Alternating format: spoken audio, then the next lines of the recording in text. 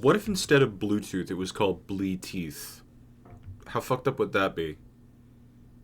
I'm just thinking about that while the intro was playing. Ladies and gentlemen, welcome to the stream, everybody. Hi, I'm Salsa. I'm Dog. I'm Dog. I don't know why I decided to say that in the style of Gerson Deltarune, but you know what? Fuck it. Wee ball. More Pokemon Legends Z8 tonight. We're going to be doing more side quests. You know what that means. More inexplicable side quests where the NPCs want us to go to a random location with one Pokemon, and it's the only Pokemon in our party. I'm not the one that makes the rules, I just follow them.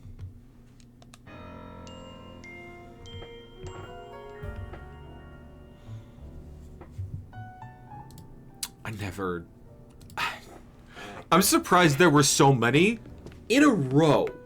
In a row. I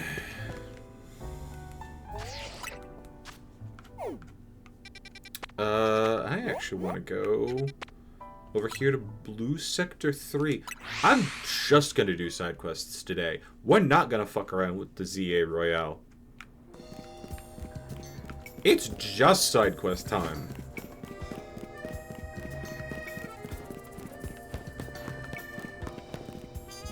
One of them's underground. We are close to the canals. Anyone up top, though? Like, Guh? Pardon me? Excuse me?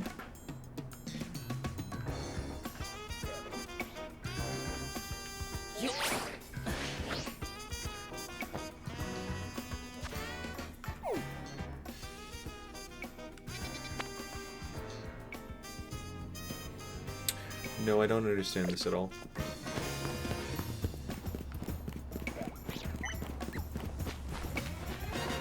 Investigate.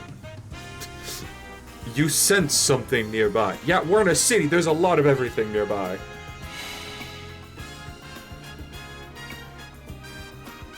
Oh, hi. Hey, girl. Yeah? The wild Frostlass wants to lead you somewhere. Maybe you should follow it. And this is exactly how I know that my protagonist is not genre savvy at all. This is an abduction. Straight up, this thing, in the Pokedex, it will abduct you. You will not return to society. Granted. Granted.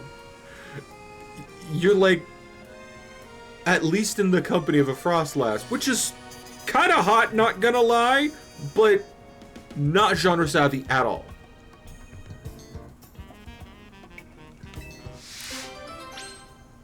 This seems like a bad idea. Exactly. Jesus Christ. Sure. For the side quest. Hold on, I'm gonna grab this stuff. Maybe it's got a trainer or something because it's in the city. Probably not because Lumios. The deck said they did the Medusa thing, but with ice. Oh, when I say Frostlass hot, I mean Frostlass the Pokemon is sexy.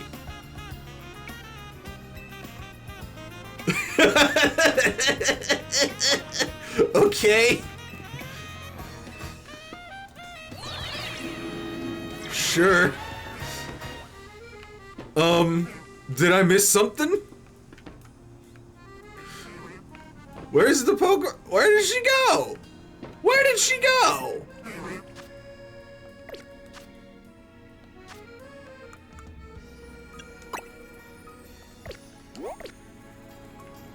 Oh. I didn't see her over there. Love the cutscene. Just, I must go, my planet needs me type shit.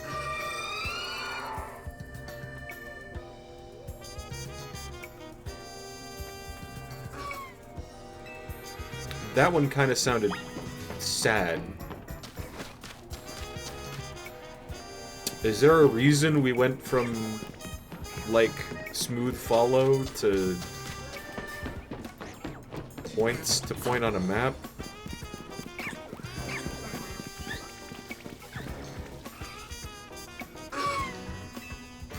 Aren't you the one that got Rope Mega evolved?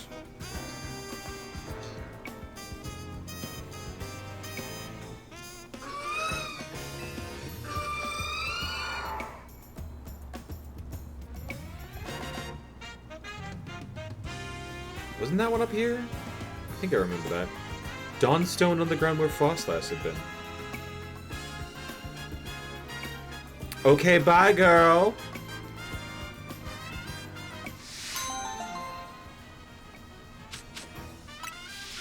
She just wanted to give me... she just wanted to give me cool rock. Okay, hold on.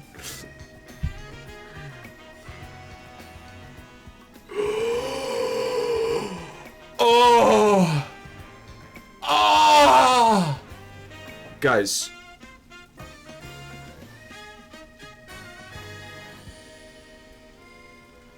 Very, very important news. I want to go, like... I wanna keep track of all of the side quests that we're doing tonight. So I went to go open up Notes app on my phone.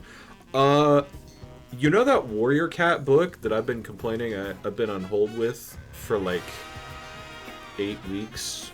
I think it's literally been 8 weeks. It's available now. Right as I'm in the middle of another book. I mean, I've got a couple hours, like one good audiobook session left on it, but,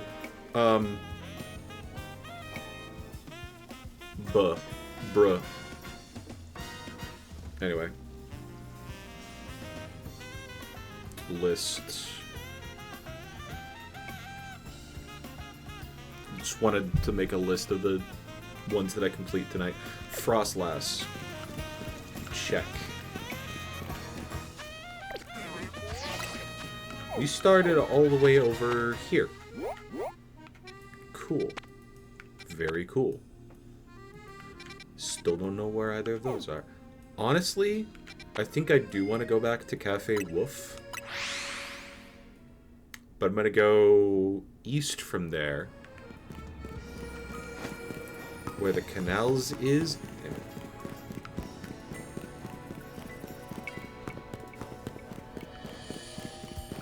Because it's underground here. And I don't remember how to get underground. Oh, wait, hold on. There we go. That's what I was forgetting. There's an underground section to this Wild Zone, number 5. Wild Zone number 5. Number 5. Number 5. Number 5.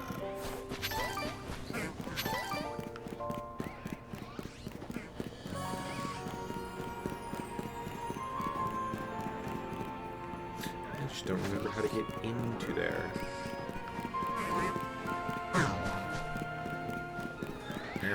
Oh, wow. Alright.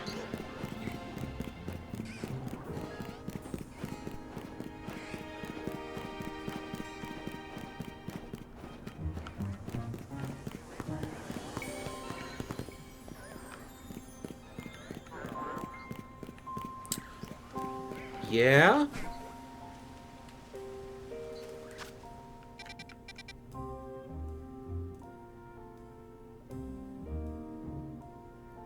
Oh, there we go.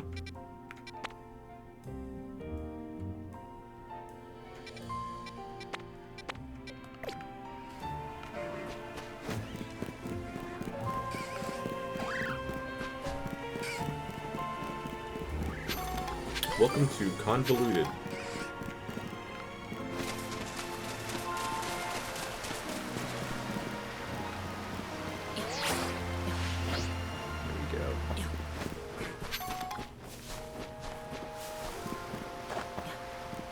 Now we can get under the tunnel here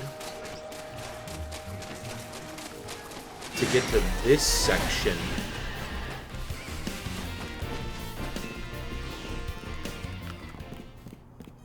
Here we go. Harup. You know I can get into the sewers from here? I've actually been thinking of a sweet new business venture I could start down there. Just watch with camera up at my side. This scheme is gonna be hotter than hot. This camera up looks so cocky. Need help from someone like you. I'll reward you for the work, don't you worry. Leave the gate unlocked for you. Come join me inside, but make sure you're ready for anything. The Camerupt Entrepreneur.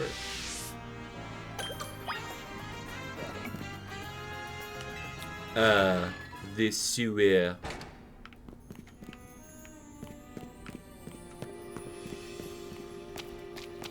She grew on my lagoon until I swear.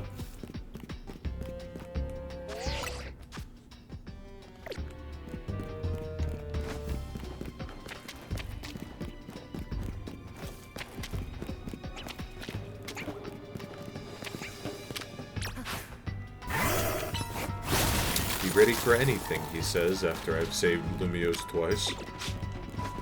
Sure. Waiterfall.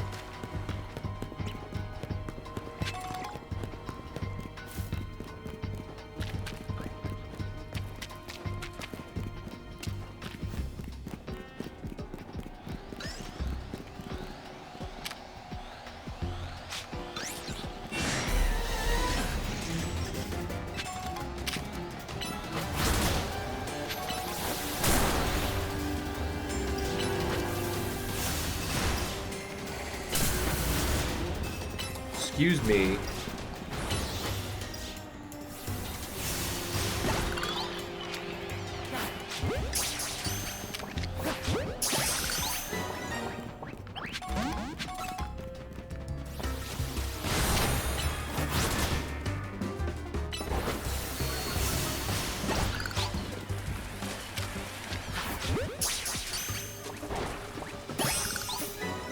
Excuse me.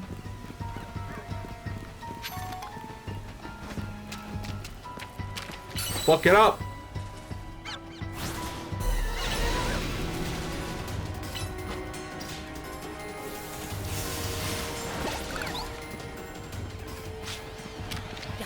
Sure, I'll take that fat rat.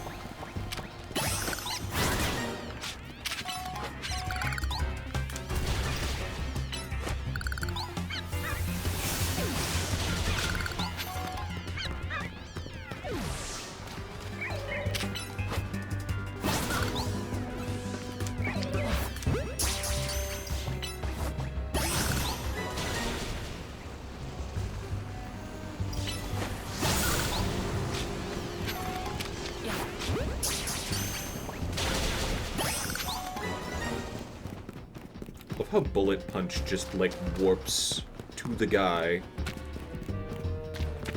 So I go through the ball. The shadow ball.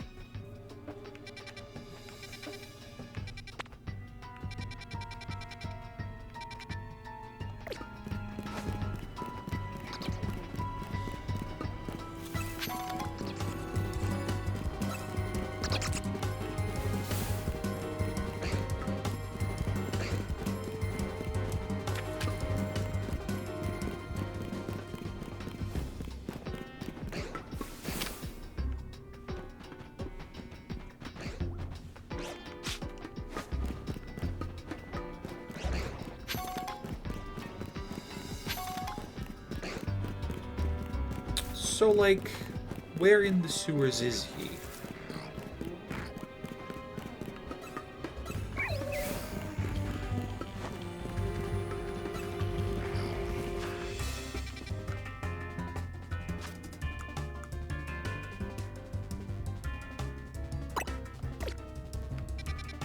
Okay.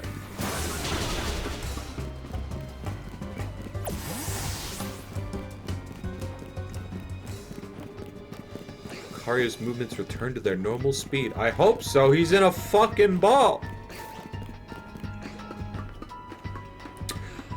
And as we all know, Baldi's life. I don't know why I'm so tired. I do know why I'm so tired. I was overclocking my brain earlier.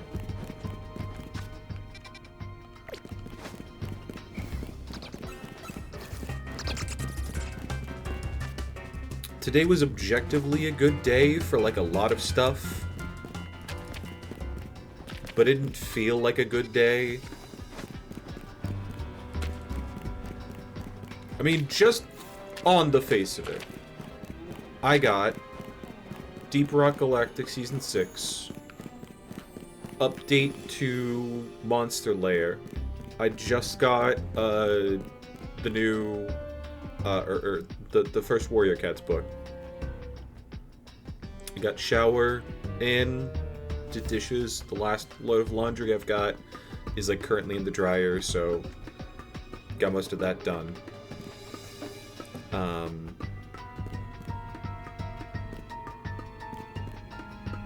A lot of good stuff happened today. Even like Animal Crossing.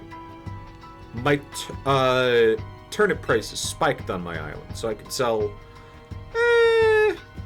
not the highest, but like 167 on like a buy price of 90.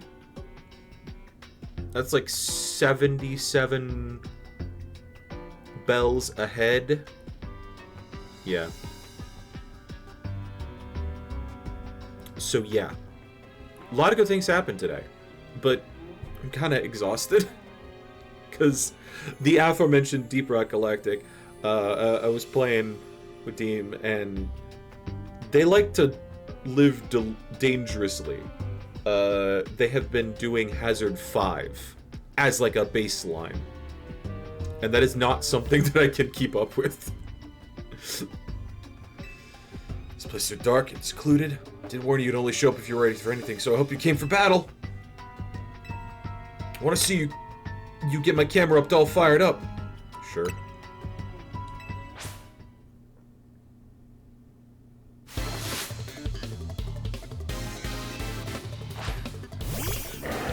Is it just the camera up, or do you have the rest of a team? It is just the camera ups.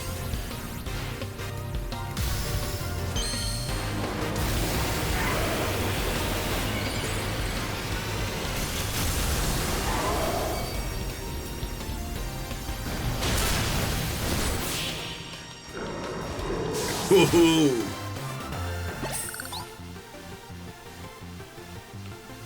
As long as we got fired up, then it's all I really need. I thought all you need is love. All you need is love. And maybe Bunny Head. Even without winning that match, things started getting nice and hot in here. Just what I need to start my very own camera-up sauna. Use the 1800-degree magma that's stored in camera-up's humps to warm this whole room. It'll produce perfectly heated water vapor for the ultimate steam saunas. The camera-up sauna. Okay. Problem. We're in the poop zone. This is where people's sewage goes. You really want the sauna to smell like poop? Wait, the game is reading my mind. Well, it's true that this chamber is perfectly suited to creating a steam sauna. Customers may have a hard time getting all the way down here. Yeah, and the poop. Are wild Pokemon down here too? They seem pretty happy, comfortable even in this nice moist heat. Maybe they can use the camera-up sauna? Alright. We'll make this a wild camera-up sauna for all the wild Pokemon down here to enjoy.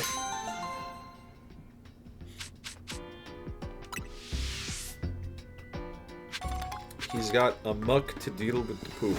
Here's the problem with, well, I guess just cities in general. There's always more poop!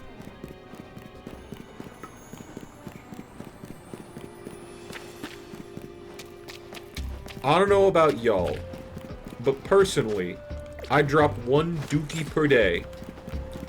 And on a... I'm going to be very conservative here. And say that Lumios is a city with 1 million people. This is the low ball. Actually, hold on. Let me...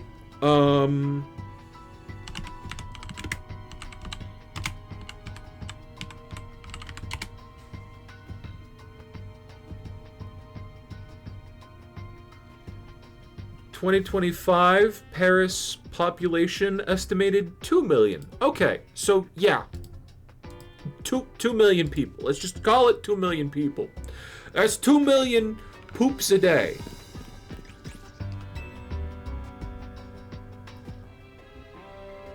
Even if it's just a 1 pound dookie, which is still on the low end.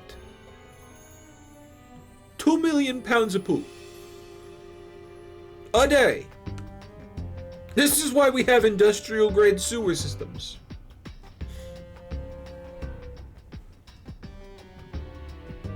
Anyway.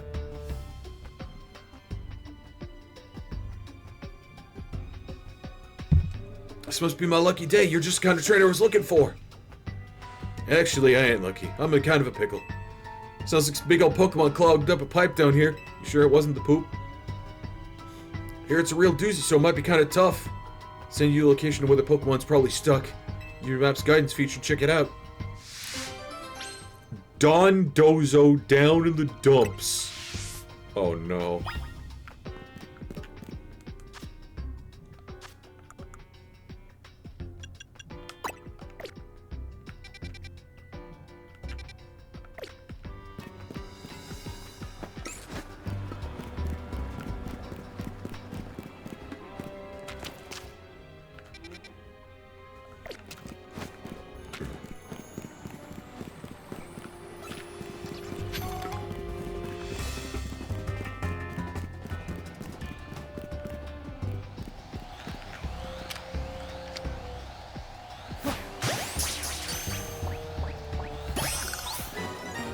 Yoink. Hey, double check, you fucker.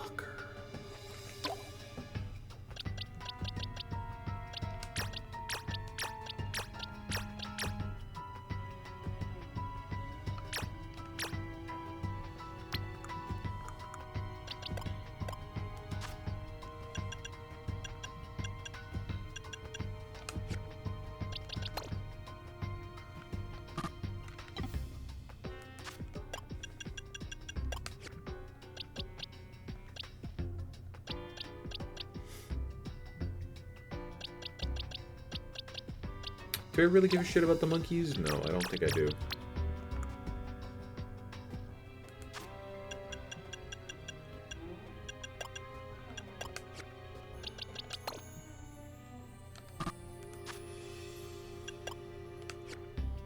I don't know if I've explained my personal, like... Actually...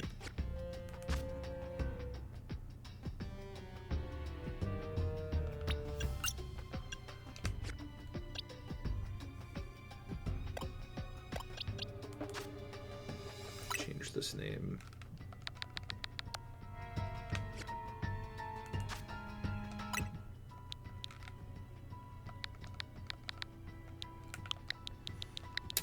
But I tend to have, like, all of the Pokemon that I, like, use commonly in, like, the 30-second box. The very last one, you,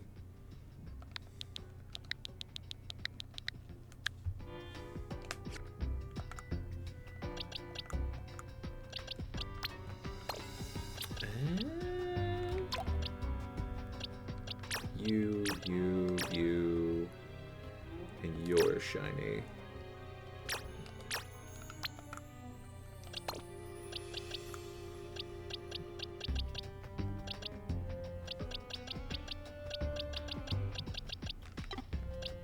So, like, legendaries, ones that are just, like, have them in my party a decent amount.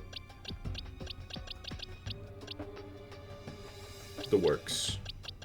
Those tend to be in my, like, 30-second box, and then I'll usually have a couple boxes before that, like, ones that are, like, otherwise special.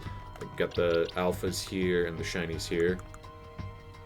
That being said, I need to, like, organize and see if I actually, like, give a crap about the rest of my Pokemon.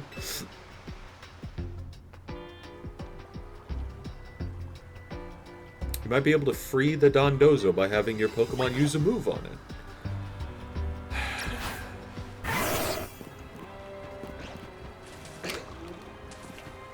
Or spear his ass. Okay. And don't miss this time. Cool. Got it.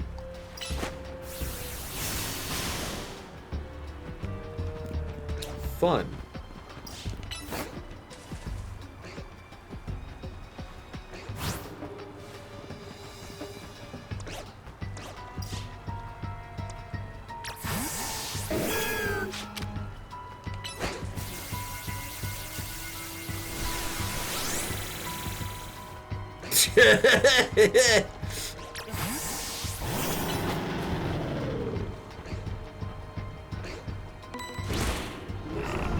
That works.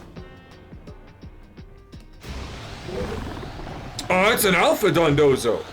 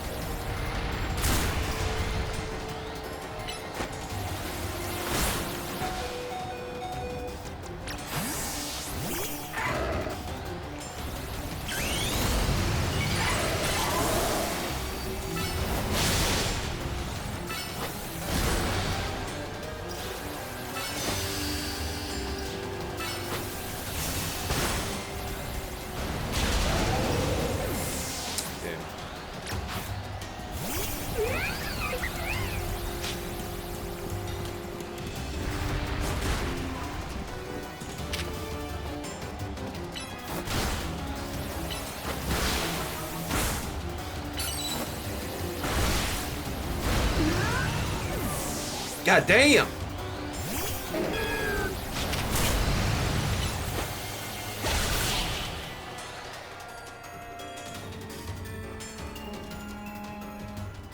My phone stopped picking up the suck Pokemon, so I came to see what's up. What is this thing?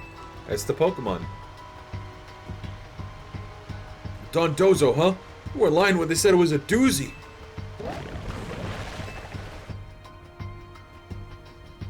Oh, don't be worried. Sorry. All you wanted to do was work through the pipe. Totally get that. It's cool with you. Do you want to be my partner?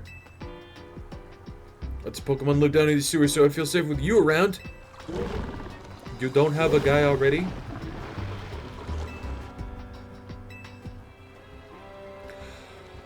Thanks for saving this dude.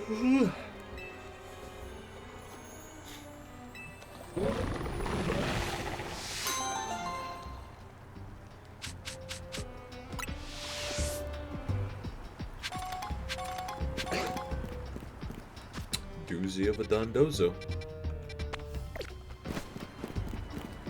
Wait, can I fast travel to the entrance? Yeah! Fuck yeah!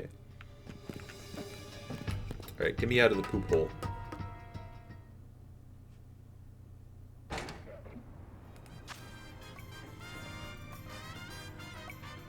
Never mind, there's more in the poop hole. Uh-oh.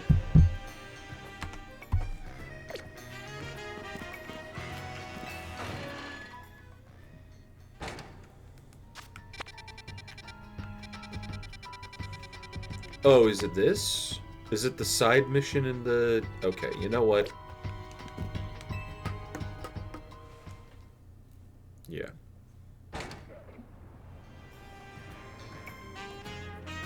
Why do I have an 8 o'clock alarm?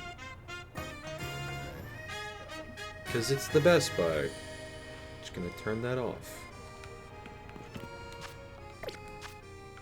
Best Buy still doesn't want to hear from my ass.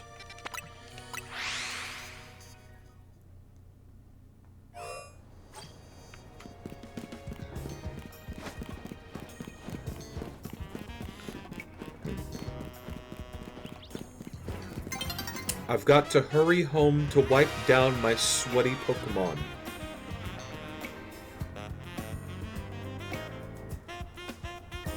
You know, if you asked anybody on social media, they would lick it clean. Doesn't matter which Pokemon. There's a freak for that.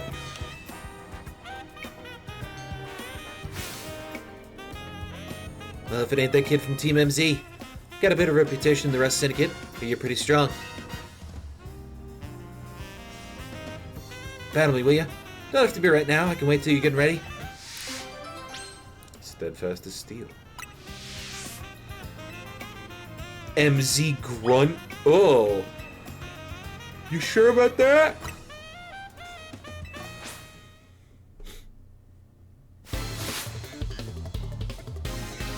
Was that a master button? No, okay. Oh, it was just her nails.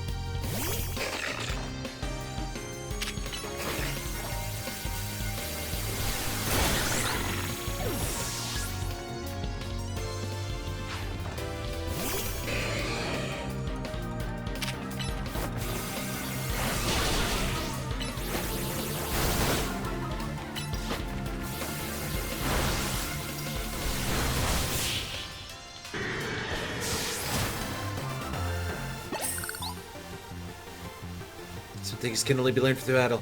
Now I know what a real steely trainer looks like.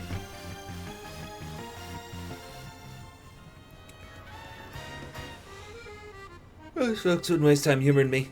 Guess I used something interesting since the last battle. Let me tell you a secret. Steel can't be poisoned!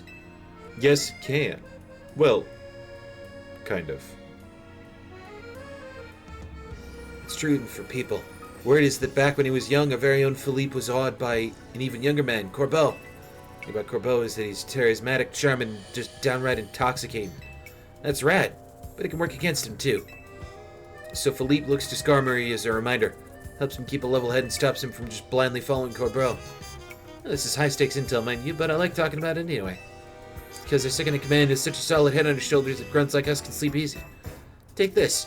Thanks for the battle, and for listening to me prattle on.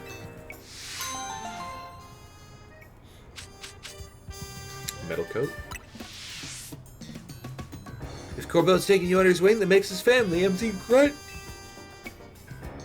No, it does not.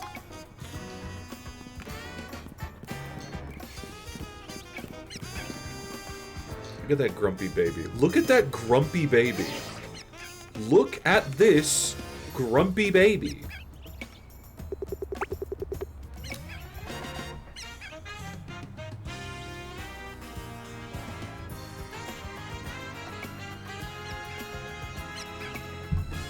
Look at this little grumpy baby.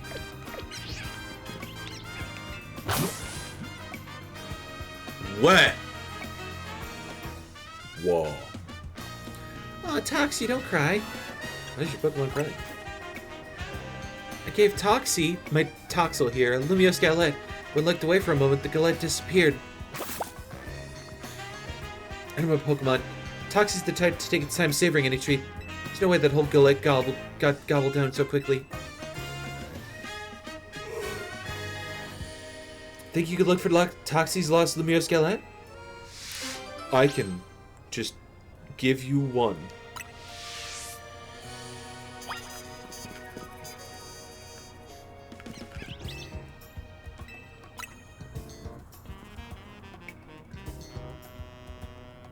Wish I had lead for you to go off, but I'm in the dark here. Fops.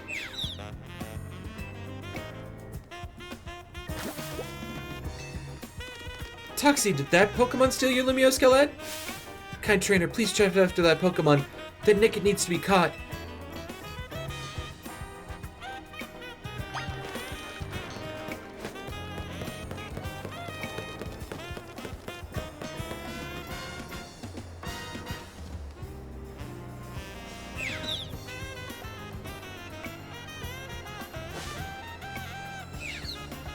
Catch that Nickit before it goes around stealing more Lumiose Galettes.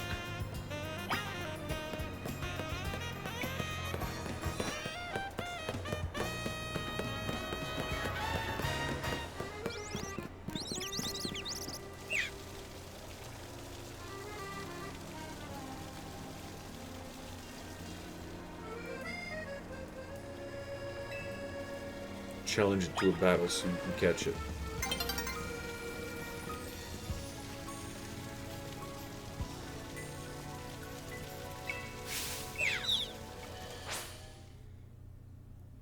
It's stealing bread. It's bread.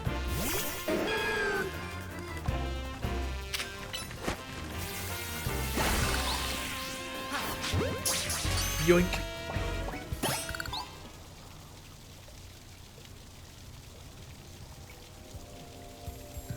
Stealing is wrong.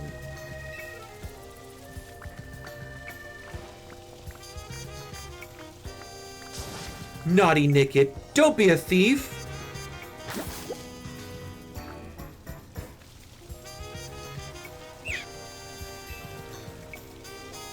If you just wanted a treat, I could have given you one, if you'd come up and asked nicely. Here's a fresh Lumiose Galette. You two share it together this time.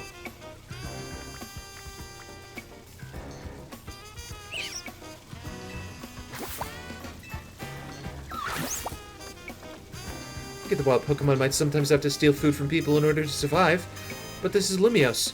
You can try for a friendlier way of coexisting with Pokemon. No, that guy's entire shtick is that it steals. All's well that ends well. Looks like Toxie's got a new friend now, thanks to you.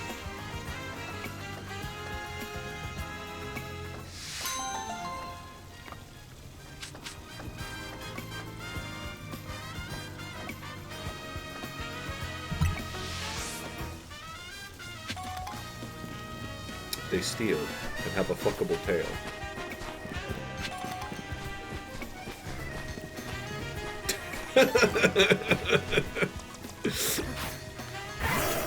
I will never be free of the curse that lives inside my skull.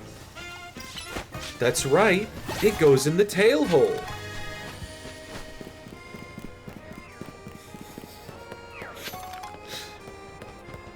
That's right. It also goes in the tail hole.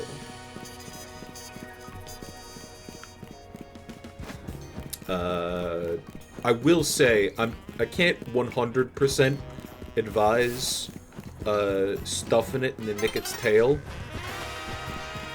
I don't know if any of you are familiar with the artist Dengon, or Rumor, as they are occasionally known, but they put out a Nickit animation recently, and yes, a trainer does the Nickit tail, and yes, they do get something stolen from them. Size. Of the pennular variety.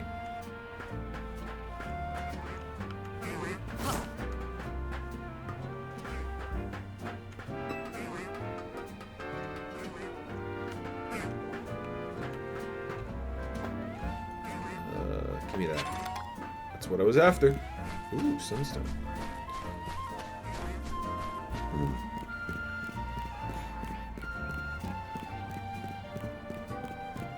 Hello.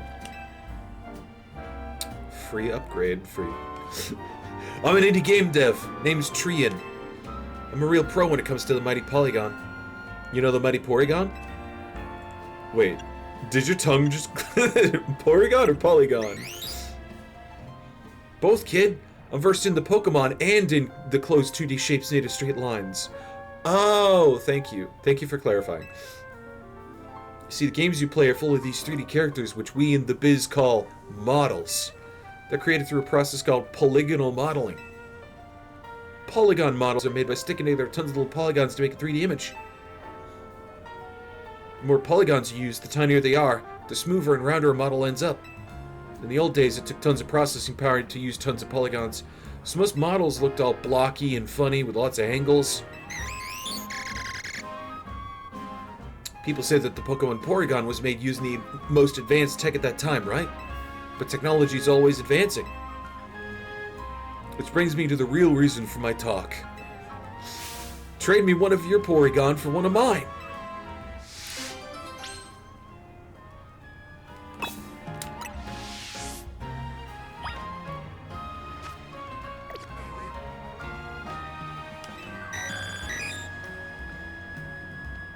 Oh, is he gonna do Porygon with an upgrade? Is he gonna give me a Porygon with an upgrade? I think he might. Do a funnier here if you have an upgrade. I think I've gotten a Porygon. I don't have a Porygon! No!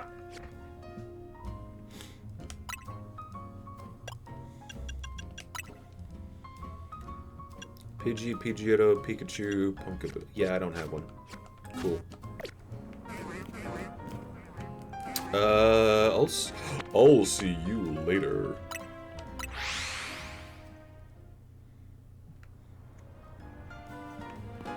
One game where they trade you a Mon with a trade Evo holding an Everstone? Yeah. Finding a place in Lumiose is such a pain. So many amazing options, you know? Keep scouring the ads because they all look so good. At this rate, I'll never choose a place to live. Maybe you could help. This is all I really need. First off, it's Lumiose, so you gotta have a view of the tower, right? That narrows it down to most of the city, but you don't want to be, on the outside of a circle.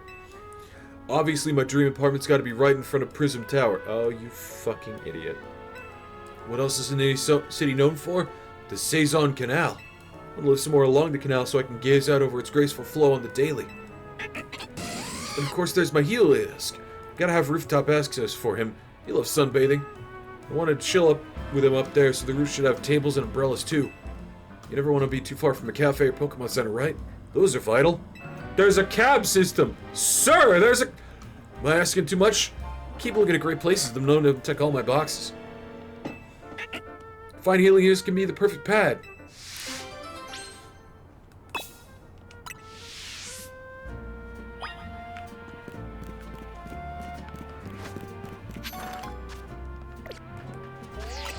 Bro's asking for fucking everything.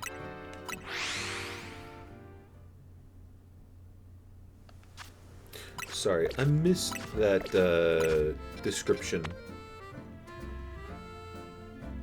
Tower once held a 2,000-year-old device. Okay.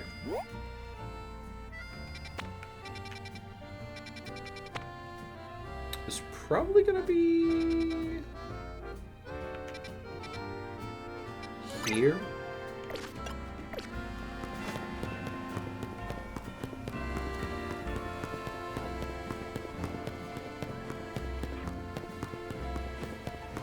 Or it could be here.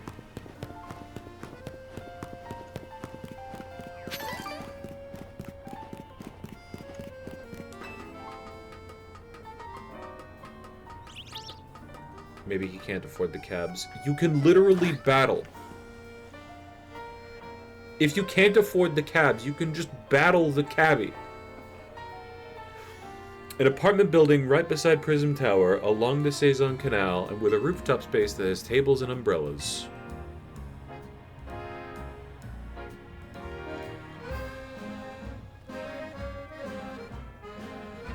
My new bestest bud. You say you found the perfect place for Heliolisk and me? Isn't this something? It's in front of Prism Tower. It's right beside the canal. It's got tables and umbrellas on a gray rooftop. It's even close to a cafe and Pokemon Center. It's gotta be it. I'm gonna go talk with the leasing office at once. No vacancy.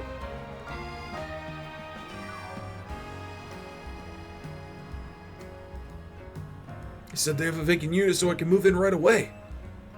Look how happy Heliolisk seems. Can't you imagine it living its best life up here? Rent's out of control. If I take this place, I won't be able to afford the cost of living. I've decided. I love Heliolisk too much to compromise on any aspect of our life together. It's gotta be this place. As for the rent money, guess I better get good at the ZA Royale.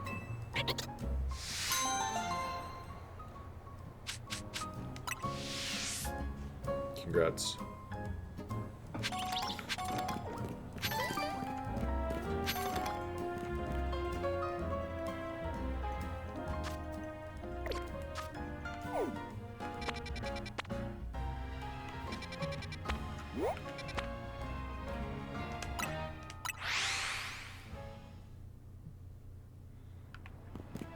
I feel like he could have...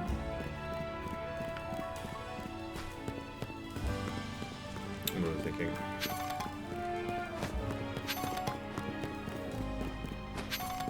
He could have...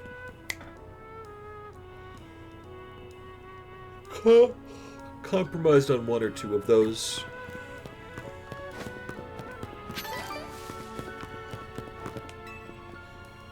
I smell Illumio's local. I mean, bonjour. Sorry to bother you, mate, but you wouldn't have to have a Slowpoke, would you? Slowpoke back home in Galar have a yellow head and tail like this dapper chap here. But I hear they look different in other regions. Lucky for me, I also hear that wild Slowpoke have been popping up in Lumios lately. Only here on holiday for a little while, so I'm keen to get a hold of a local Slowpoke while I can. Slowpoke for Slowpoke. I probably have a Slowpoke.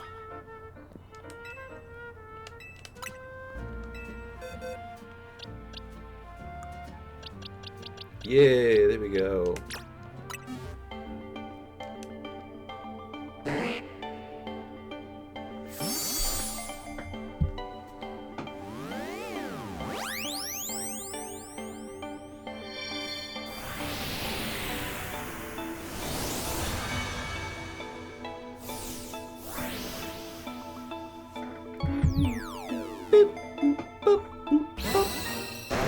Spicy. Spicy. All pink, baby. Slowpoke even smells different to the Slowpoke from back home. There's a symbol Slowpoke face. Some things never change. Thanks for trading me this special Slowpoke. I already love it to bits. Here to look even less like its Galarian counterpart when it evolves into Slowbro. But there ain't Slowbro or poison types, so they... I'll let you find out what that happens for yourself. Don't want to spoil the fun. Take care of my Galarian Slowpoke, yeah?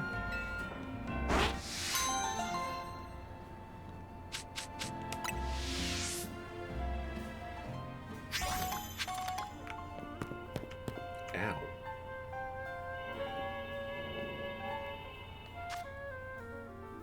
Ow.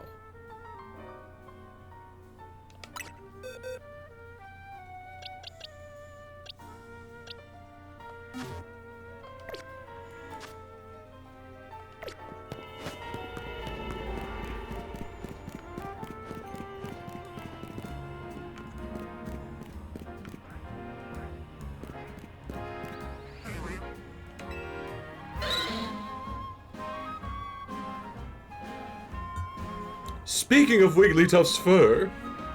I'm sorry, what? Wait. Who the fuck starts a conversation like that? I just sat down!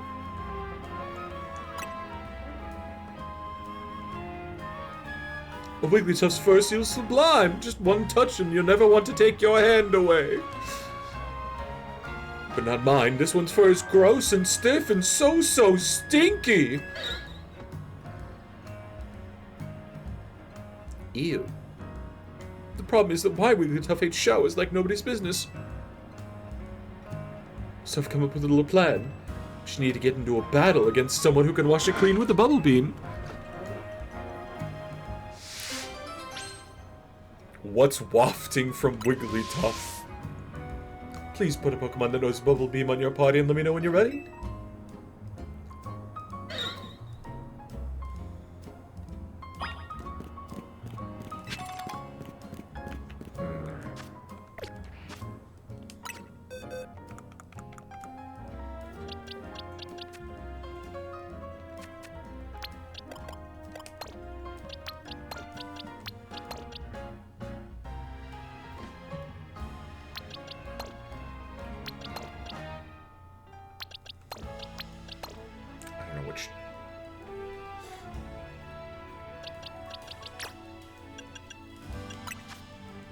Why Bubble Beam specifically? I don't know.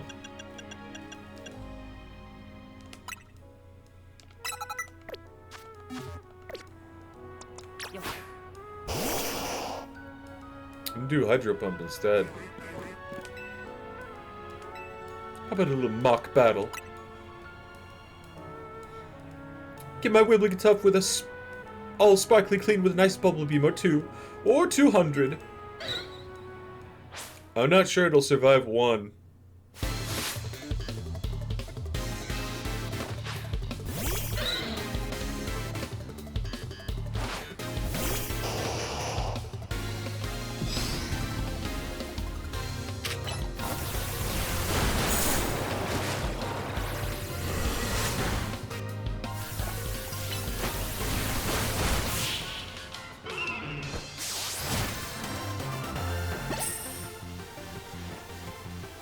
If only you'd listened earlier, it wouldn't have come to this.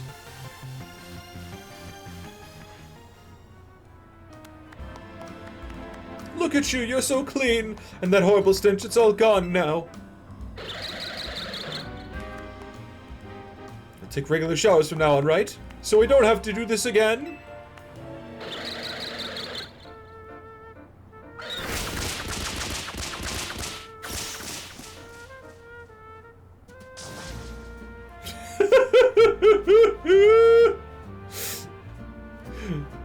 I expected him to be on the floor dead. Him standing is a testament to the Pokemon universe's human durability. Is my Wigglytuff letting its fur get gross on purpose to keep me from clinging so much? Wigglytuff, wait for me!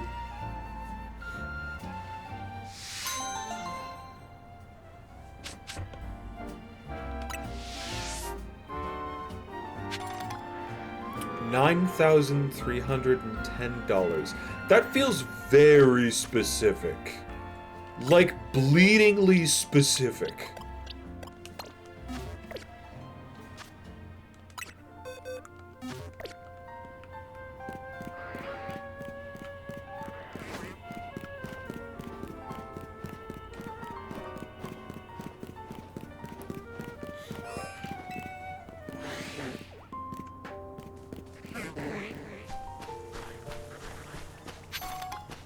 Frigibags. Ah! Sorry.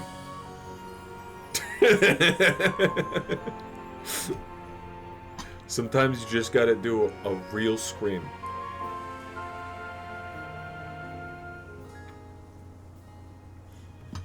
I know you. You're Psilocybin, right? What do you want? Why are you talking to me? Got a request? What? Sorry, you're right. I do have something you can help with. Here's my request. I want you to find some friends for Frigibax. I got this Frigibax from my sister who studied abroad in Paldea, but it's so shy. Wish I could help it be more outgoing, but I'm not exactly a social butterfree myself. In other words, I'd like you to talk to the other trainers here in Wild Zone 10 for me. Okay. Frigibax friend finding.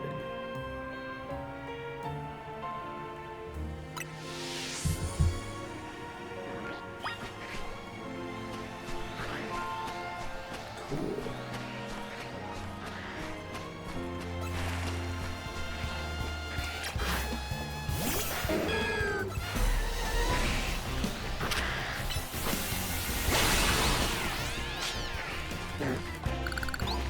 gone.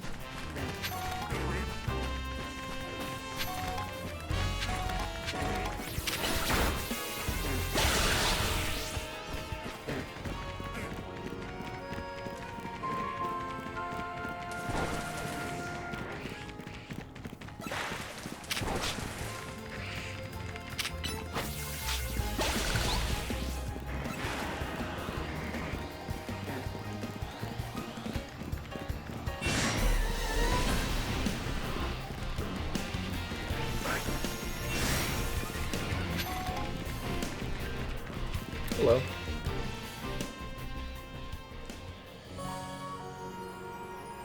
What is it? You want Bergmite and Frigibax to be friends? I hear the Bergmite and Frigibax don't really get along in Paldea.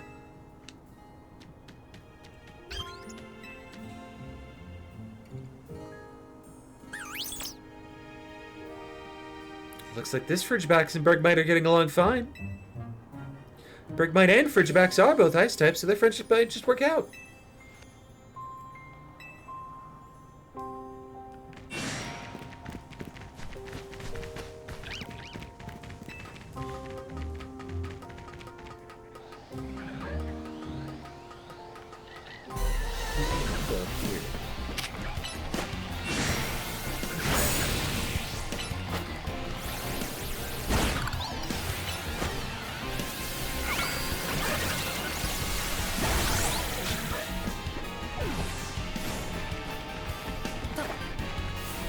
I don't think this one's gonna work out, Chief.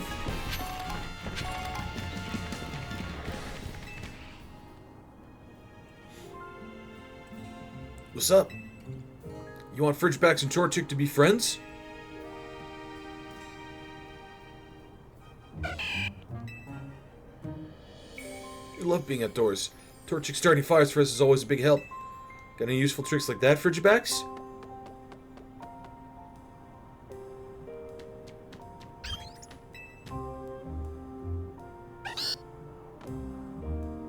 You sure eager enough? Bet Frigibax can keep our drinks cool in our outdoor adventures. Sounds fun.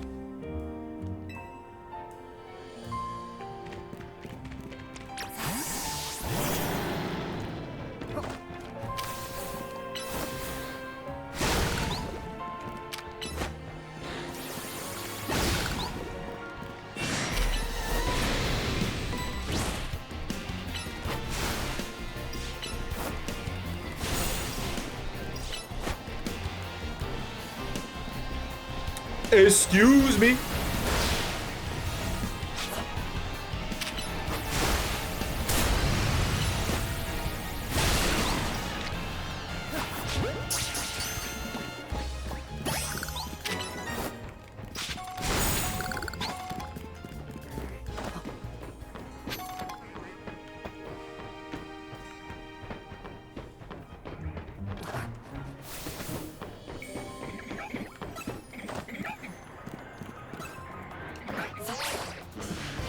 Is there a guy down here in the sewers? Or the canals, I guess.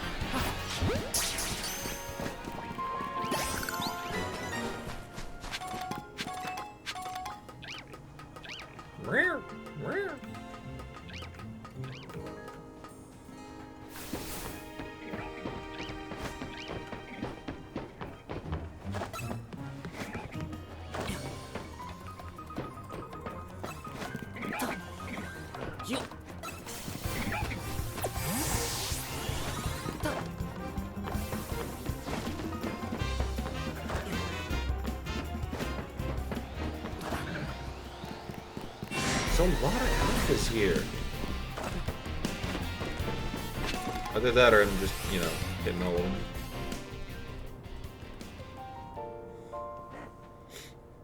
You talking to me?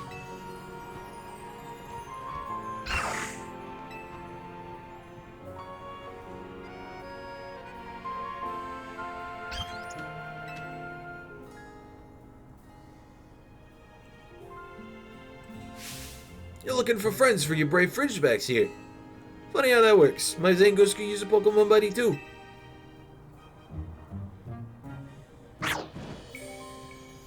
If you're cool with it, I'd love if Fridgebacks and Zangoose could be friends.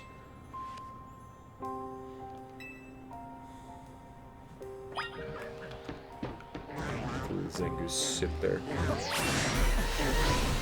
Zangoose owners, this is canon.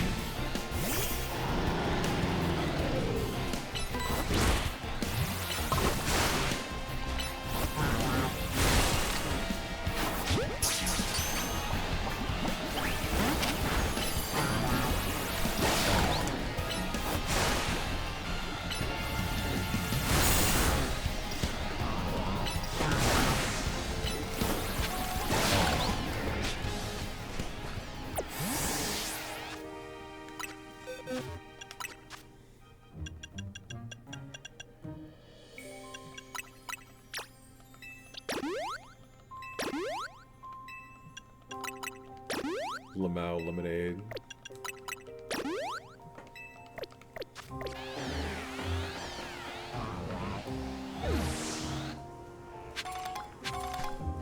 Sweet.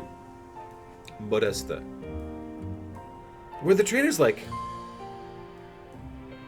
Hit it off on all three?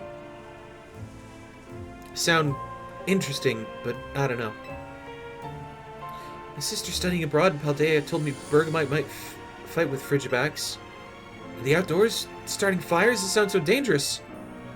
Also, isn't Zangoose the scary Pokemon that's always feuding with Seviper? I think I'm gonna give up on looking for friends for Frigibacks. Thank you for talking to all those trainers. Something my introverted self could never do.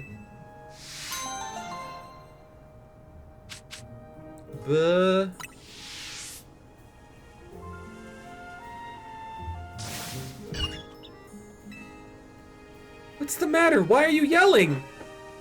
Think of how Frigibacks feels. I mean, I'm just no good at socializing. Frigibacks' trainer. Want to play with Bergmite?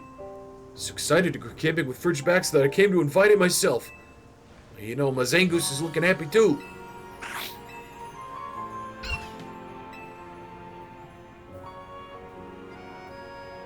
What should I... Frigibacks looks up for it. Go! You'd be the introvert hanger-on. That's perfectly fine. Being around people is just too much pressure. I can't... How about we just hang and chat about Pokemon a little? We don't end up talking much. What matters is our Pokemon are happy, right? I'm bragging about Zangoose, so tell me some good things about Frigibacks. That sounds... okay.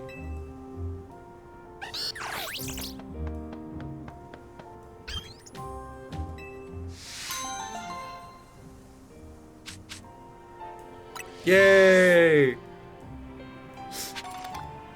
Okay, admittedly, very nice that they decided to do the, like, fake out request complete thing.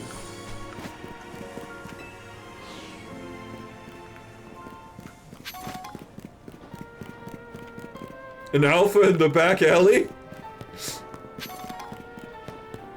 That sounds like a plot for a new porno.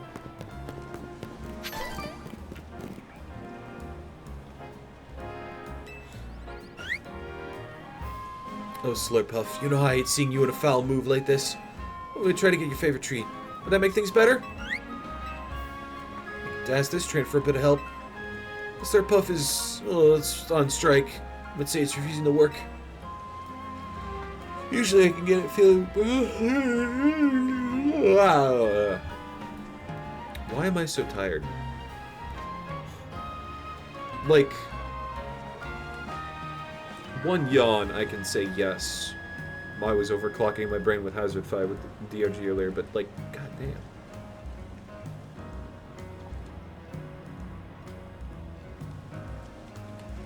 Okay, that lukewarm tea's not helping either. That is, like... Imagine if somebody turned TV static into a beverage. That's what I'm sipping right now.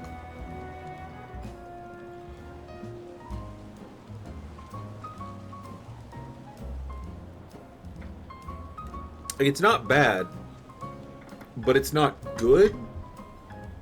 So it's kind of just not much. Let me get my chair up too, because I can see the whole text box. Hey, there we go. I love my new chair. My new chair likes telling me that I'm overweight and just kind of sinking the whole time. I don't know how to fix that. I might just have to, like, fuck around with it. Usually I can get it perked up in no time with its favorite treat from Cafe Soleil, but I'm on the clock, so I can't do it there myself. You can help out by taking my Slurpuff to Cafe Soleil? Isn't that far? You find it if you head down to South Boulevard and keep going straight. Take it to the cafe, alright. Please take my Slurpuff to Cafe Soleil.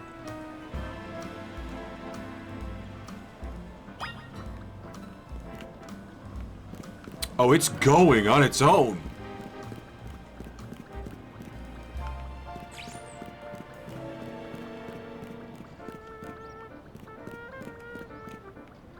Uh-huh. Yeah? I'm following you, big guy.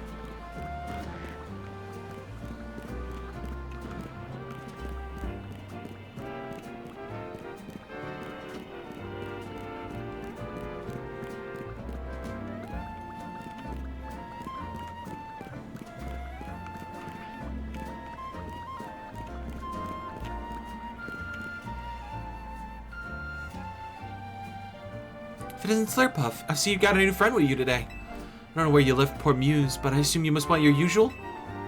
Thank you for escorting Slurpuff. Please sit back and relax a moment as well.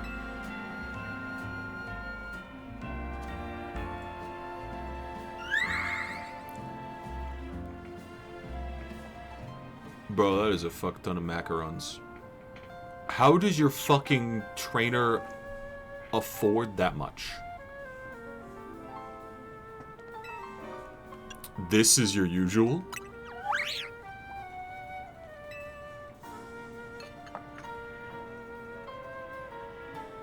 And for you, a Soleil blend. But I didn't order. A free coffee is the least I can do for anyone who's kind enough to keep an eye on Slurpuff. Better now? I'm sure Slurpuff is happy as a clam pearl. There's 4 plates of macarons. If I had any concerns about anything after 4 plates of macarons, it would be what the fucking scale says in my bathroom. I got a break, so I'm here to collect my Slurpuff. Is my grumpy little marshmallow feeling all better now? Looks like you're back in high spirits. Knew the Soleil Sweets smorgasbord would do the trick. And as thanks for bringing Slurpuff here for me, I've got a gift for you. Some whipped dream. So I can have... That's more than one. Let's get back to the Shutterbug. Can't leave our customers waiting now, can we?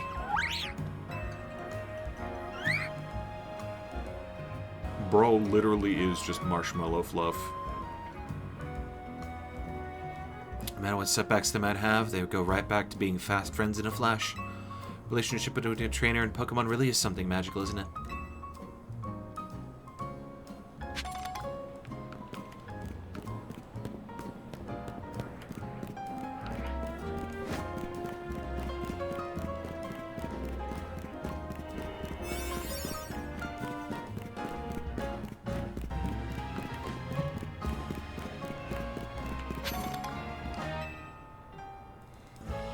Is the Pokemon Rotom really inside my Rotom phone? From my understanding, yes.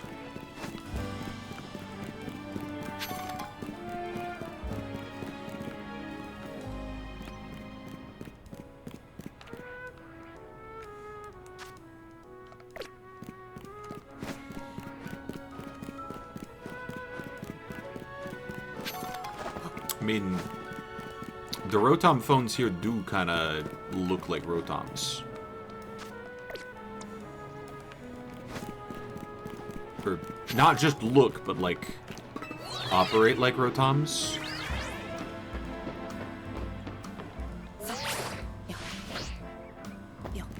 Also, the eyes. The eyes are kind of a dead giveaway.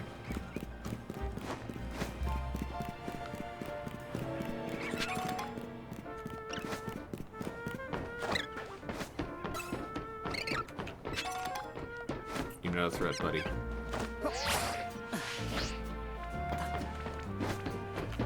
You're not a threat either, buddy.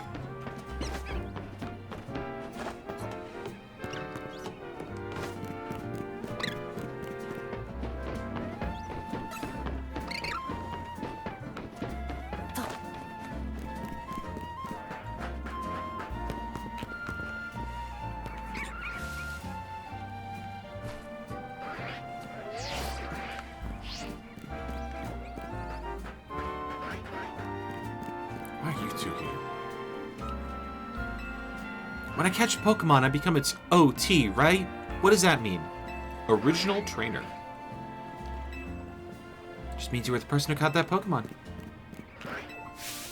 Hello, I'm a tipboard. You seem like a human being. Or I might as well be. My name is Avis, and I'm here... My name is Avice, and I'm here to keep people well informed. All I care about is thinking up helpful new trainer tips that delight folks of Lumiose. You can't put up trainer tips if you don't have nifty nuggets to share. There's still plenty in this world that I don't know.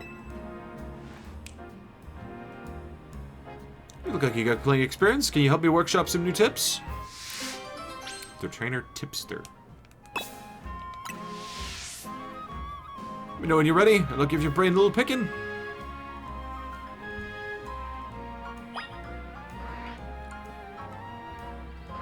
Hold on.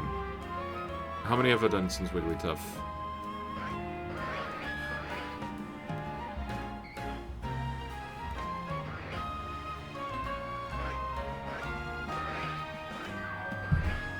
I don't remember. I'm really bad at this keeping track of things thing.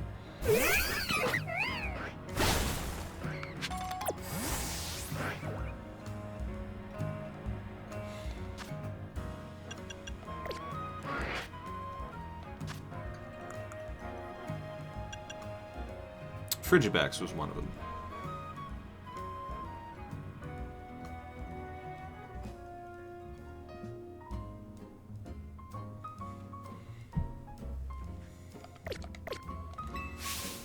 Question 1!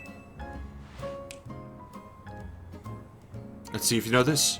If you're going in hyperspace Lumiose to look for a shiny Pokemon, what kind of flavor power should you go for in your donut? Sparkling power. Oh. I was expecting sweet. Sparkling.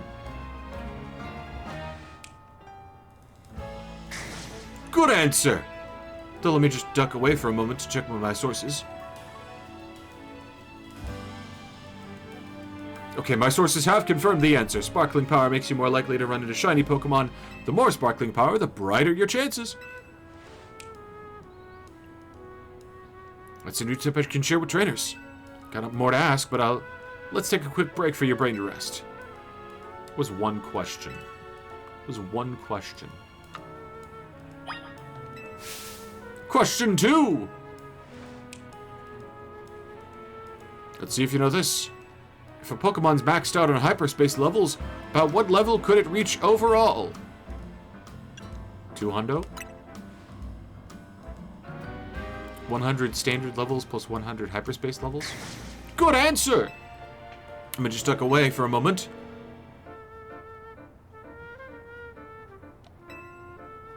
Up to level 200. Guess you better fully optimize your donuts' flavor scores for a healthy level boost. 2 new tips I can share with trainers.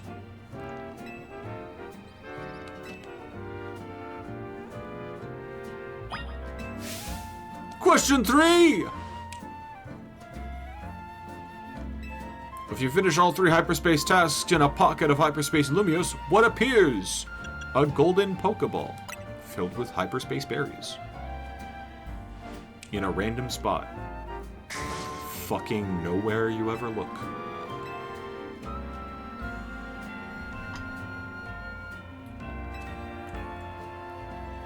A golden Pokeball Choco-Block with nice items should appear somewhere in that pocket of hyperspace.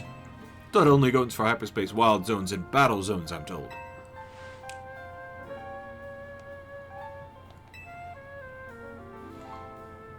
One last question for you. Which of our 3 topics would you like to see as a trainer tip?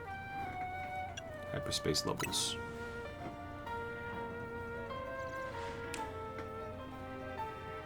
Noted. A fine choice. The only problem is you can't just put up new signboards willy-nilly here. Gotta apply for a permit at City Hall and hire a construction company. It's a headache! So, how will you do it? I'll do the only thing I can do.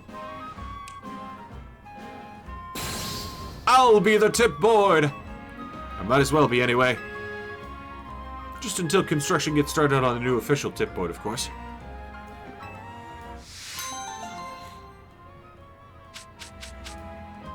Hyperberries.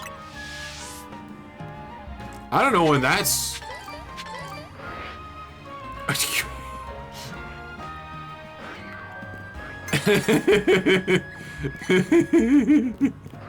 He is the tip board.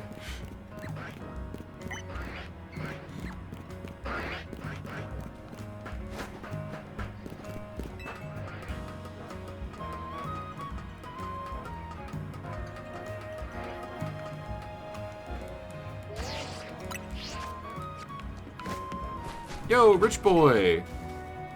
I'm afraid we're right back to not showering. Wigglytuff's fur is as stiff and stinky as ever. Call it natural musk. The woman will fawn all over it. I don't know. Maybe it's just my luck with dog. Hello, fellow Lopunny trainer! Hi! Look at me. Look me in the eyes. Wood.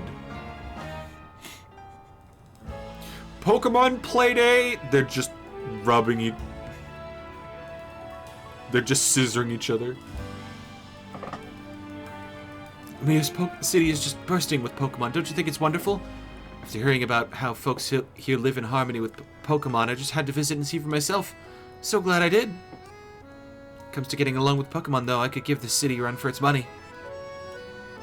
See my 2 cuties here? They were Cleffa and Baneri when I first became their trainer. They've been traveling together ever since, and thanks to that, they were able to evolve into Clefairy and Lopunny. These Pokemon don't evolve unless they're really friendly with their trainer. But here's the idea. Why don't we have a battle? That way I can show you just how close I am with my dear Pokemon.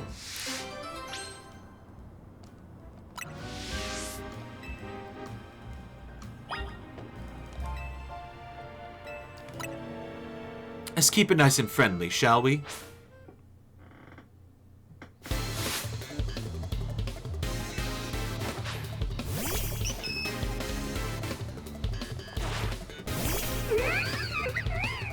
What's the Clefable? Isn't that one,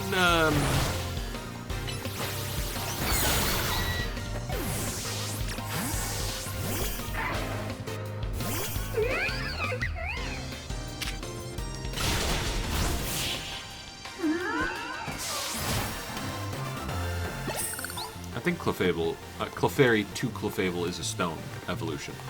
Clearly you are very good friends with your own Pokemon as well. Yes. Looks like we lost. Your Pokemon were really working as a perfect team. Might even be just as friendly with your Pokemon as I am with mine. Speaking of my Pokemon, my 2 cuties must be feeling pretty down after losing to you. But some quality relaxation time here at the cafe should cheer them up in no time. You know that's a great thing to do, right? Spending time at cafes with your Pokemon helps you deepen your bond and become close friends. Make sure to try it out with your own darling Pokemon, won't you?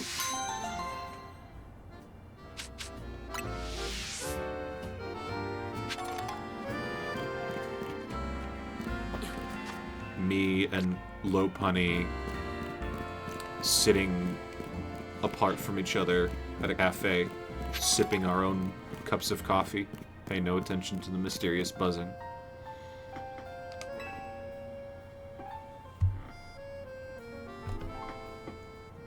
Hey, you there, trainer, how about... Wait, Jolteon, I haven't even had time to explain... And there it goes. My Jolteon is just far too hasty by nature. Even the slightest hint of battling in my Pokemon's future sends it running in a flash towards the nearest battle court.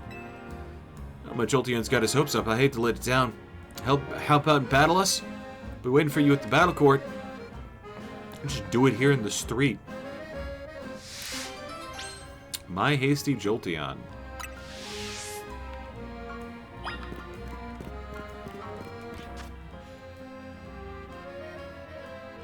I don't even know where the nearest battle court is.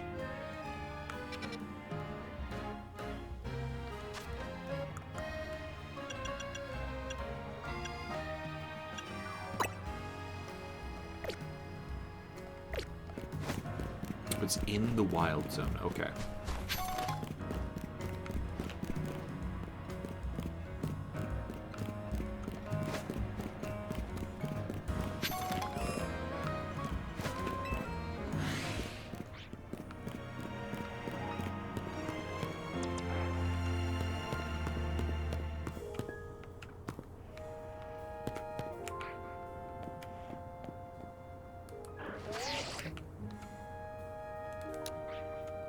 Look at this goober.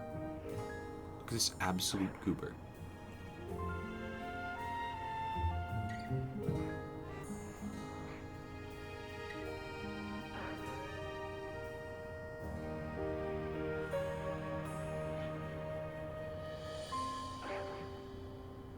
Rotates your Jolteon in my mind.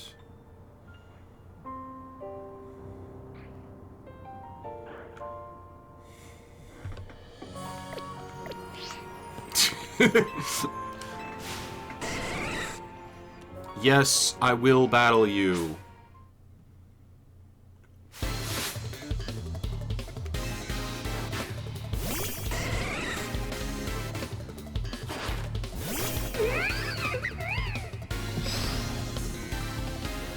Stay fast, Choconuts!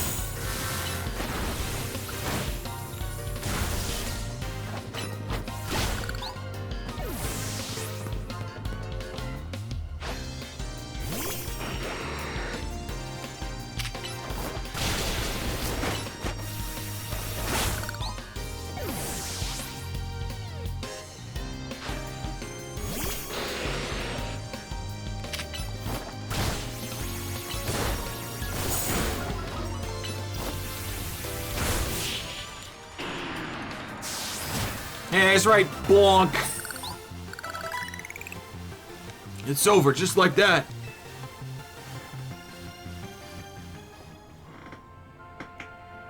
Strength is what I expect of Team MZ. You're the real deal. You have to admit, Jolteon and the rest of my team were fast, right? Their hasty natures help. Some Pokemon's natures can make them even faster in battle. Hasty nature will do that, of course, but the same goes for a timid, jolly, or naive nature. Being speedier helps Pokemon out because it'll take less time between moves. But even the fastest Pokemon in the world would still need about 3 seconds to reuse a move. Oh, and then you also have to consider... Don't run off to the Pokemon Center without me! Guess I gotta dash. Thanks and bye!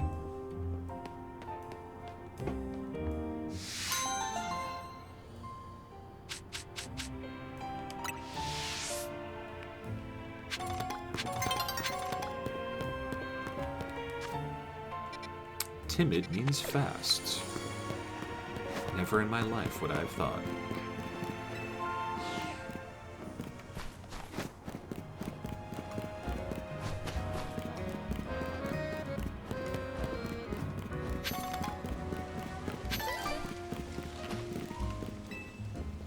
You never know if you have an aptitude for something if you don't try doing it. True. Pick up the pencil, AI artist. This is a threat.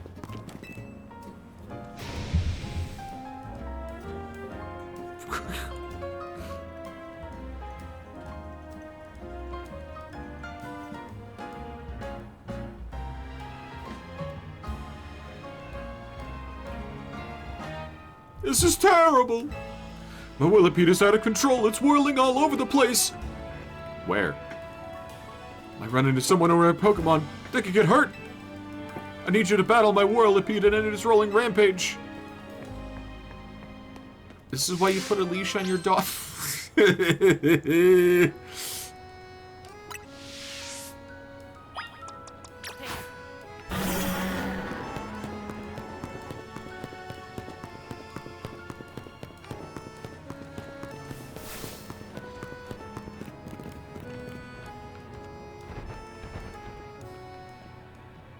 Just pick it up. Just pick it up between your horns. Streaking through.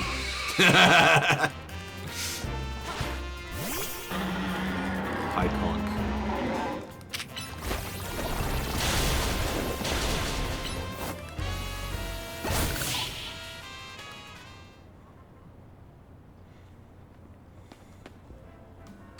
Full break. Thank goodness it finally stopped. What are you thinking, letting your Whirlipede run wild through the city like that? She looks upset. And with the Fist of Justice, a group dedicated to getting rid of wild zones so Pokemon and people can truly coexist in Lumiose, letting your Whirlipede run amok like that is going to make people think Pokemon are scary. You trying to make the Fist of Justice look bad or something? No, he was trying to get his Pokemon under control. That's why he hired me. By the way, you owe me $500. Whirlipede just suddenly started rolling and zoomed off. I mean, like anyone look bad, I'm sorry.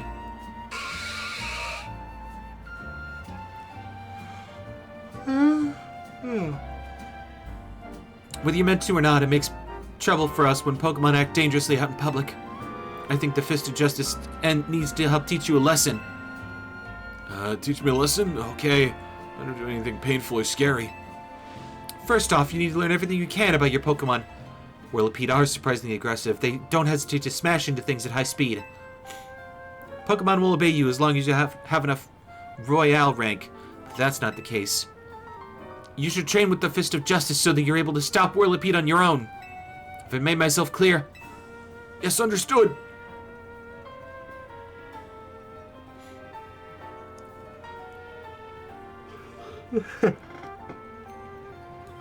Does this mean I'll be training under Ivor? That Ivor? Sounds just as painful and scary as being mowed down by my Whirlipede. Yeah, but you only gotta do training the once. Repeat and quick ball.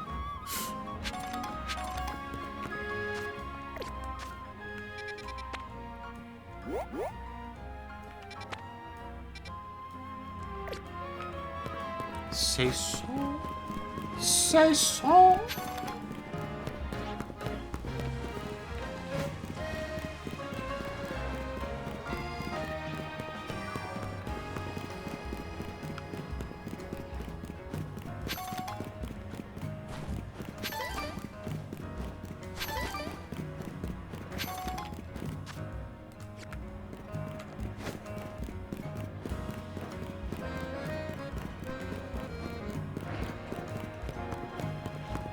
Wow. That...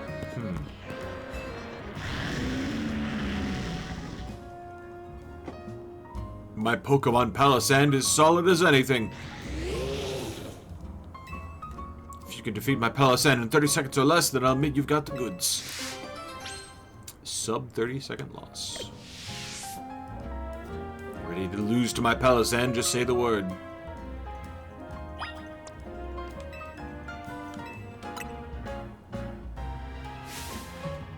About to get stuck between the clock and a hard place.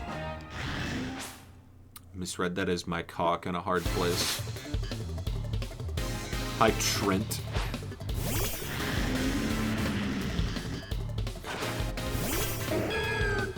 Here, let me use one of my slower charging moves.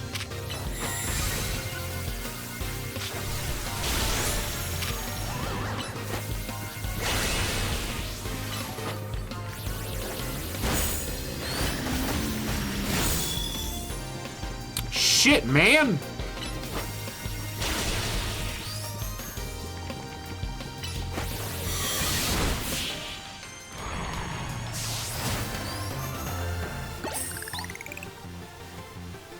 You grasp how to topple the solid wall of my palace end with the right moves. Grass. How much time did you take? A whopping 22 seconds! Only 22 seconds! You passed my challenge?! Defeated my pal Palisand, and you didn't even need more than 30 seconds to do it. I gladly do. You are a great trainer. Loss.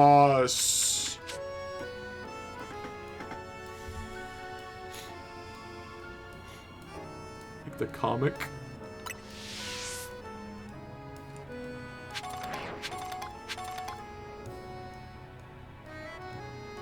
Whirlipede,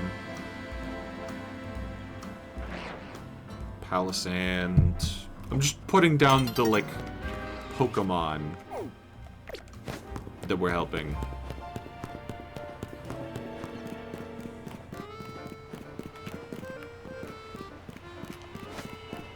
Not even, like, the full, text. 'Cause that's kinda... They're kind of long. I just want to,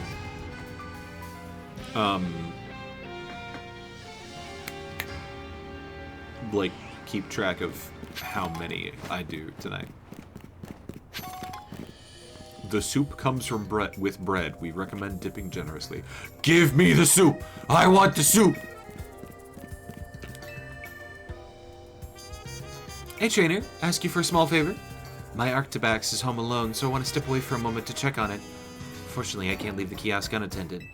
Could you take my place? If you do a good job, there'll be a nice bonus in it for you. Oh, okay. You know when you're ready to look after the kiosk. Sure. Here are the prices. Make sure you memorize them. Freshwater's 200, Soda Pop's 300, Lemonade's 400, Moo Milk's 600. Hold on.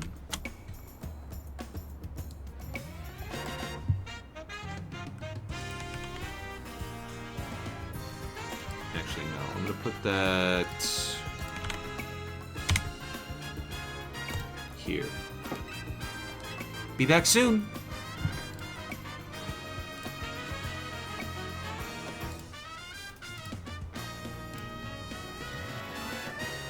Do you want to take a moment to check the prices of the items?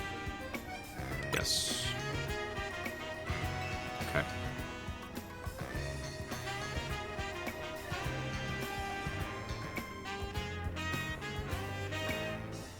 Three bottles of fresh water and 1 bottle of Moo Moo milk, please. 1,200.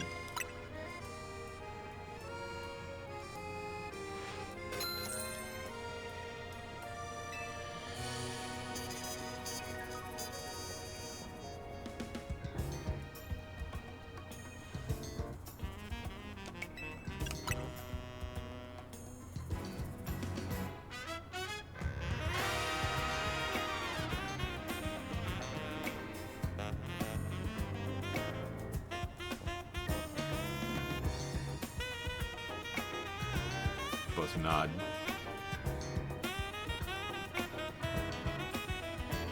Guess a fresh water would be good right now. Moo Moo milk. Wait, no. Lemonade. Soda Pop instead. Okay, so Soda Pop and a lemonade. That'd be 700.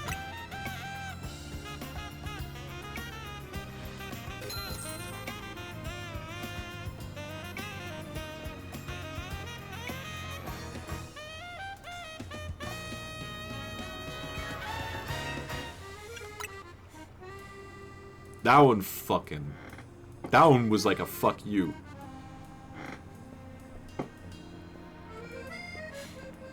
I'd like a bottle of, the fizzy one? And a bottle of the citrusy yellow one. And a bottle of the good old plate stuff, the white one. 3 bottles of the fizzy one. For the others, 1 bottle each is good. Okay, so 3 bottles of soda pop, 1 for lemonade, and 1 Moo Moo milk. That's going to be 1,900.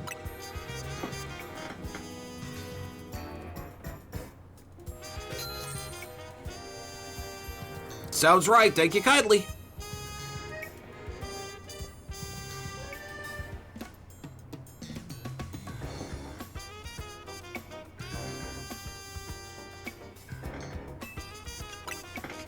It's not the prices of the items that's the problem. It's like the people buying the fizzy one, the lemonade, the yellow.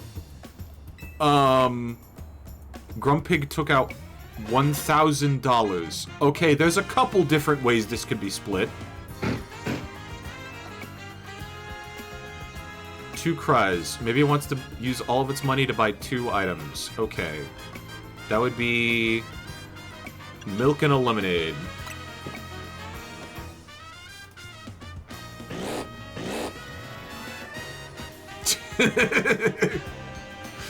Thank God for that, charades. It's retail for you. I work retail. This is worse. Because this shit, you can't ask a dialogue box what USB port it's using.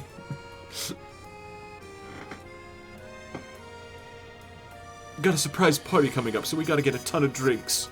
Why are you telling me? This is 65 fresh waters, 23 soda pops, 28 lemonades, and 31 Moo Moo milks.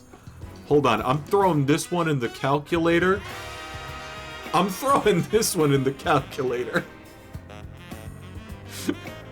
65 times $200. Okay, so that's 13 grand for just the water alone. 23 times the 300 for a soda pop. 6,900. So we are currently at...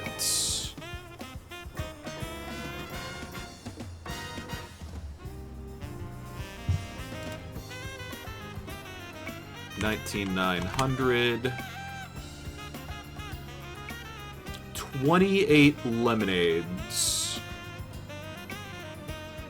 at 400 a pop. That's going to be 11,200. So that's going to be,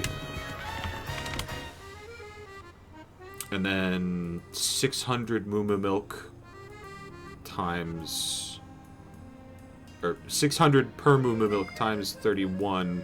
It's going to be 18,600. So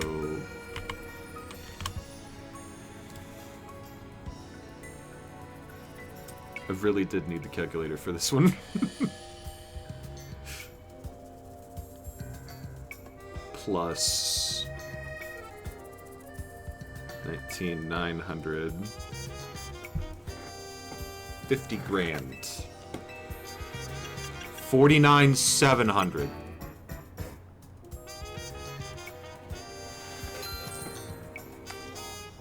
Looks like we got a math whiz over here. We'll be back, so keep those counting skills sharp.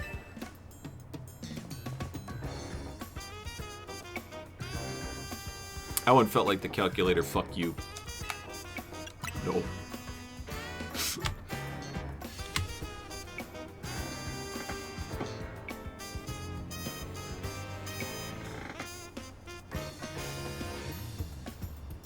Thanks for looking after the kiosk after I was gone. Let's do a cash count, shall we? 1280. That one feels specific. Nice clerkin'! Looks like I've got a retail rival in the making. 50 grand as a bonus! Arctibax is practically turning my house into a fridge. Glad I went back to check. Thanks for watching the kiosk. Hope you come back as a customer next time.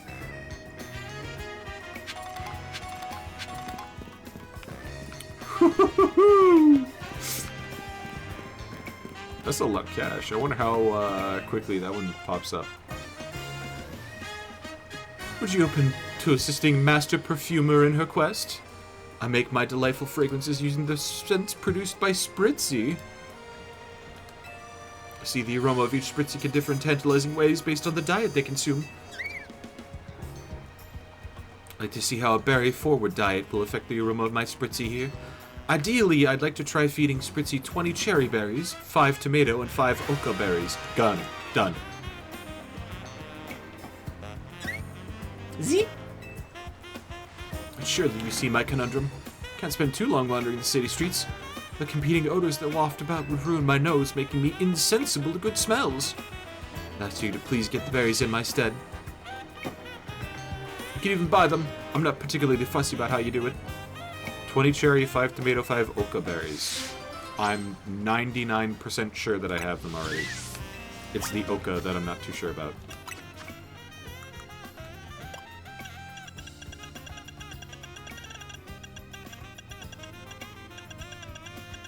Yeah, we're good.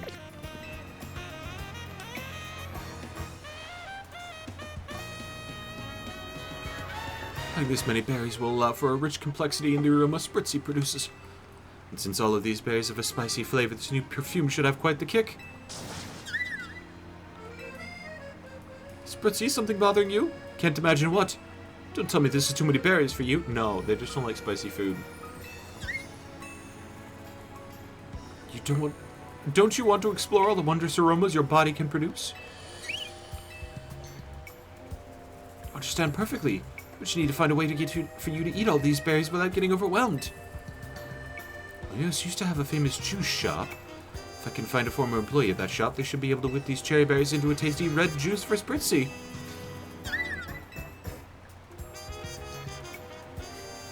Thanks to you, I now know what I need to create a whole flurry of new fragrances. Deal with something from me in return. Some sprigs of modest mint and an EXP candy.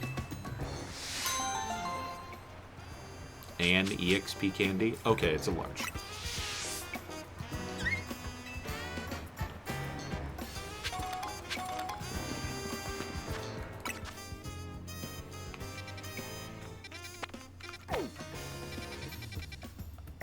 Okay. Should probably heal my Pokemans.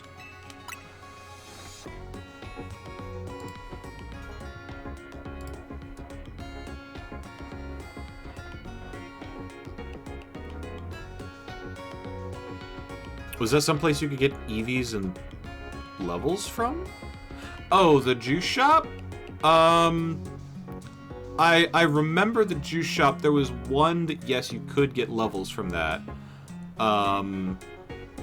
But the other was, like, friendliness. I don't remember if it also did EVs.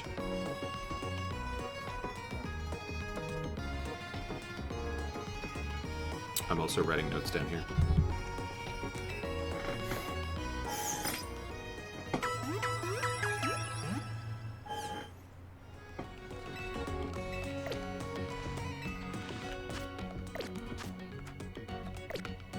I feel like I'm chewing through them here. Cause like, okay. Frostlass, Camera Up, Dondozu, Steely Resolve, Rust Syndicate, Nickit, Heliolisk, Slowpoke, Wigglytuff, Frigiback, Slurpuff, Tipster, Jolteon, Cleffa, Lopunny, Whirlipede, Palisand, Retail Job, Spritzy. I'm chewing through them. Think you could help a guy out? I started up a GoGo carrier service, but all my helpers are on the small side for GoGo. What I really need is a big old GoGo that can carry larger packages for my clients. Could you be a pal and catch an extra large GoGo for me? Want to know the size of Pokemon, but just catch a summary. Should be right there. Extra large Go-Goat. Oh, I give you my...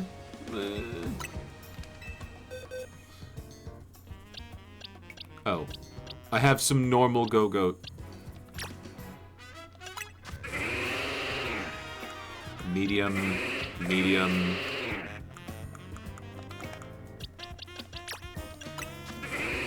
Medium.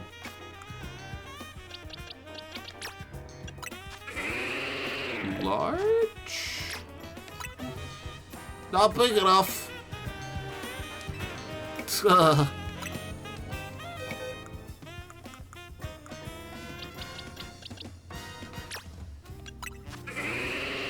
Medium? Do I not have a Go-Goat large enough for this quest?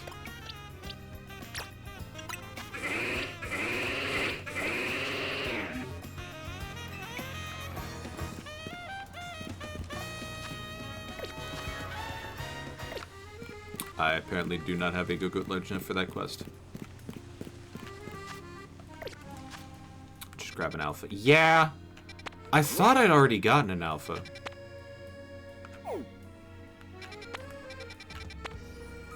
Where's the Freezy breed? Yeah, there we go.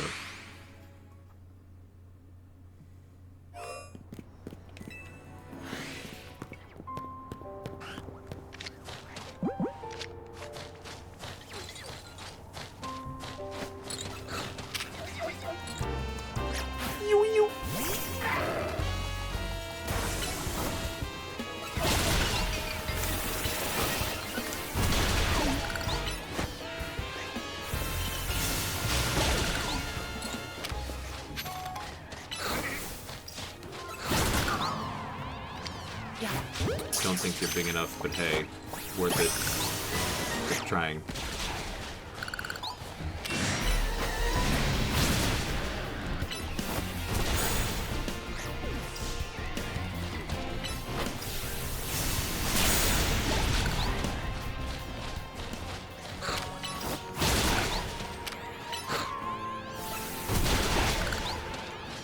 Just gonna clear the path.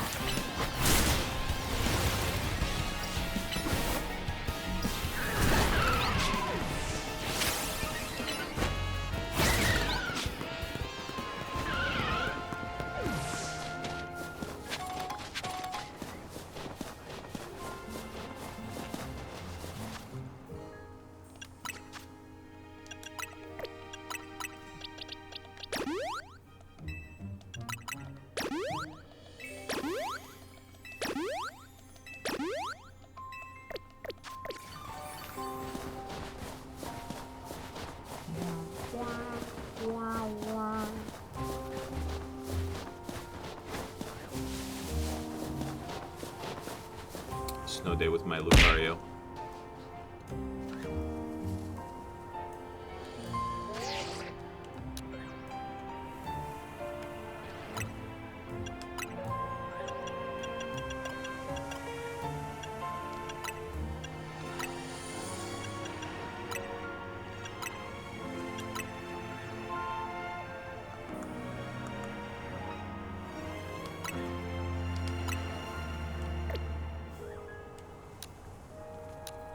Damn it!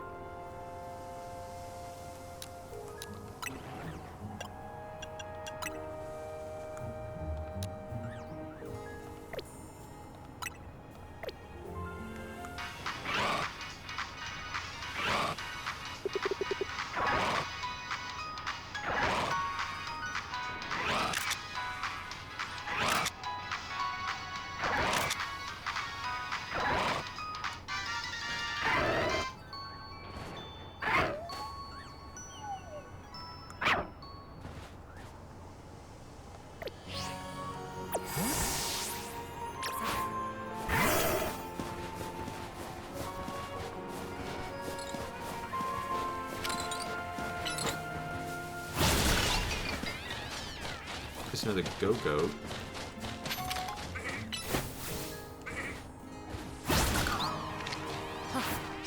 Once again, don't think it's big enough, but we'll catch it and find out.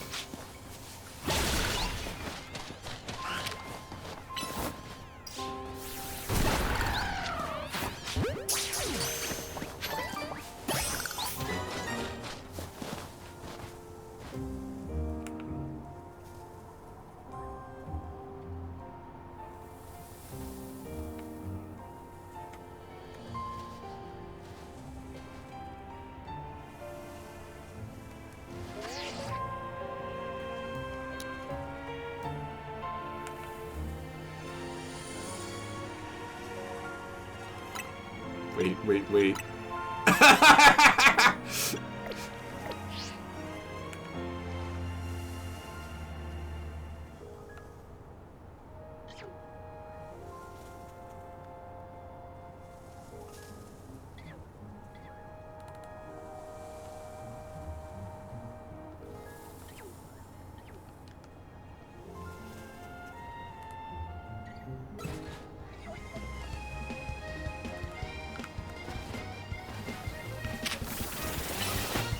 Having a moment. Mean.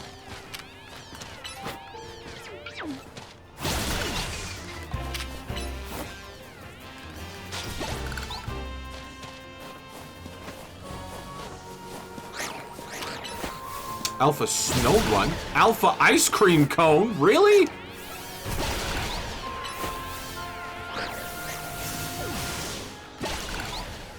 Alpha Female Snow Guess what that means? Frostlass!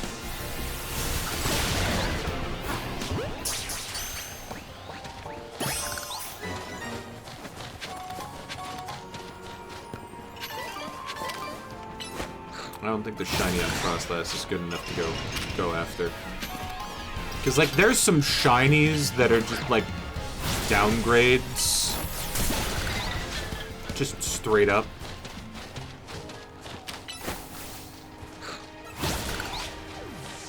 A lot of the green shinies wind up being, like, design downgrades.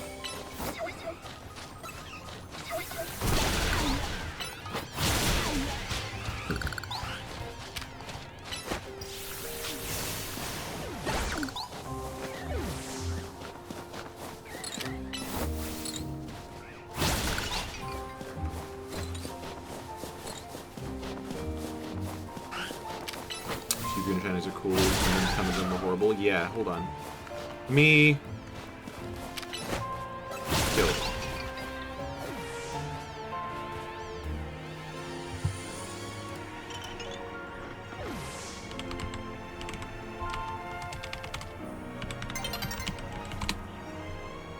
Frostlass.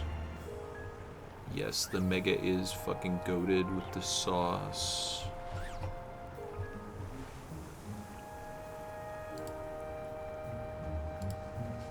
Oh.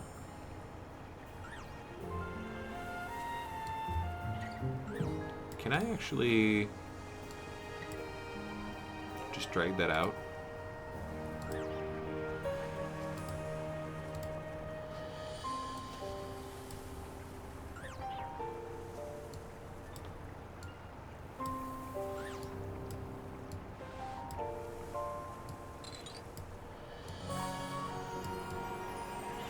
That's it. That's the difference. Slightly lighter hue on the, like, ice, and a purple sash.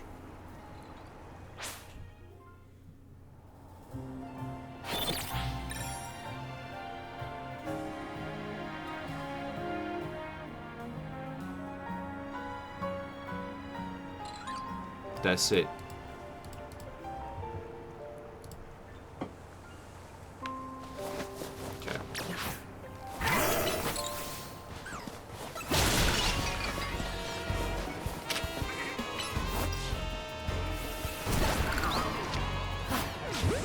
You look like a pretty big Go-Go. Look up shiny Mega Lucario Z.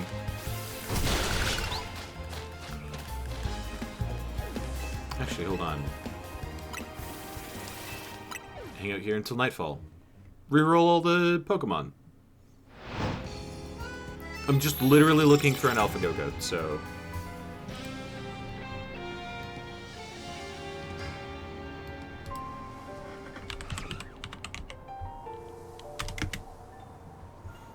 Lucario Pokemon...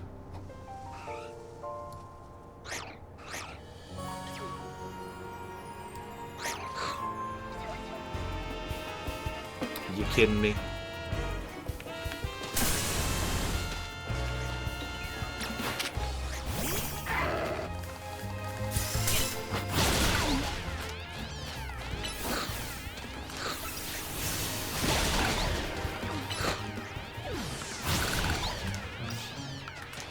So now we're at the official nighttime spawns here, or am I like?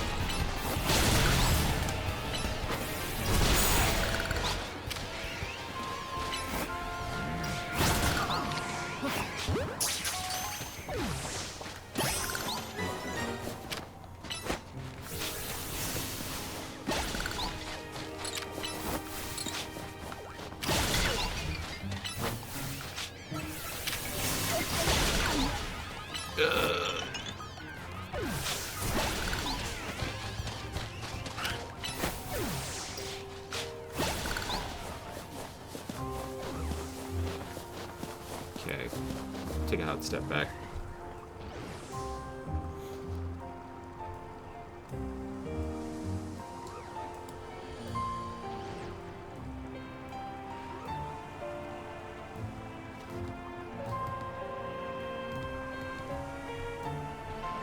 Home. Bulbapedia does not have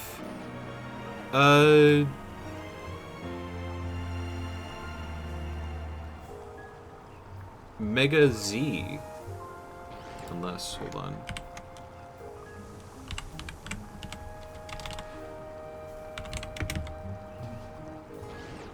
Mega Lucario Z.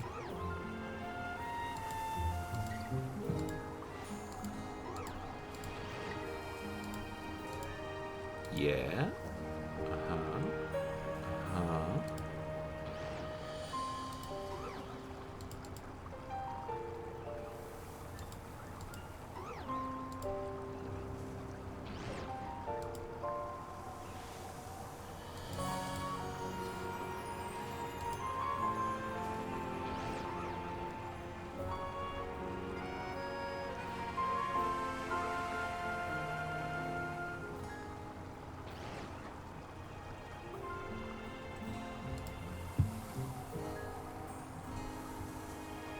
Okay.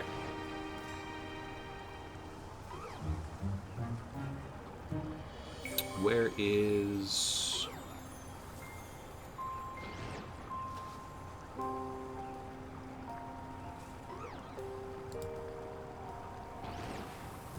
And looking at Mega Lucario Z just brings me to Bulbapedia Lucario. Okay.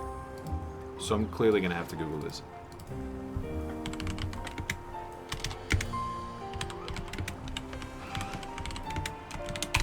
Shiny Mega Lucario Z. Interesting.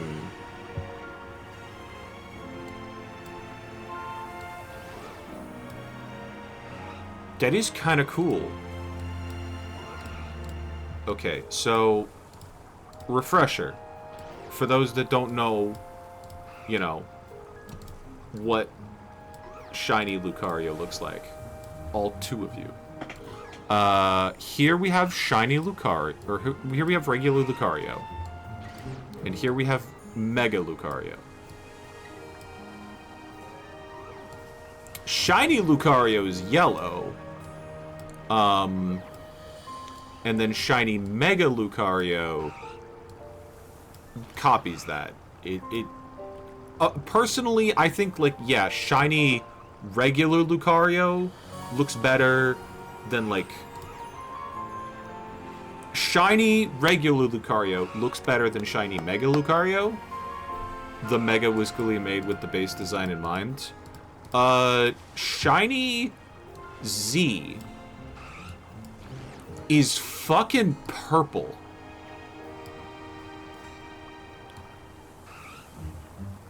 Sorry, hold on. Let me crop the boring human out of this one. It's fucking purple. That's kind of cool, not gonna lie.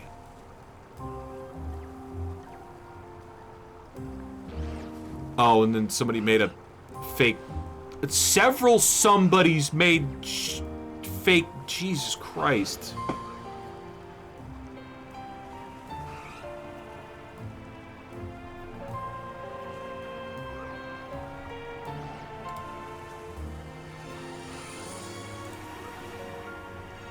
Several people made several different fake shinies.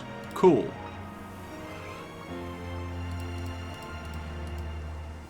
I can't even blame that on, like, AI. It's all the official render but recolored. So, that's human stupidity. Somebody took that shit into Photoshop. I can tell. Because it's all the same fucking pose.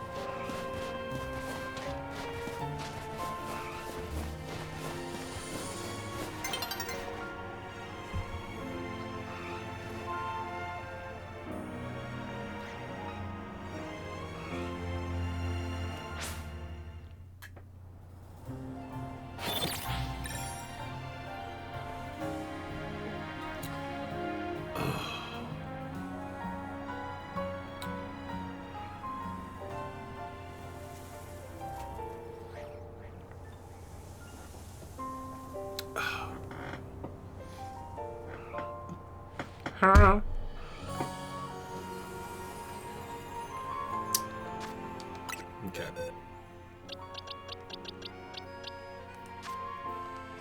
Search boxes. Geogoat.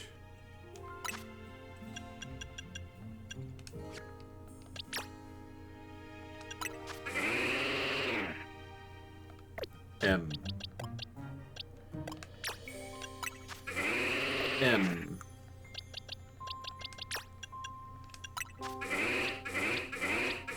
I got a small? I got a small! Them fuckers look small to me!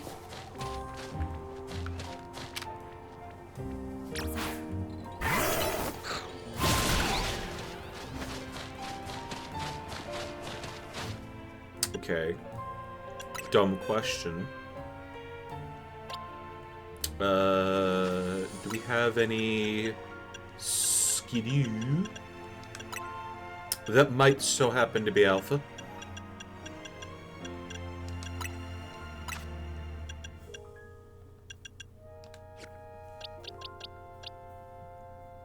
Alpha Skidoo there.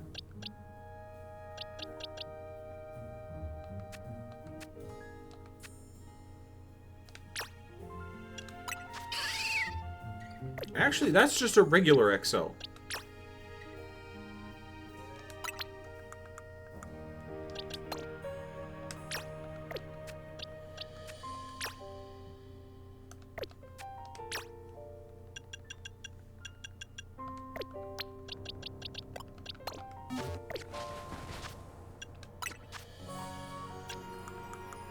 I'm gonna give you precisely one XP candy regular owl.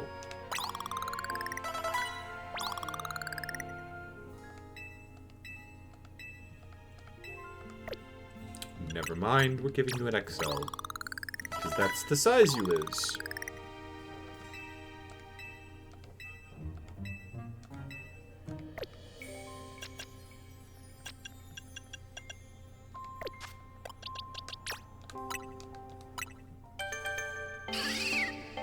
Creative problem solving.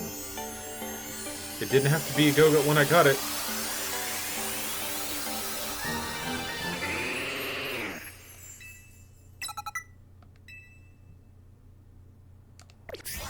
So, here's my question.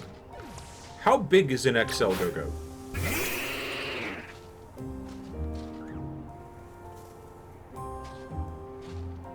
I'm going to use an exploitable phrase here, so do not tempt me in this moment of weakness.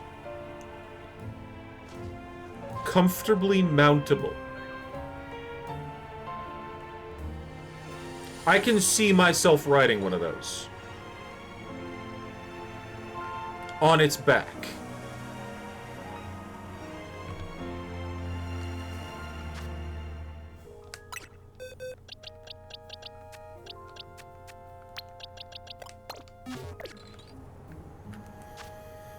Alright, where was the dude that needed the large goat?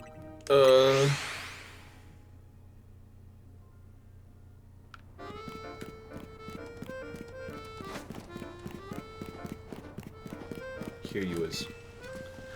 You got that big goat for me? Chunky goat. Still counts as an XL.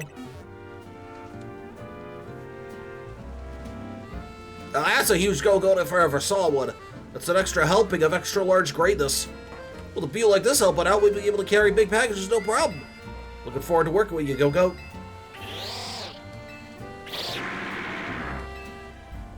Don't you worry about little helpers, I haven't forgotten about you. Your experience with the Go-Go shuttle taught you everything there is to know about Lumios. We'll be counting on you to share your know-how with our Lumi here, okay? I believe in you.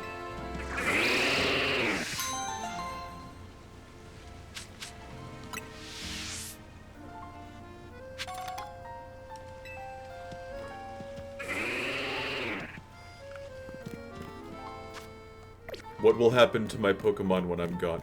That is a very good question. Especially considering that some of them can outlive us.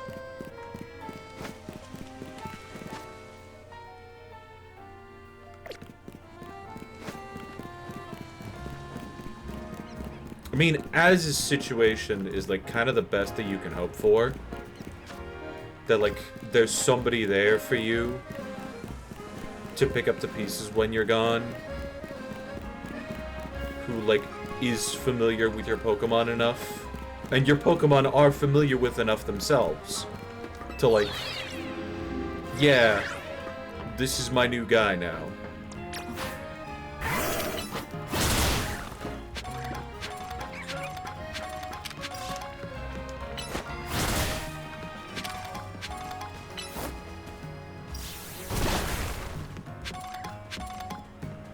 Wasn't there? Oh yeah, there was.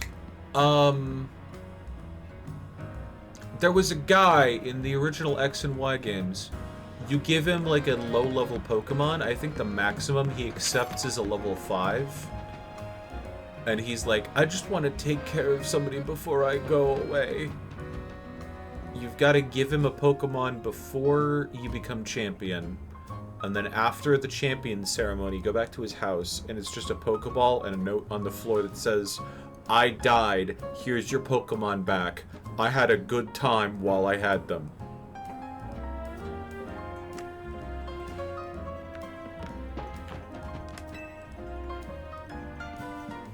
Nice view up here, isn't it? Really tell you, Lumiosa's skyline is special. Really brings home how tall some of the buildings are, you know? What do you say to having an interesting Pokemon battle with me? One where we only use... No!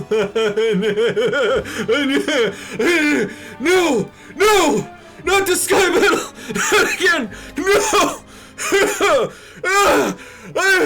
You can't take me back!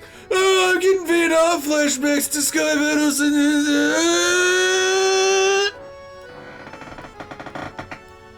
Okay. I'm fine now. You can have as many Pokemon on your team as you like, as long as they all share the flying type. A Sky Battle for old time's sake.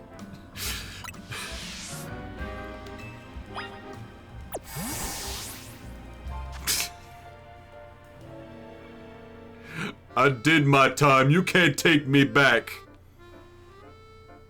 I'll be a cooling corpse before you do that thing to Salamence again.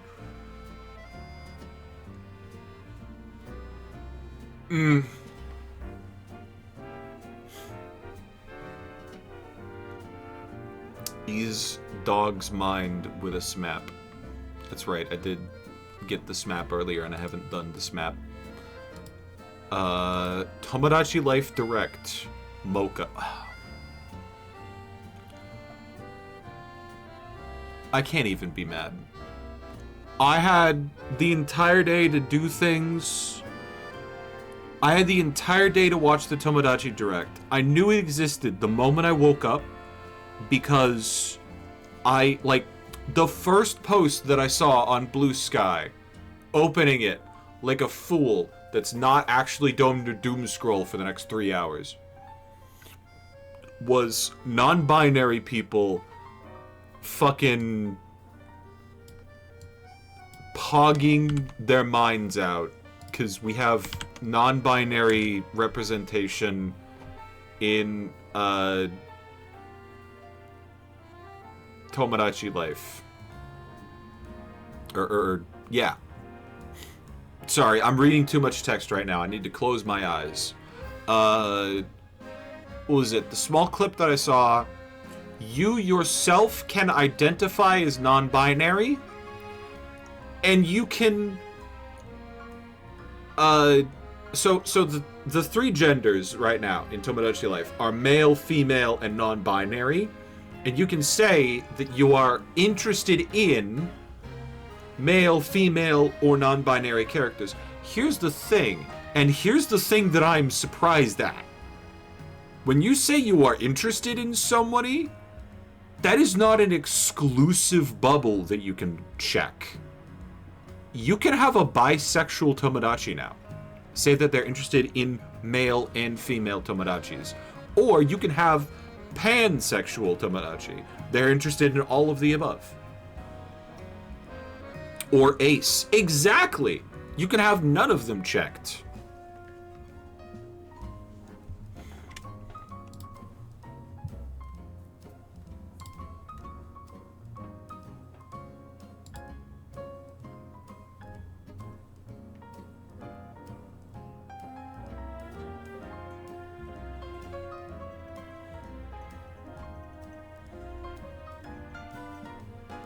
There are non-human me's.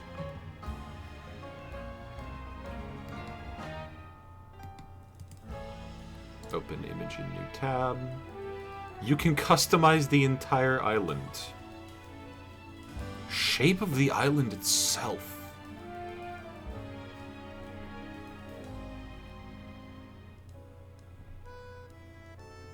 Create your own islands. Live together without being in a relationship. Damn.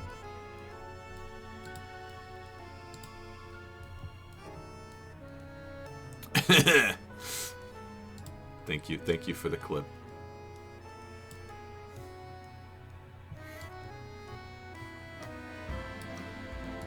Mocha.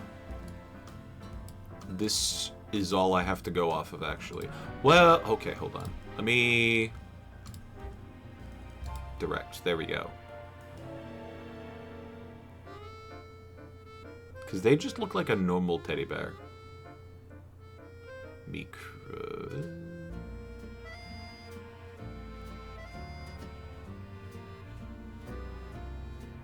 Humorous. Oh my god.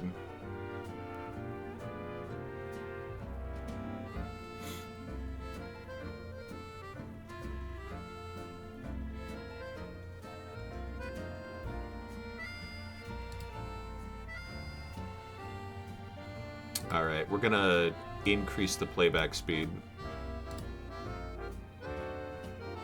Jess.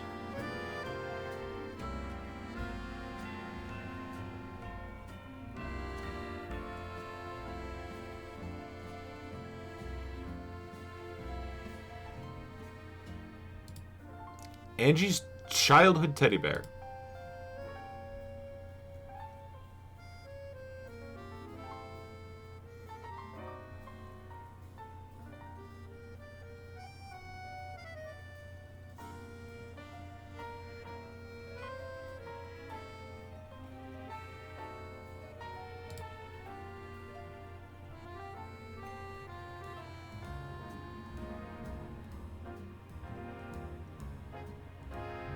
Is there anything else about Mocha further in the direct? I think that's just it.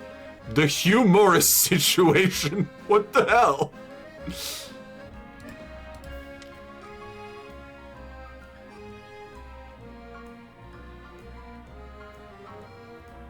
Ultra Friends.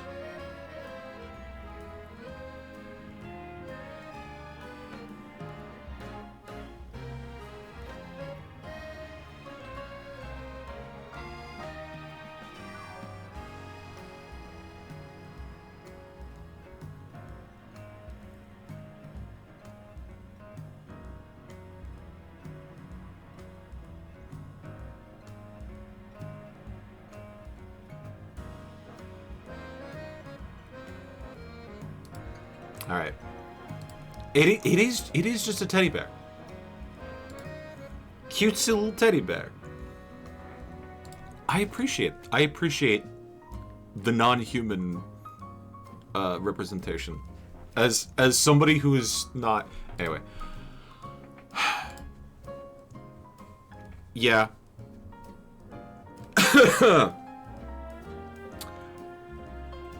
This kind of touches on something that I've been thinking about a lot for the last 2 weeks. Mostly because I've been seeing it on Blue Sky. But, like, this is a teddy bear, right?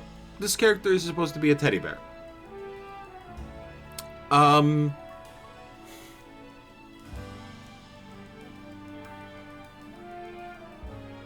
How do I say this politely? I don't really count myself as a plush fucker. I would say right now I am plush fucker adjacent. 'Cause like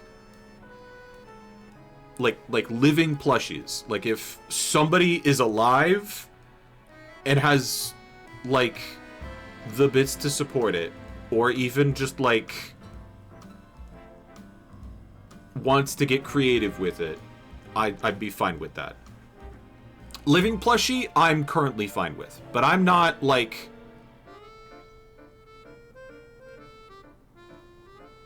I'm not particularly interested in like just null plushies. You're gonna have to really try and reel me in with that one, or like just a plush that just sits there. If it's just a non-sentient object just sitting there on the desk, I'm not sexually interested in it. That's where I'm sitting at right now. Mocha, right now, moving, walking, talking, makes relationships with other people. Depending on the bits downstairs, I would be fine for Smash. As long as, you know, they're mature enough about it. But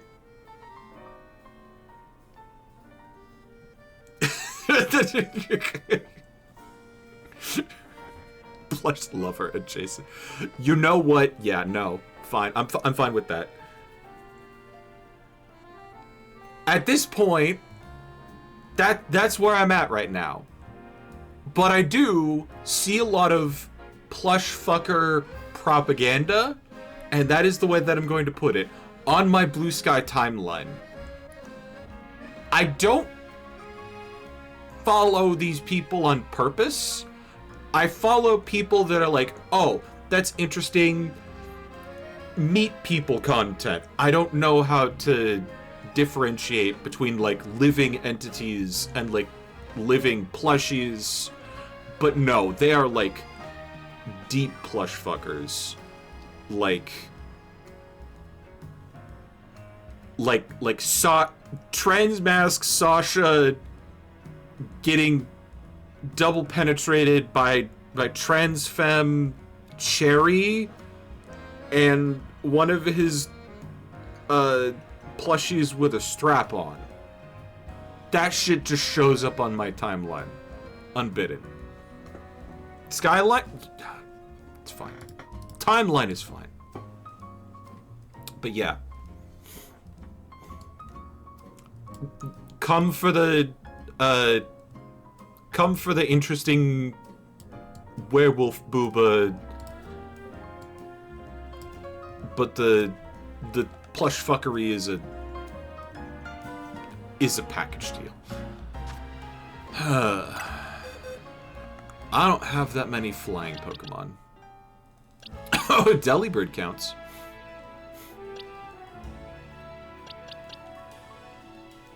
Actually, hold on. I can search.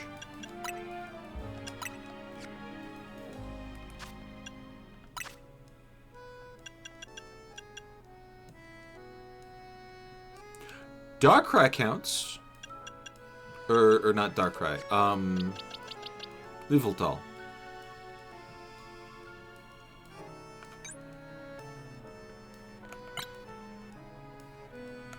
Okay, that's Eevees. I got scared for a second.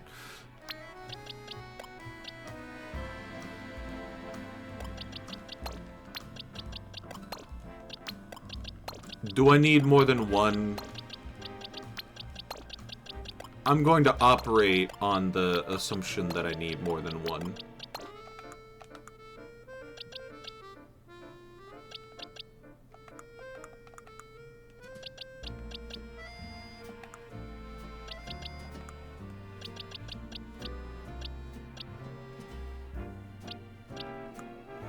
I have kind of wanted an Annoy-Bad.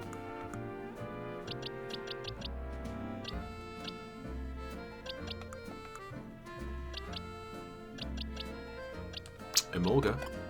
Hell yeah, Emolga. I don't have an alpha, do it? No.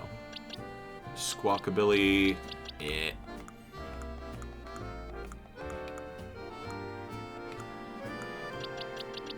Oh, that's the plot star out there. I'll take that one.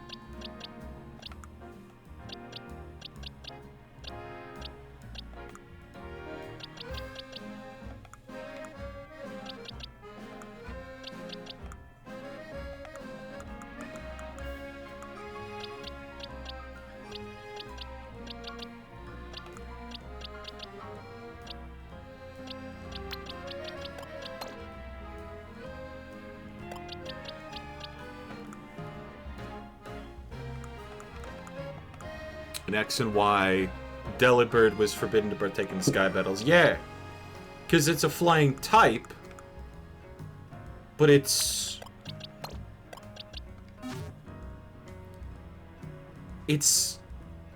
idle animation doesn't fly. It's a bird, but its wings are busy carrying the leak.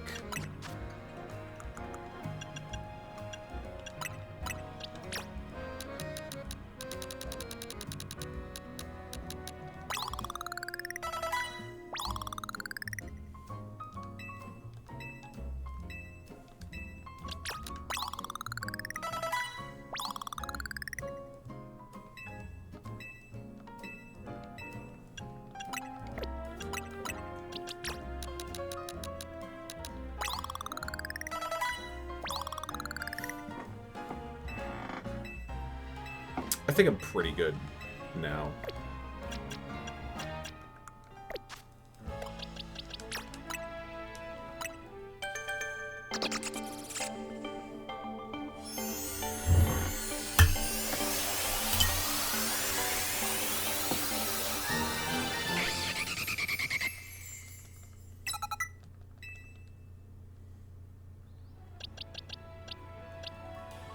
I'm gonna say Yveltal's good.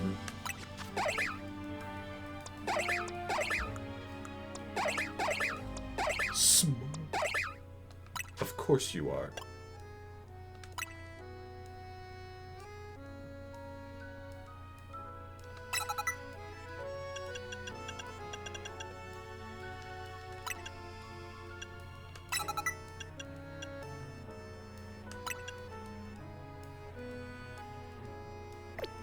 Guys, average party level is 47. Okay.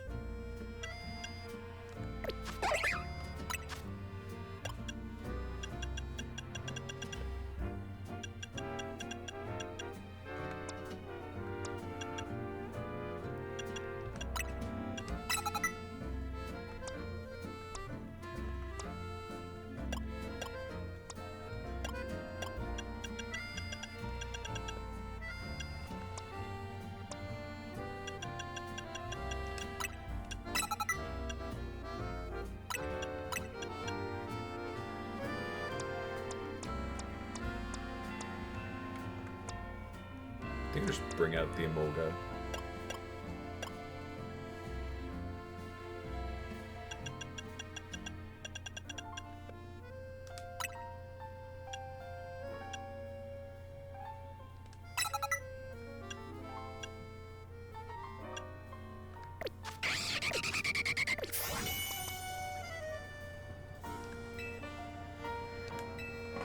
We're on!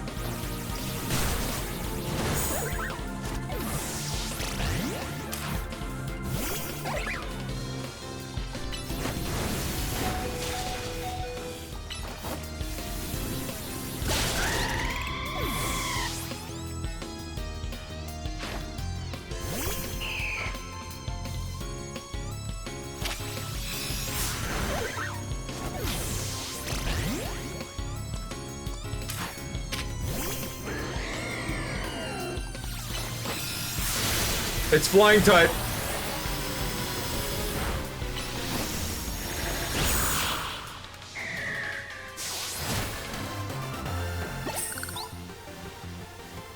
Sky's the limit to your strength.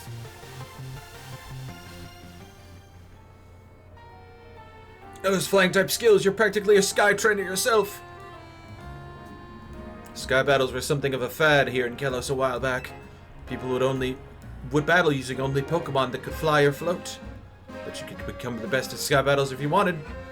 Well, you might even reignite people's passion for sky battles. Somehow I expected a sky battle would be more impressive or actually let people actually take place high in the sky. Would have let down. So here's the thing. The original did. This is sort of a callback for that. The original sky battles, because it was Generation 6, and they were like, yeah, we can just make the background whatever. They were like, hey, let's have a type of battle where we show off all of the new animations. Battlefield camera raised up quite a bit, but it was a little bit limited on who could actually, like, take place in the sky battles. I want to say only like a third of the Kalos decks actually could. Most flying type, Pokemon with the ability to levitate, Pokemon do not lose eligibility even if they're holding items like Iron Ball and cannot gain eligibility by holding an air balloon. Eligibility is determined before battle starts, so anything that Mega evolves to become flying can't. But this wound up kind of fucking shit up for a lot of Pokemon. A lot of the, like, because Generation 6 was the first one to have, like, 3D models, a lot of models were made with this specifically in mind, which leads to what a lot of people call the Salamence problem. Hold on. Salamence Pokemon. Yeah, you had a lot of Pokemon that were kind of just eternally gliding on nothing because of this. Like, for example, Salamence. This is its idle animation. It's a PNG. That's the entire animation. It just kind of, like, floats back and forth like this. That's the animation. That's it. Xatu. Oh yeah, Xatu got hung up on strings too.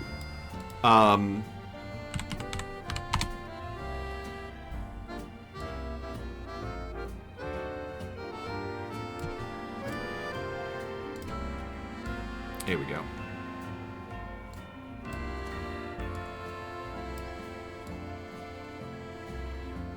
Because a lot of these, some of these models were built with this alternate battle style in mind, so you could have them, you know, the flying types make sense. And because it was the first 3D release, they were essentially recreating the entire Pokedex, because at that point you could still get the entire Pokedex worth of Pokemon 3D battling, which was supposedly future-proofed, but then they had to remake all of them for Generation 7? No, Gen 8, which was Sword and Shield, because of the Dynamax thing. Suddenly, models that looked really good on a dinky-ass 3DS didn't look so great on a blown up on a full-size console on everybody's TV. So, yes, the original Sky Battles actually took place in the sky, and it fucking sucked. And that's why we had a lot of Pokemon that just sort of hovered there for 3 generations, I'd say.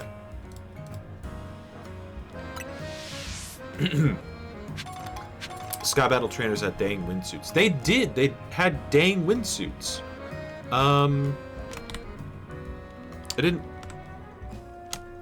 It did actually, but I've still got this open. The dang wingsuits were cool. Okay, here's a full body from the Adventures manga. I remember there being like a full body in X and Y. Yeah.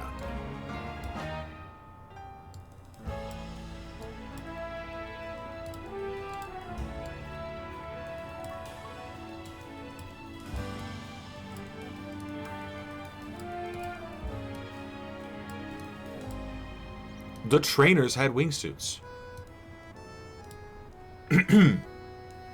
And yes, even in the first 3D Pokemon game, the trainers were still 2D sprites.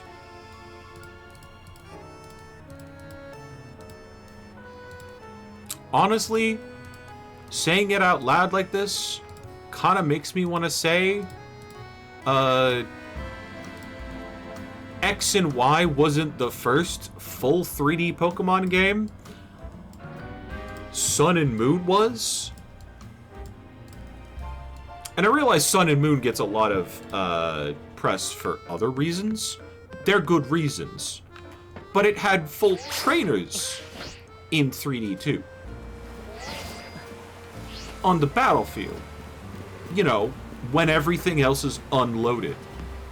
And you can leverage the use of the fucking 3DS. Wasn't until Gen 7 when trainers were in the battle scene, I think. I mean, if you want to talk about just trainers within the battle scene, you can talk about, like, Gen 3 and 4. Because on the GBA, they had, like, the human trainer tossing Pokeballs. They had, like, sprited out basic animation for tossing the Pokeballs. And in Gen 4 Heart Gold Soul Silver, you had the, like, a distinct pointing animation for when you had a Pokemon following you.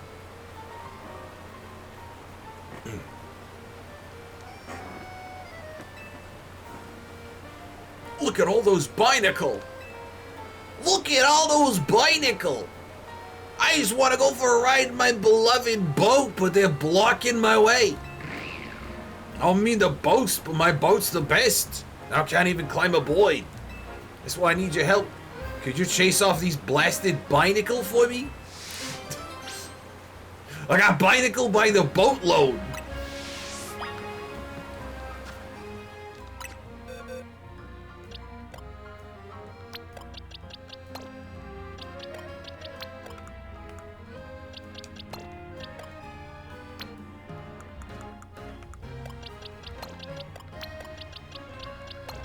Put you down there. Same with you. 5 of them. That's right! It's the other thing that Gen 6 did. Horde battles! We've had a few of those already, it's fine.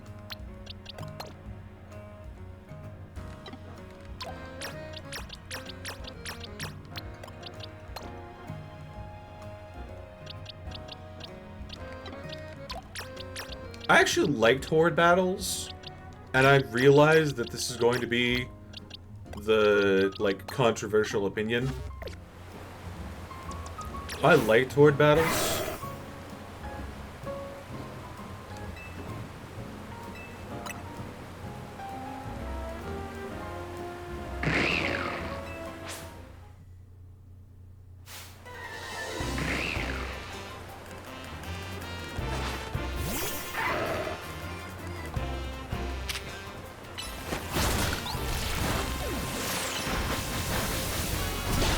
It made you usually pick up like 1 or 2 spread moves when you normally wouldn't.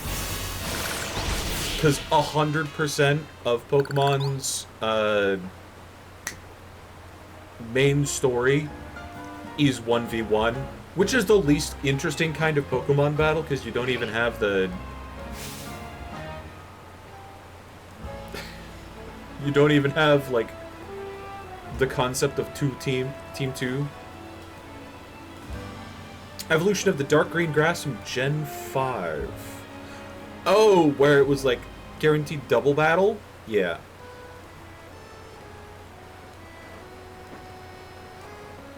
Double, triple, rotation, and horde battles are more interesting than 1v1s. Fight me. You'll lose. Because I get 2 turns at the same time. They're back to blocking my beautiful boat. My boat's not for ferrying around a bunch of Binacle. You'll actually want to get on my boat?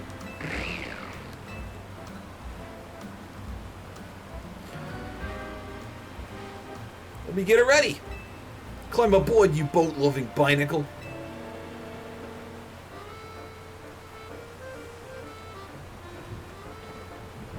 Hordes were a little underbaked. Absolutely agree with you. Like, I'm not gonna argue with that point. But I still think, in an underbaked format, Horde Battle is more interesting than fully flexed out 1v1.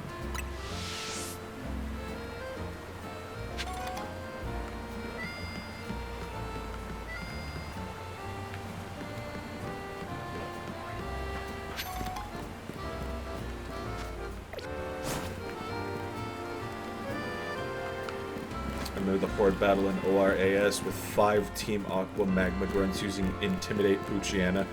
Jesus Christ. So do I. I mean, it's absolutely chumped if you're using anything that uses, like, special, or if you swap on turn 1. But, like,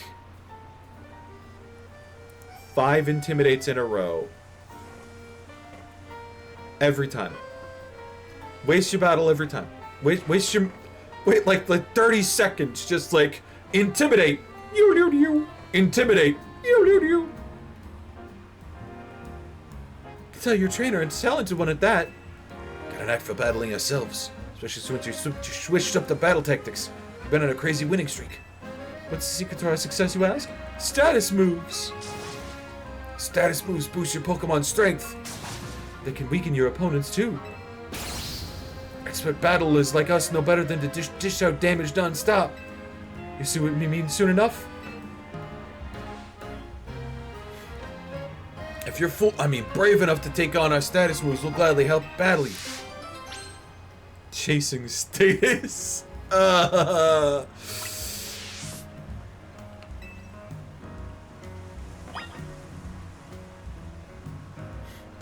much is your attack reduced by with 5 Intimidates anyway?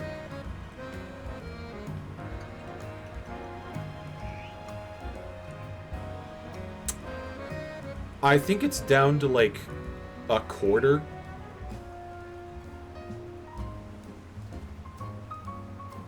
Please use something other than 4 stab attacks. I have been!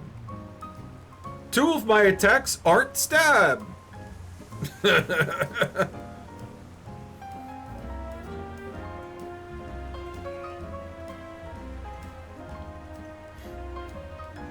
Like, unironically, I think the only one that I have a solid I have a solid status move on is Riolu with Protect. Swords Dance on my Absol, but I almost never get that one out.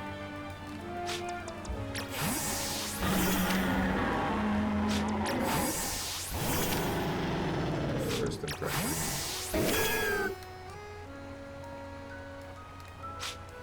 I have been usually running, was it Leech Seed? I just haven't been running Leech Seed.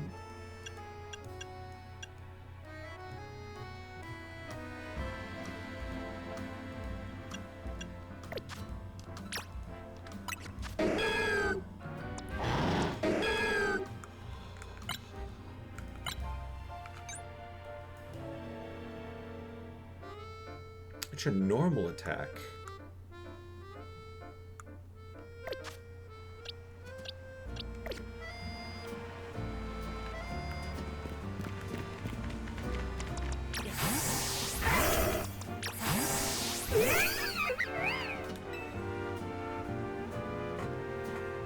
Limbed up and ready to run. I'm in battle. The longer our battle lasts, the more we drive your team into a corner. See, that's unironically inaccurate. Oh no.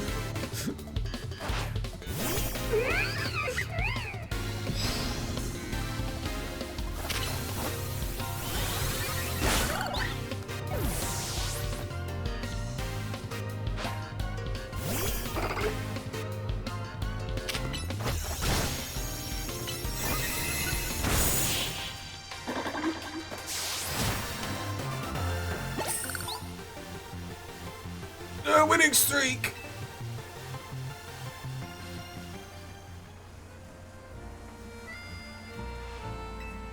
We're not out of the game yet. If I win, that means our streak is still unbroken.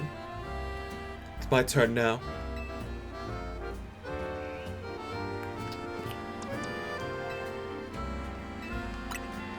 Go! Watch your Pokemon's usual power go flying out the window.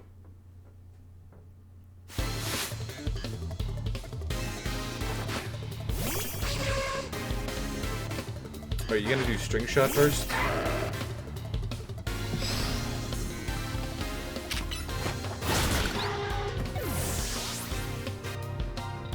Shadow Sneak.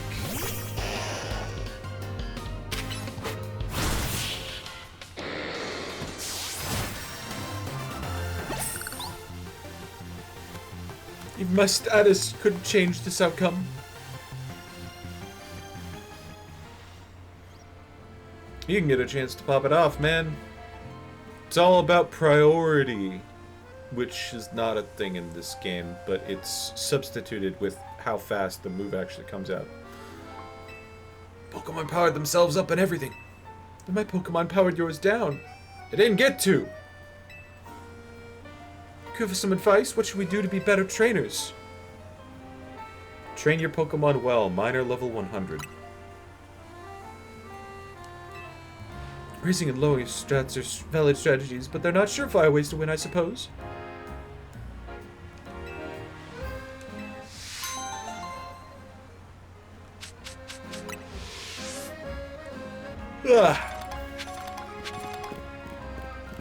Because all of my, like, Pokemon have strategies based around, like, the timing of moves. Open with Bullet Punch, and I've got Rock Smash, Protect if it gets dicey, and then if I need to pull back, Aura Sphere. Because, like, if I say, yeah, go Rock Smash that thing, it takes time to walk up and Rock Smash.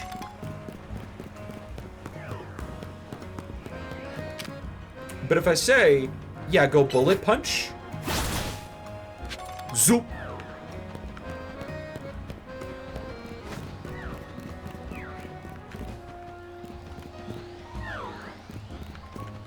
Or if I want to get something high up, Aura Sphere.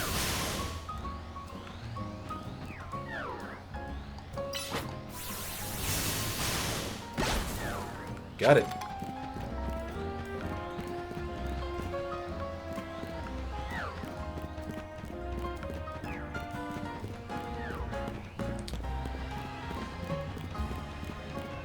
Speed. MP. If I told you there's a mile out there that you can't be caught, you wouldn't believe me, would you? This feels like a plot to a porn. Came across a mile that I'd describe as downright uncatchable. I don't even know how many Ultra Balls I wasted trying. If you can't manage to catch that mile, I'll give you the 20 Ultra Balls I have left. The uncatchable mile is on the rooftop of a building near the electrical substation. Catch mile if you can. Well, let me make sure I'm keeping track of everything. Spritzy, what was that after the Spritzy? Sky Battle.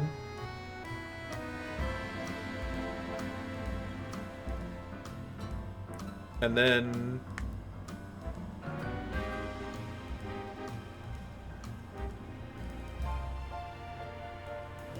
what is it?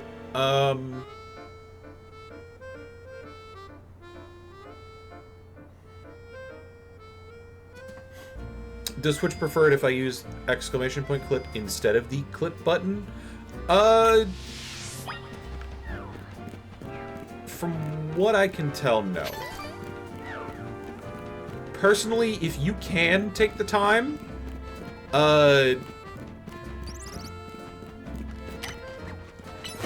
clip it yourself. The exclamation point clip I made as a command just automatically clips the last 30 seconds. Wholesale. Just flat 30 seconds. But if you can, like, clip it yourself, add a little bit of extra contents on the back end, or just trim it down for watchability, that's better. It's mostly there for mobile peeps that don't have the clip button.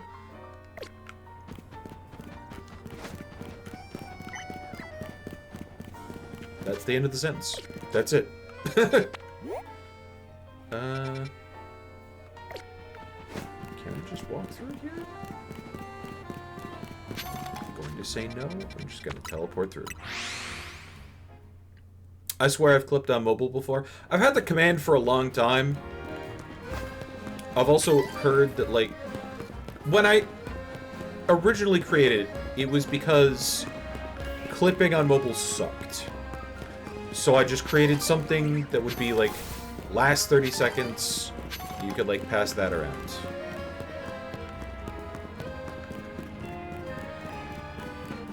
Honestly, because it's, like, it's a clip that is attributed to my channel, I haven't touched them.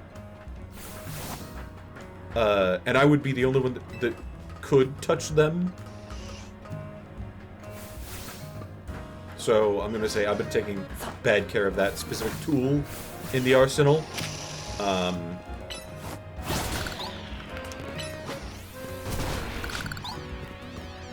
I need to go back and, like, actually like, mess with the bot. The uncatchable mile. Yeah.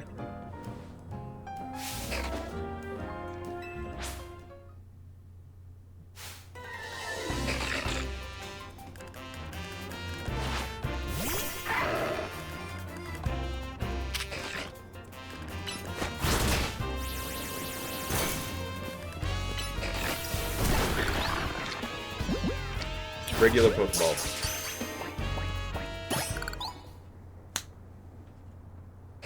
Bro didn't know what he was doing.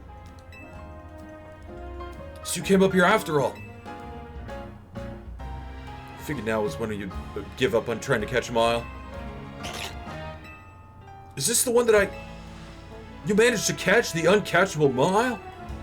But the Pokemon only let themselves be caught by trainers when they deemed to be worthy. You think that's true? Pokemon really are quite an enigma. I don't know how many Pokemon you've met, but I hope you treasure each and every encounter.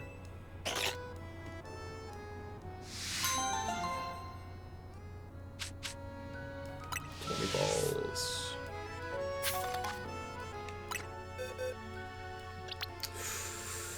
Yeah. Actually, it is a bigger mile.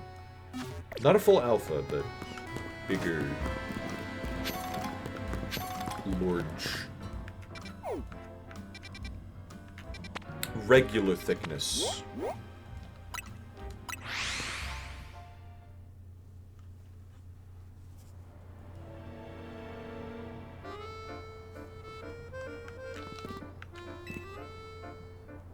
Hello? Hello? This is Cafe Trist. As our name suggests, we cultivate a subdued atmosphere here. Once, years ago, we suddenly grew much more popular. Our cafe was bursting with customers, In the end, we couldn't serve them all. It got so busy I wanted to pull out my own hair. To such overwhelming crowds, I say no, merci.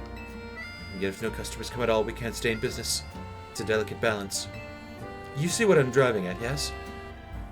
I'm not a mind reader. To attract enough customers to keep us afloat, yet not so many that we drown, we need to offer dishes that are just tempting enough. What dish do you think would suit our menu? Lumia's galettes are the most popular, but they're also the most crowded.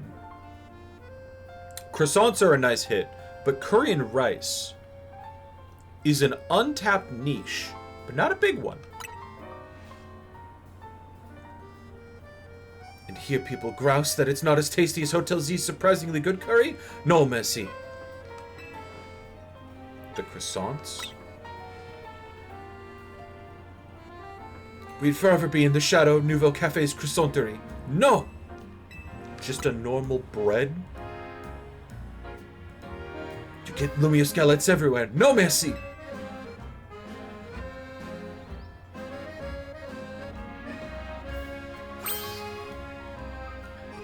Perhaps sushi is the answer. Sushi. Pleasantly light, not too filling, but would clash horribly with coffee. Perfect for attracting only a modest crowd of true enthusiasts. Quite the ingenious solution, if I do say so myself. I've never even attempted making sushi. A research trip to Sushi High Roller would break my meal budget. No, merci. You see what I'm driving at, don't you? You want me to go take that trip for you? Asking you to show me Tatsugiri. Want to see these Pokemon in all three of its fishy forms. Trist dreams of Tatsu. I don't have but one. Interesting. Way to take on, you're the trainer, Salasabim from Team MZ. People always think that, but no, I'm his doppelganger. No need to be shy. I understand all too well the burden of fame. Your secret's safe with me. I wonder if I could trouble a renowned trainer such as yourself with a trifling request. I'm an auteur, you see. A writer of great misread that. Not that my talent is appreciated by the masses, but I've got just the idea for my next manuscript. The only element I lack is the dramatis personae. A famed trainer like you could round out my cast and provide the inspiration I've been looking for. Oh. Do I get residuals? The answer to this question determines whether or not I will show up in the book.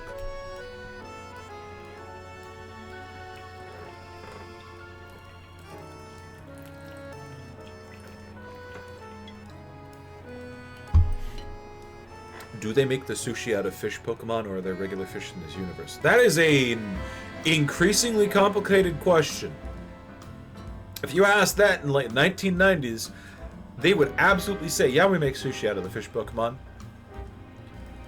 Modern day, not so much. Modern day, Pokemon series does not want to acknowledge that the Pokemon are actually the food source. So you'll see games like, what was it? Around, I want to say it was around like 2015, where they started shying away a lot from like meat as a food source in general. But like,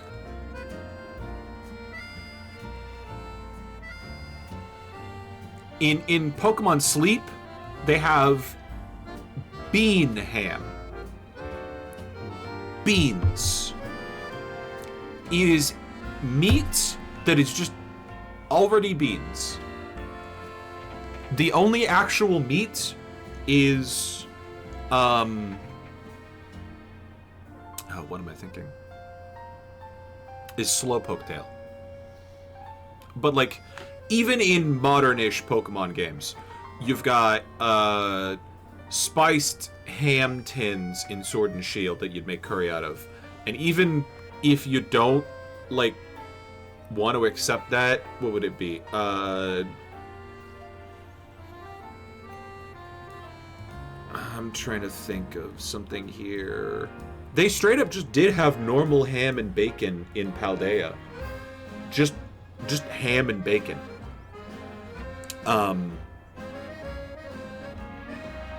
What am I thinking?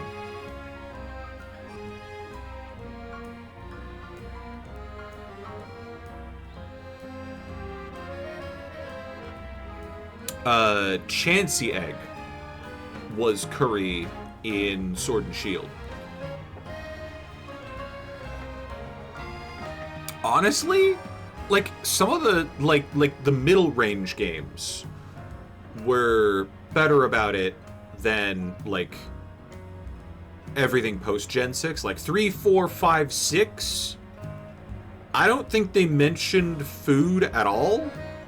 And the only like sustenance that you could make was either like Pokeblock, which is made out of berries, Poffin, which is a berry pastry. It was juice in Gen 6. But like 7, 8, 9 is kind of when it went off the rails.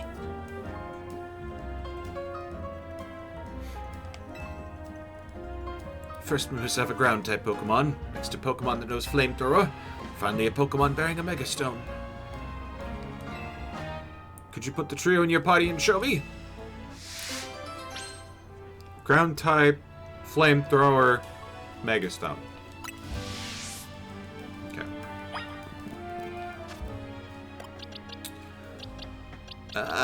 Ground...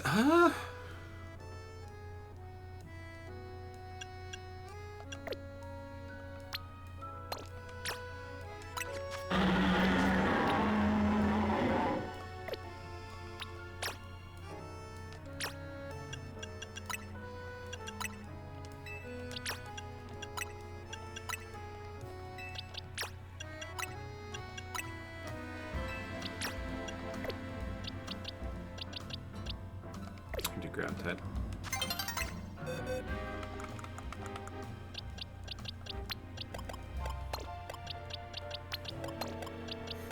I could literally show him 3 different dogs. Should we show him 3 different dogs? Yes or no? Ground type, Flamethrower, Megastone. All dogs.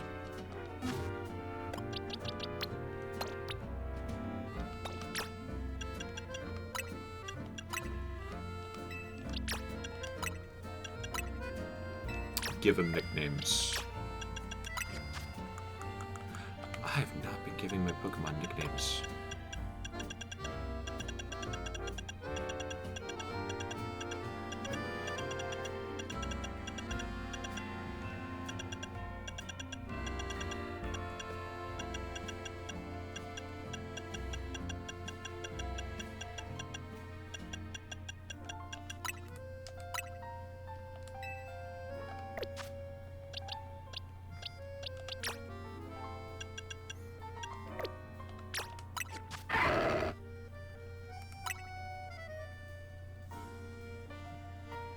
You can change this Pokemon's nickname only once, so choose wisely. Motherfucker.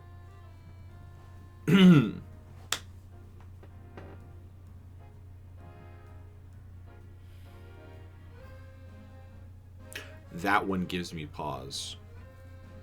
Hee hee dog pause.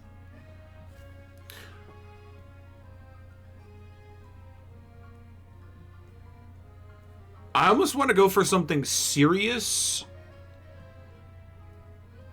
but horny.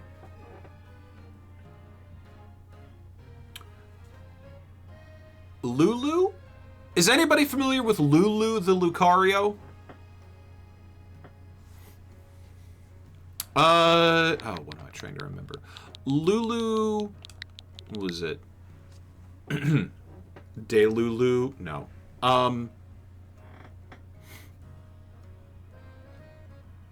Pokemon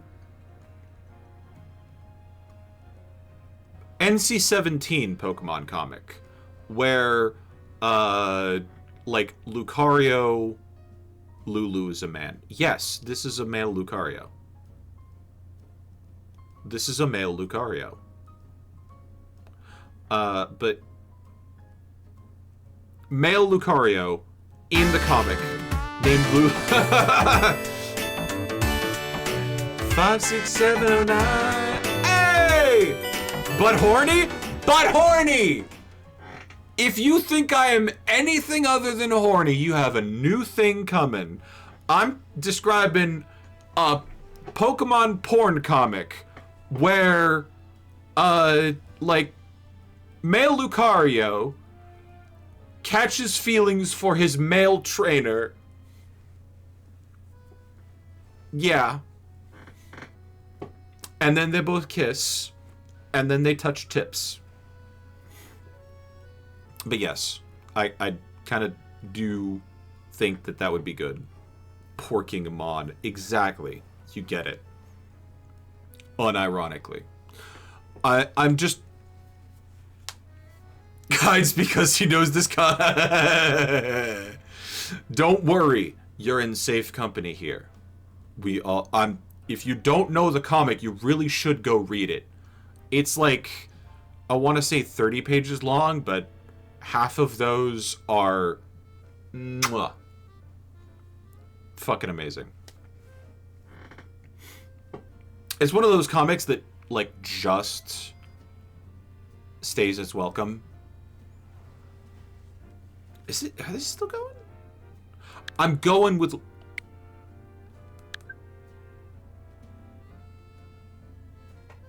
You're fucking kidding me. If you don't know the comic, it'll be posted in the Discord general chat. It will not! It is NC-17. It goes in the sin bin. Prime literature. Prime literature.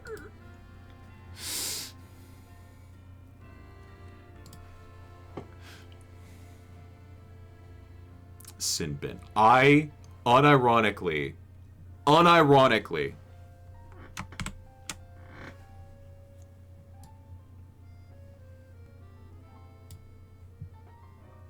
for those of you that don't know what my Discord looks like, unironically, it is called the Sin Bin. Sex negative name for a porn channel. I will admit, yes.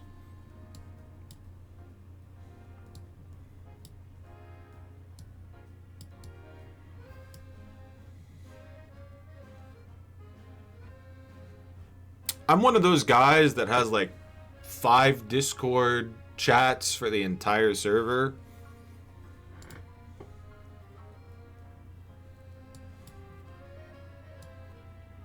Couple new clip. Oh God, where is my cursor? Oh, it's all the way down there. Jesus Christ.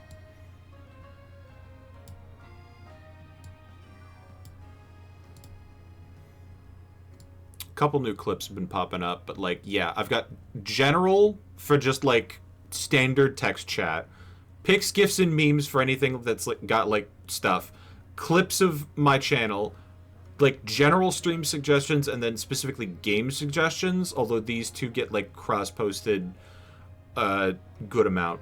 Sin bin is where anything NC-17 goes, and then I have a couple voice channels for like that.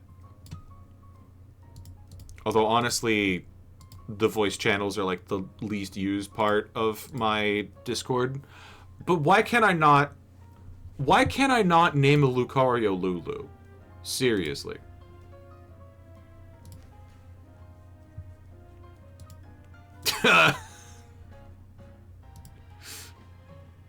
Seriously.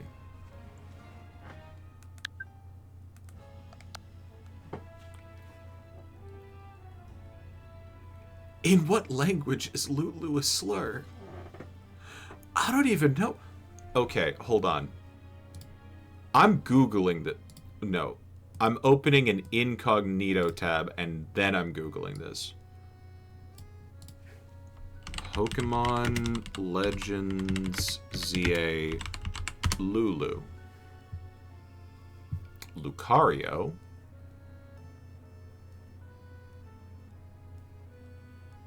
Let's Play. Slurs.info? That's a thing? Scarlet and Violet.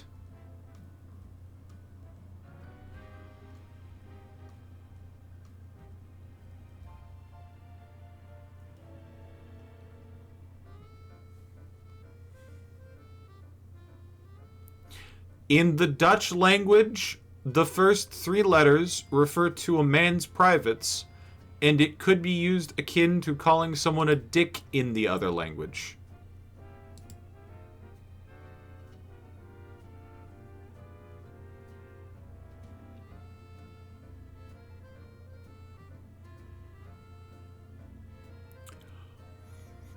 More lull. More lull. I'm getting this off of Reddit, so grain of salt. But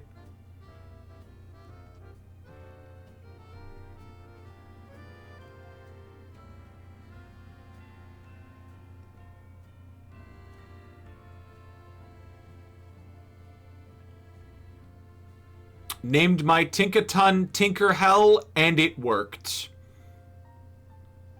My Galarian Moltres is named Hellfire with 2 actual L's. Switch the second L with a capitalized I. I'm gonna steal that.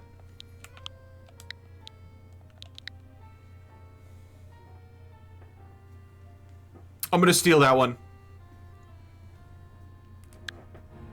Yay!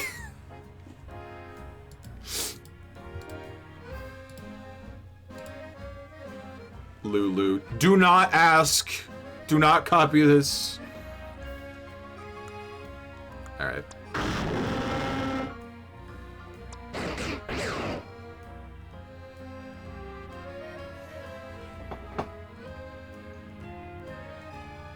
You can't even get to... You don't even get to see nicknames online.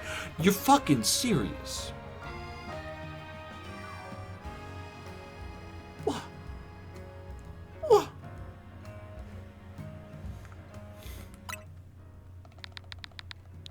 Yeah. Zygarde named Hex. Obviously.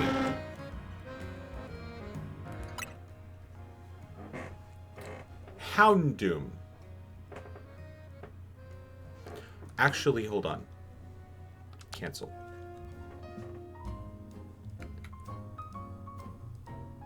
Here's something that I always hear about, like, Houndoom. Combination Hellhound and Succubus.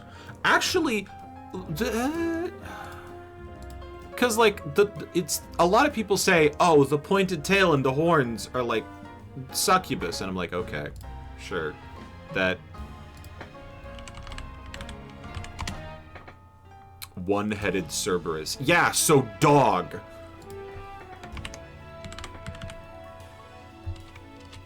Okay, so SUC gets me Sucker Punch as a thing.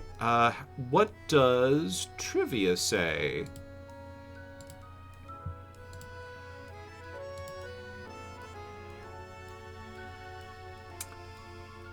Houndoomanite's index number is 666. Its horns and pointed tail resemble common depictions of the devil. Skeletal adornments may be reference to hellhounds and black dogs' association with death, and allude to the association with dogs with bones as food, and may also be inspired by the Grim Reaper. Bands around resemble shackles.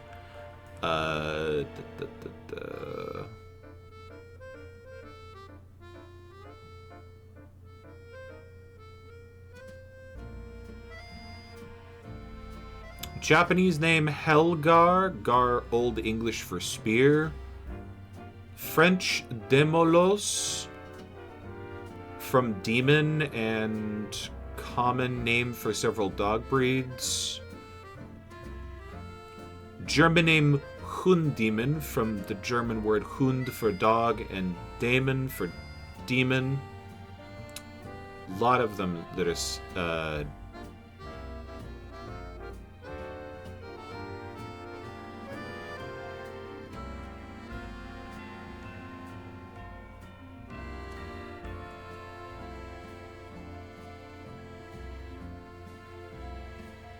Chinese, Korean, and actually Korean and simplified, and actually both versions of Chinese, yeah. Mega Houndoom should have been a Cerberus. Yeah. It doesn't actually talk about like Mega Houndoom.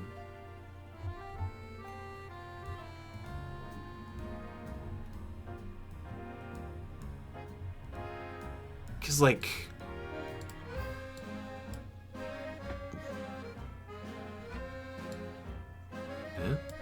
is that? Oh. Come on! That slaps!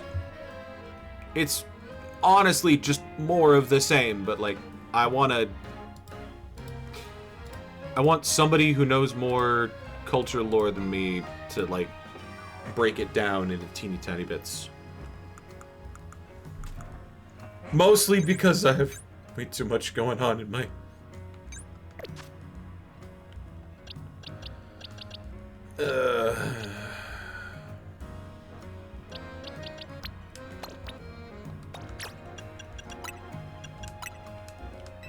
It's gonna be a pain later.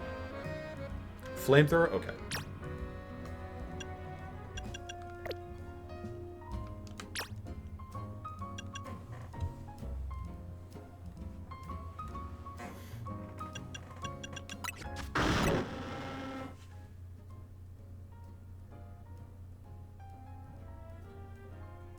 I really can't think of a good nickname for Houndoom.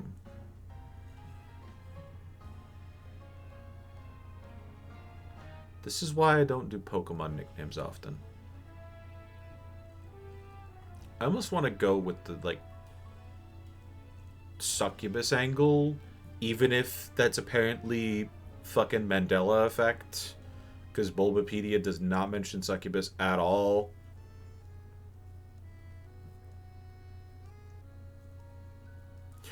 Why does my brain just want to say Lara?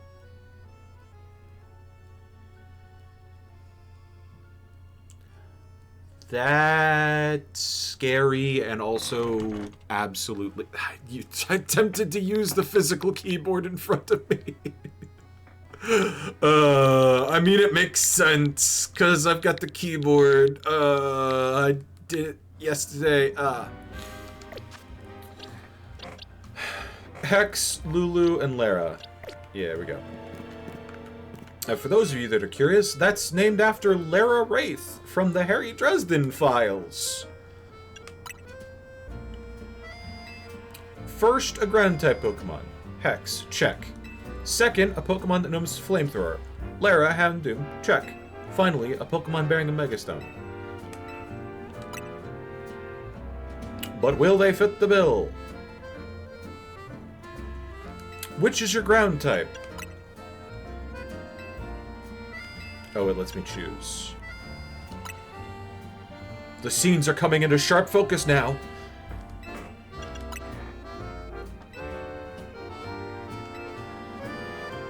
It is to be an adventure novel, you see. Since you've been so integral to the whole thing, I don't mind giving you a little preview of the plot.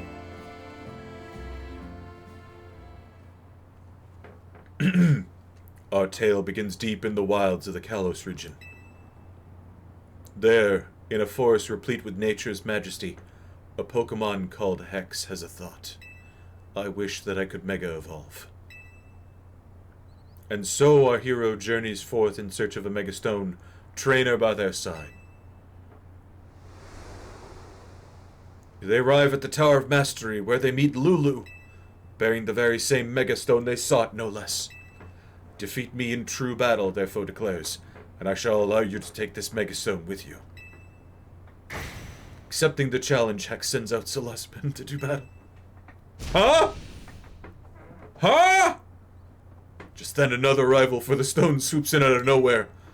Lara unleashes Flamethrower in a bid to claim the Megastone for itself.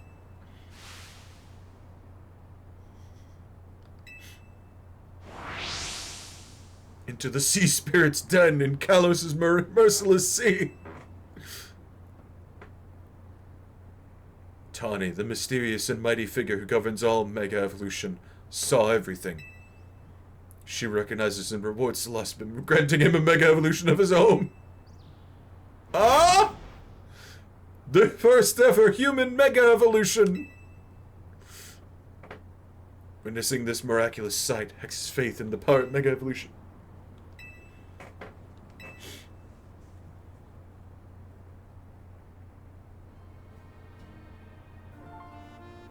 It's going to be a bestseller, I know!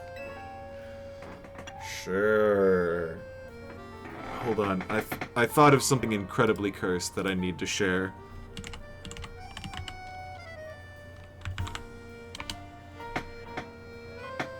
Y'all remember some of those, like, Pokemon, Fakemon?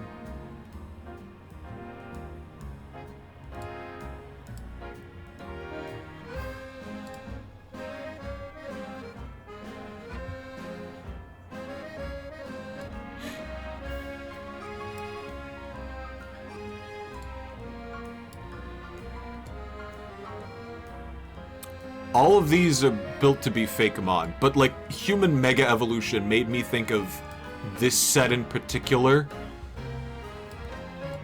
Man, woman, woman.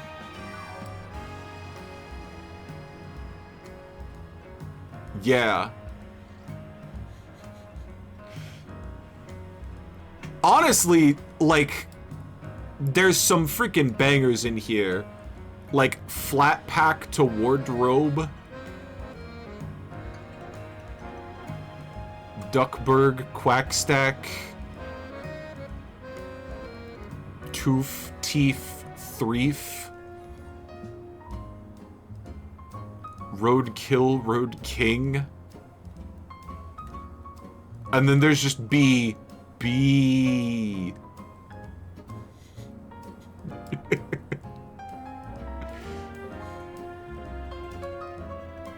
Gimbodosomo.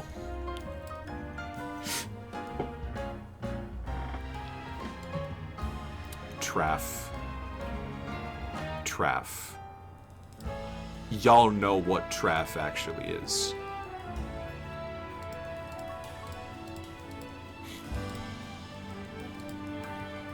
Smart feller. Yeah, he's a smart little fella. Can't thank you enough. Novel adventure. Muscle Feather! Interesting. He's got 2 more Mad Libs for you to fill in. Where'd he go? Where'd he go?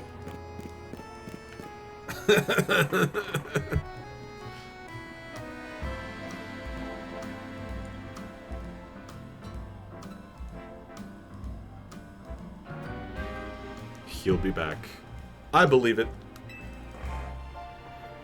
You gotta help me! My little sister wandered off after a limerick. Oh shit, which way?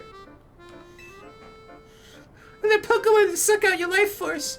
What if my sister has all her life force drained? What if she never comes back? She becomes a ghost type too. That's the fun part.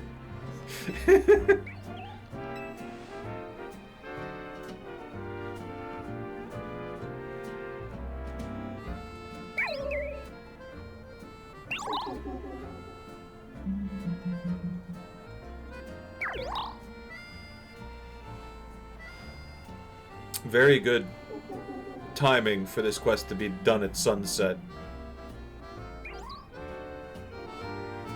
That was it, Litwick. If you follow it, we'll be able to find my sister.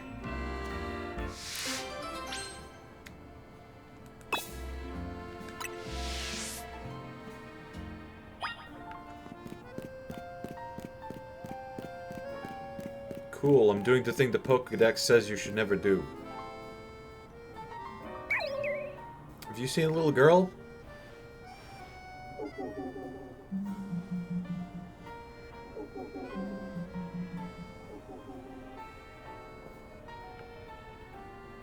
We don't want to lose it.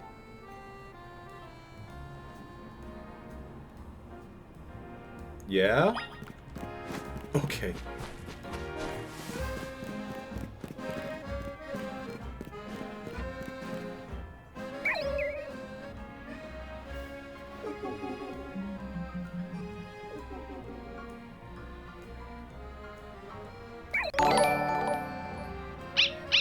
Thank you for the follow.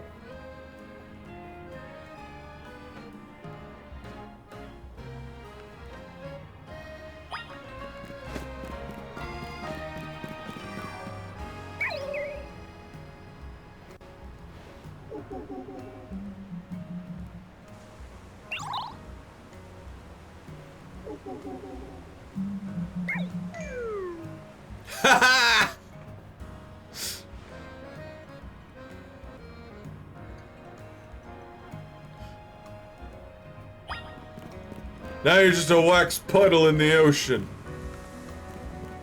Oh.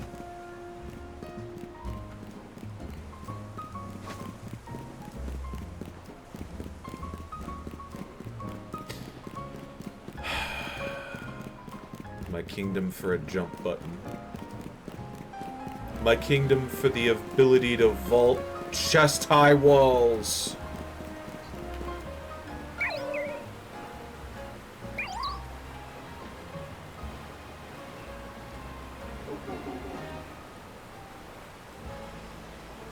Did you go in there?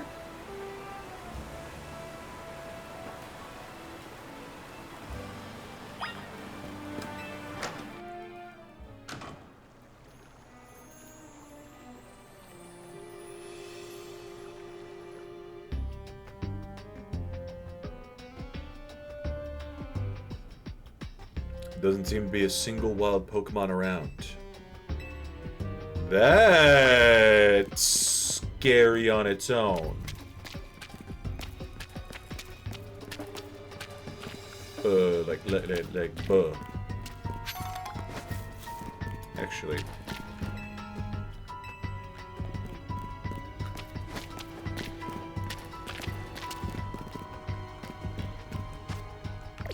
Yeah, we'll check that first.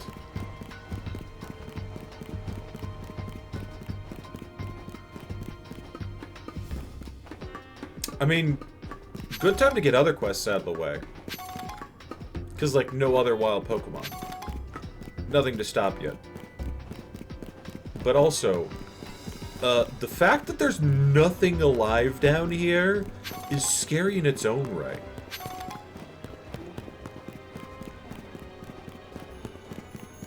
There's always been shit in sewers in Pokemon games.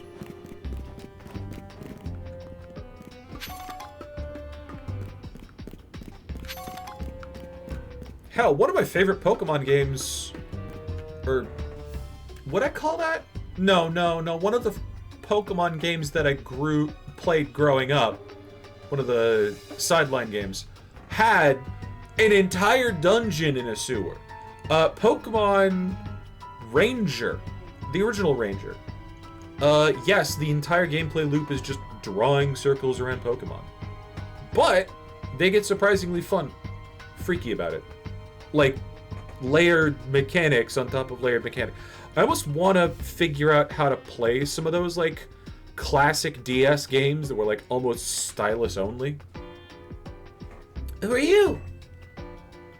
Kansei asked me to help. You came to find me?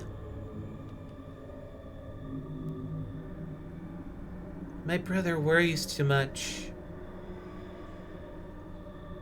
We're almost done here.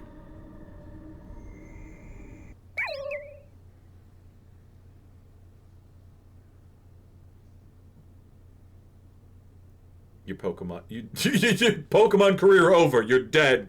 You're a husk of a corpse. You okay?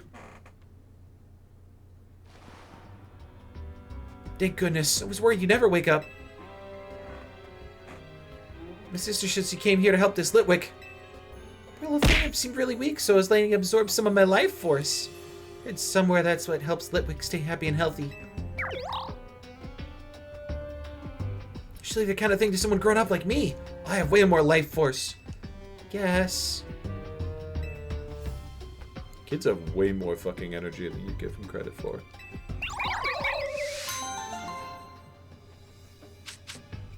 Life orb. Mm-hmm.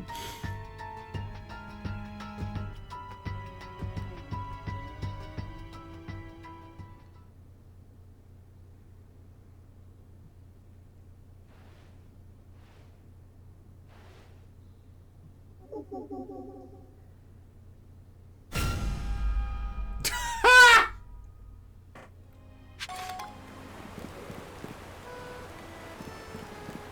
of fucking candles in there. I don't want to go in. Hey, Team MZ kid. I'm not a kid. I'm 30 years old. You gonna help me out? I gotta help someone out, so you can help me out. Got it? Got it. Good.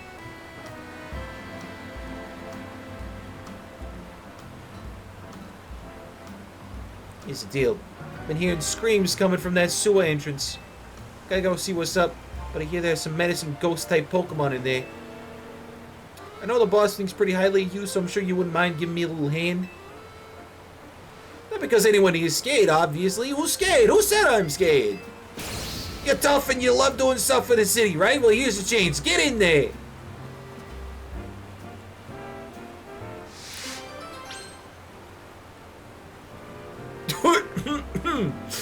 Hey! Speaking of Pokemon that have slurs in their name,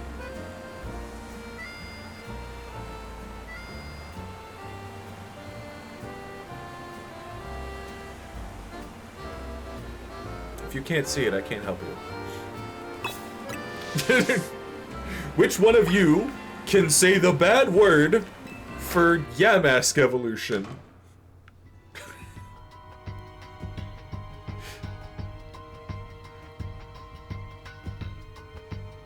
Time to scour the city. Sewer, you go first.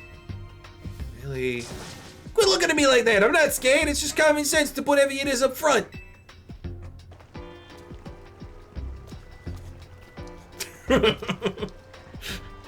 I mean, sure, if it means I can take him to dinner. God damn it. Guess some things look normal for a sewer. Wait, what's that? Oh, it's just a floating golden coffin. Yeah! Several? Several! Or is it just the one? I heard about these things in ghost stories. The Cophagregious. Apparently, they trap people inside their bodies. You gotta attack him. We gotta drive him off and find who was screaming.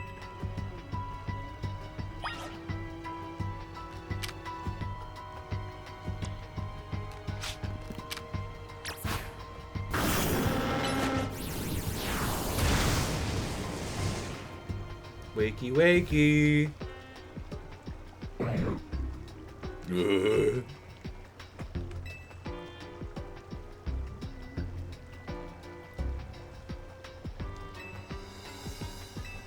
You can sense still more of them.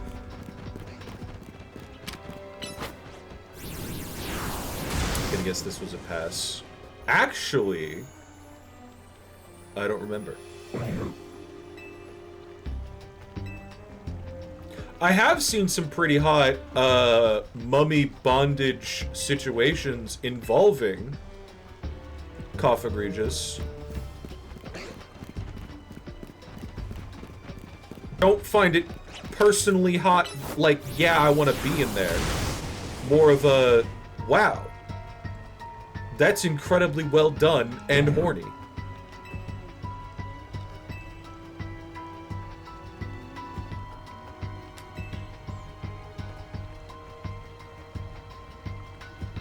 It looks like it dropped something. Gold nugget. I'll take it. And sense more. Okay. Also, how can I sense them?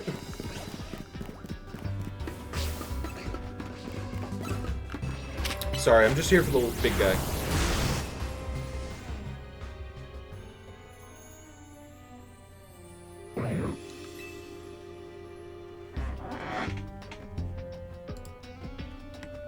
Exclamation point. Oh no, wait, that.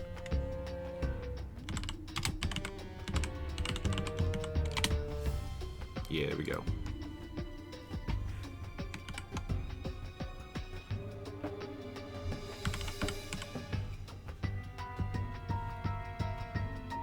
Cough Egregious was a pass, yeah.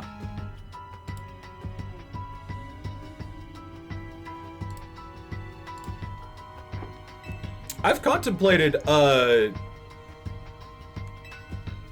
doing, like, a review. Because that was a couple years ago now.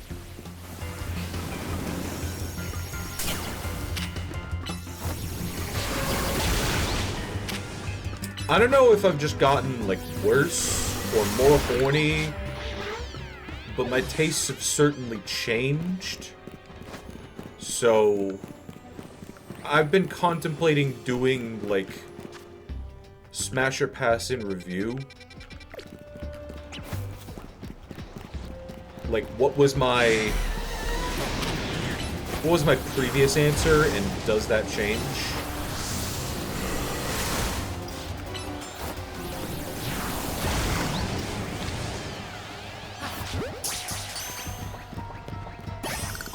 Double check the video. It was like, imagine being inside for cuddles, and then you read the turns focusing the mummy's part and noped right away. Yeah!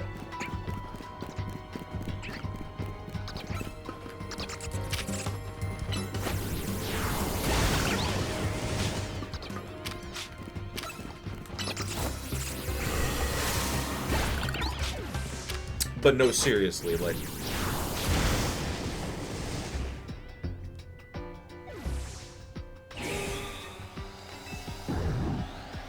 Doesn't look pleased to have been woken up.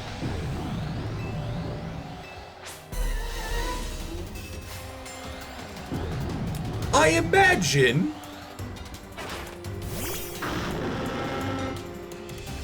Good opportunity to incorporate the new megas. I have been doing essentially just individual...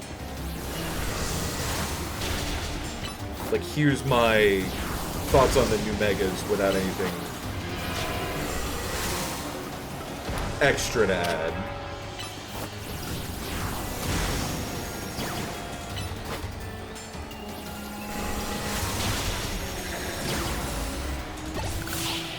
Burn tick killed him.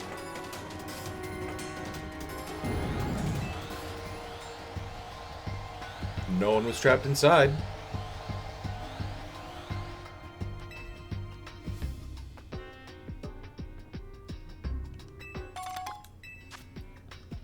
A rare candy.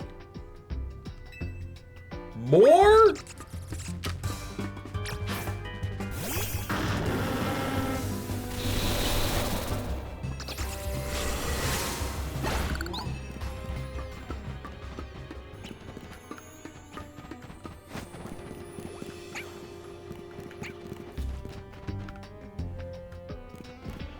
They do float, but I have been checking the ceilings.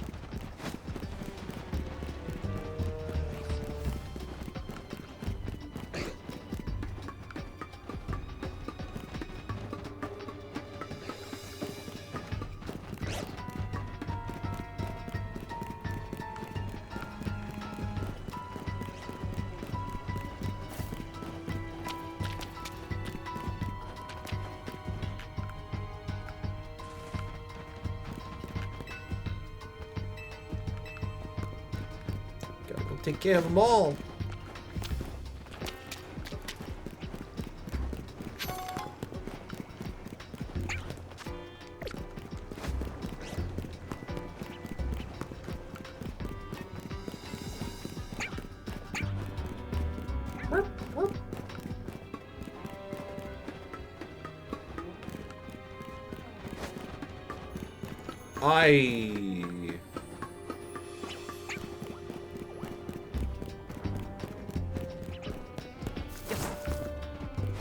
I don't know where the more could be.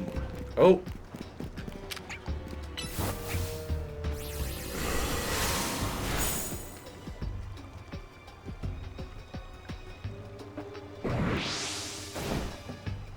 Hey!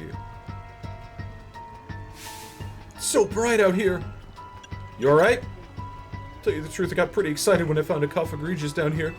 Never seen him, Lumios. I had a big whoop of a salmon, and I think the noise ticked him off. So it got mad and swallowed me up.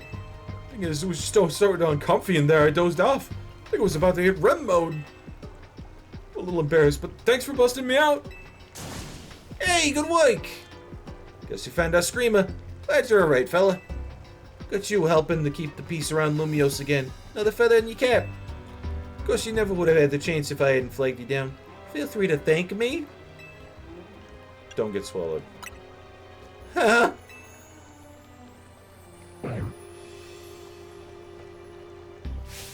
Ah!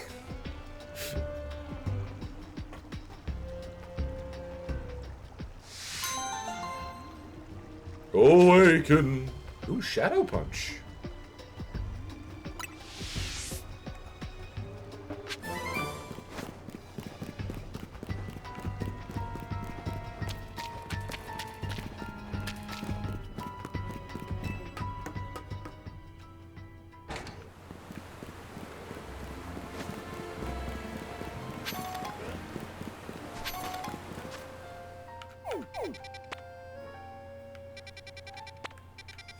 Should do some more cleanup over here, like right next to number 12.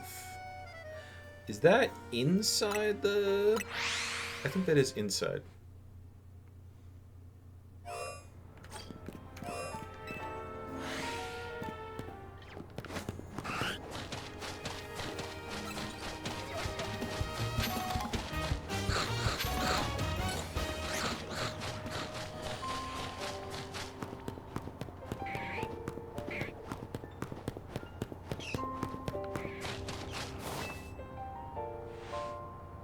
Freezing moves are powerful.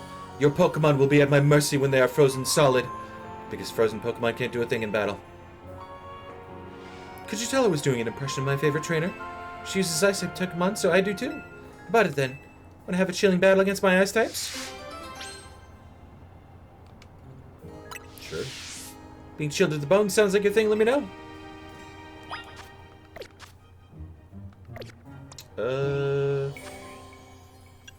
Need to put the Mega Stones back on everybody.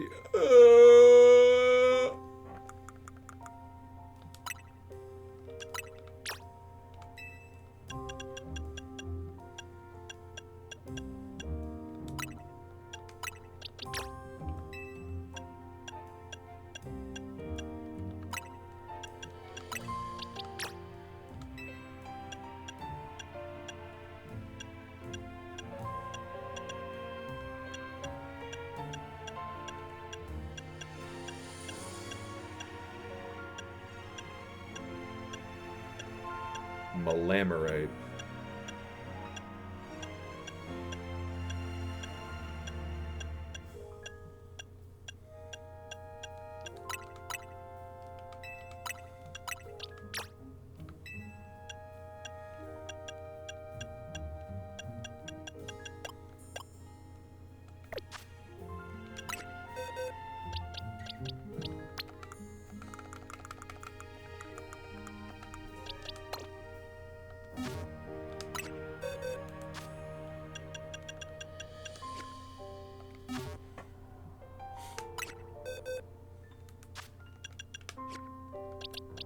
Need to do cleanup. Need to do cleanup.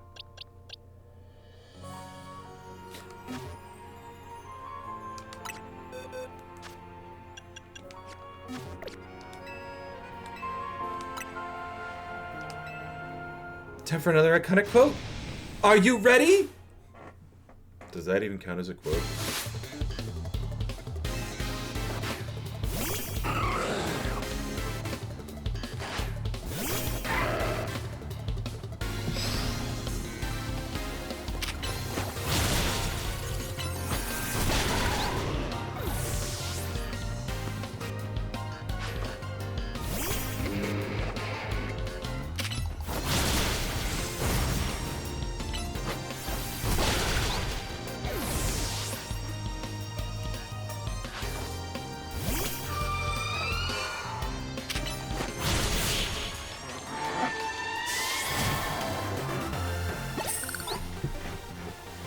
How dare you! Cold. Well, because she's an ice type trainer. You're better than I thought. Go on ahead. Maybe I'm going a bit overboard with the quotes. Anyway, you're real strong. Little tip from me, don't worry too much if your Pokemon get frozen. They'll thaw on their own. Or you can always use Flame Wheel, Steam Eruption, or Flare Blitz to melt the ice if your Pokemon knew one of those moves. It's so strange and incredible there's a place like this in Lumios. It's like an ice field. It's like an Alabaster Iceland. An Alabaster Ice... No. Speaking of which, I can't wait to go enjoy an ice-cold Granita with my Ice-type Pokemon. Hold on, I have to Google something.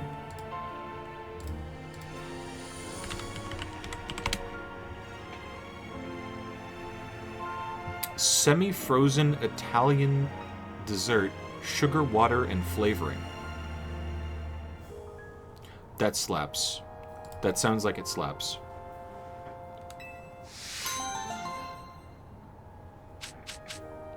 And it never melt ice.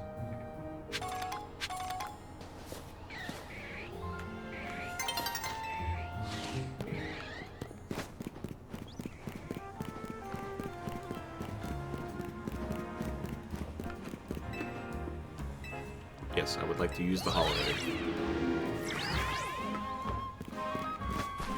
NPC says, feel free to use the Holovator, and I stare at the NPC and I'm like, I don't want to talk, I just want to use the elevator.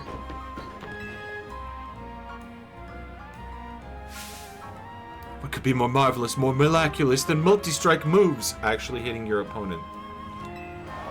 They're nimble. They're stylish. They flow so elegantly. Not to mention you make a bunch of hits in a row. If ever hit lands, think of what a world of hurt your opponent would be in. If your opponent uses Protect, having a series of staggered hits lets you get around it. Plus, think of what multi-strike moves can do if you use an item to boost your crit hit ratio. Just getting started. You're still going. I unleashed a multi-sentence move. Mind my manners. I should show you the wonder of multi-strike moves in battle. Multi-strike, multi-strike, multi-strike. Merchandising, merchandising, merchandising. Spaceballs 2, the movie, the t-shirt. Prepare for an unrelenting, overwhelming, marvelous buffet of multi-striking.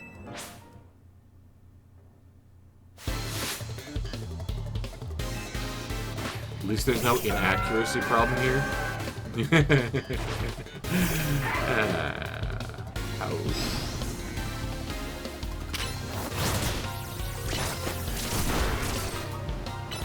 Okay, triple axle looks amazing.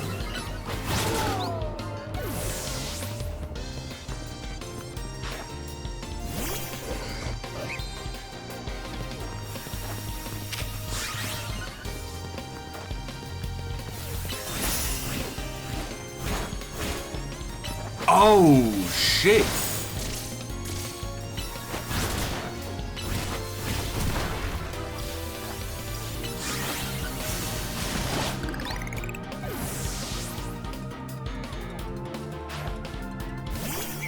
It genuinely does last long enough that you are going...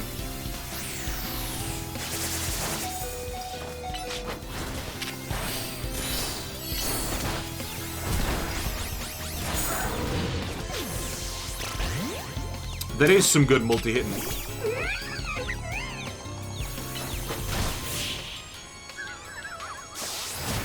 I still like speedy moves, though. If your multi-strike moves hit every time, it doesn't guarantee you win. Such as battling. Marvelous. You fought wonderfully, much to reflect on. For example, not every blow in a multi-strike move will always land. Not to mention that while your Pokemon is using a move, it's wide open to being attacked. Timing, positioning, there's so much to consider. I need to battle more. Perhaps then I can see if you're still going? Just another multi-sentence move. Triple axle. Triple axle is a nice move in which the user delivers 3 graceful jumping blows. That's not all. Each jump is higher than the last and it's a wider radius too. The joy of landing each attack. The thrill of strategizing around a sequence of strikes. You'll join me in sharing the delight of multi-strike moves. Yeah, multi-strike moves also suck when you're using them for, like, an initial hit.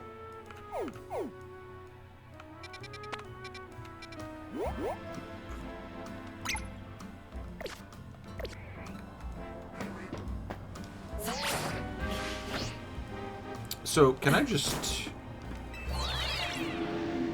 Thank you. Thank you, mister, for letting me use an elevator.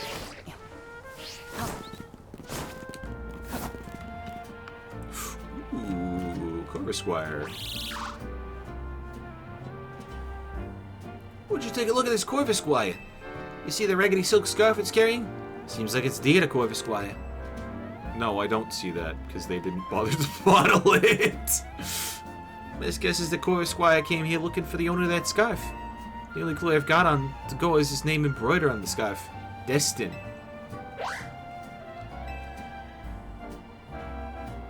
Reacted just now when I said the name Destin. That's gotta mean something. Feel like I find out more about this scarf. Anybody would be knowledgeable about clothes and things? Could ask Naveen. Hello. I have a question about a scarf.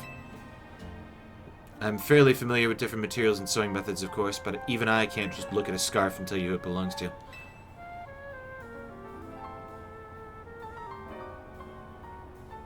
I know. Perhaps you could try asking Asami. Salami? Though she can be rather a handful to deal with, Asami at Boutique Couture is a pro designer. She'll likely recognize something about the scarf. Don't give up, Salosabim. Sure you'll find the owner. Get a look at someone who has found a lead to pursue. Please help find the owner of this scarf for Corvusquire. Dirty scarf. It's easy to imagine that this must have once felt quite luxurious.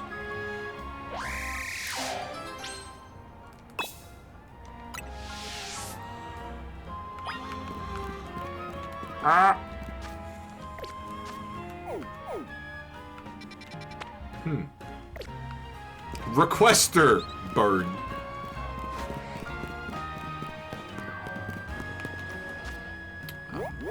Excuse me.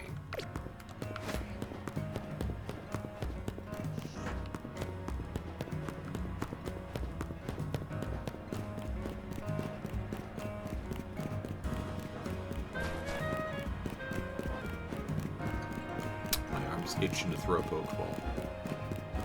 Random things you get to see NPCs say.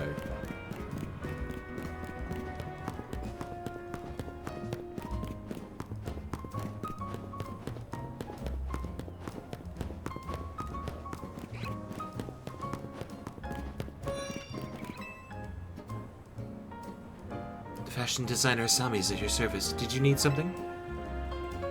Scarf. Oh! Bird has scarf.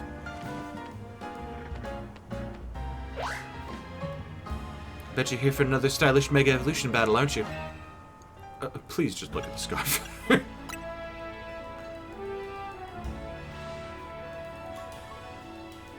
Want to try my evaluation of the scarf because you have such faith in my skills as a designer?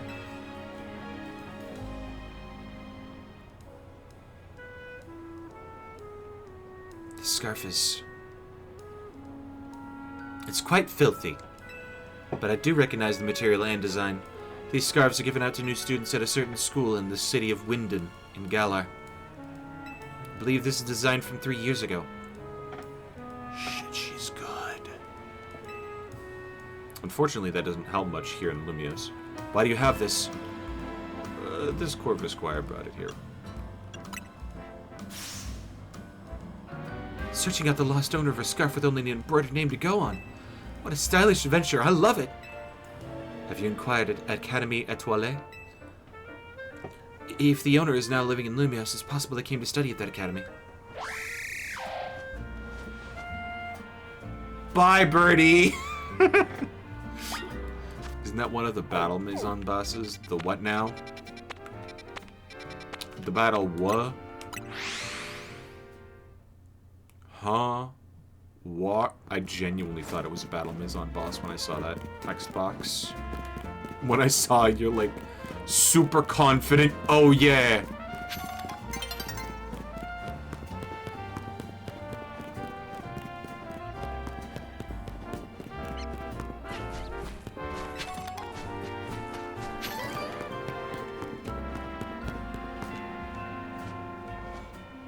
Yeah, I know. What's with this Corvusquire? Are you Rookedy? Were. We met in the Galar region. You came all the way across the sea to find me? Yeah, but I think it had to evolve first. But you were hurt back then, and you were so small. But you still came to find me here in Lumios after I moved? Take the bird. He's yours now. You're the best, Corvusquire. You helped Corvusquire find its way here to me, right? Thanks a million. Think Corvusquire would like to be my partner in battle with me and all? I bet it'd love that.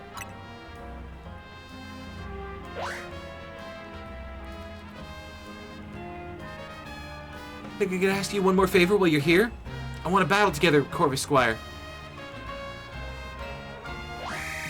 Oh no, I'm about to stomp this kid. I'll go easy on you and use the bunny.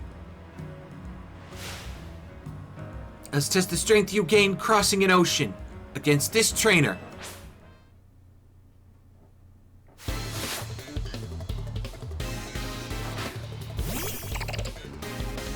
Oh.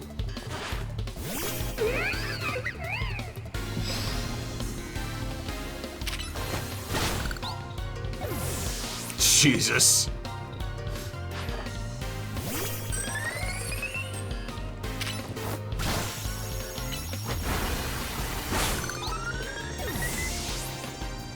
That sigh certainly was Beam.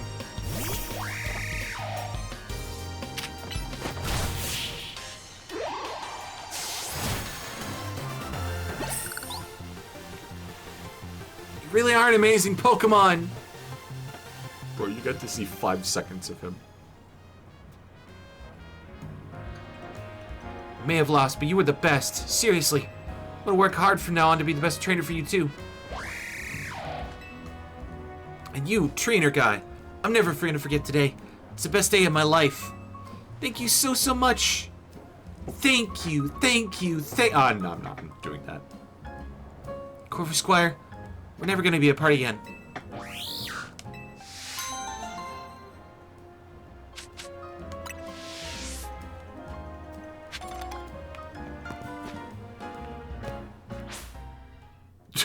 Wait. Oh, this is the nighttime cutscene. Okay. Wait, did it pop up around me? Huh? What? What? No, okay, it didn't. Thank God. Is that a Mega Ring? Can you Mega Evolve your Pokemon? Yeah, you want to see it? Cool, right? Cool. Bet you know lots about Mega Evolution. Maybe you can teach us. Hey, Pokemon trainer, he's a super cool Mega Evolution user.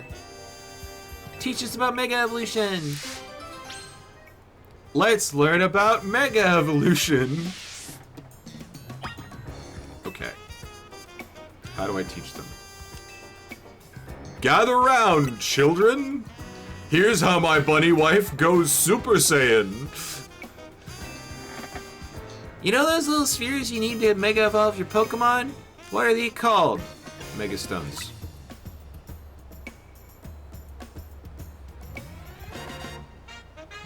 Oh, they're stones for Mega Evolving, so that means they're Mega Stones. Makes sense. Mega Stones are named after the Pokemon they match with, right? What kind of Mega Stone does Canary use to Mega Evolve for Electros? Is it Electrite? It is Electrite. Ooh, it's Electrite. Can't stop till you get enough. The correct answer is Electrocite. It's true that some Mega Stones don't use the Pokemon's full name, but this one does. Fake Canary fan. When Pokemon Mega Evolve, their moves get stronger. What do you call those moves? Plus moves.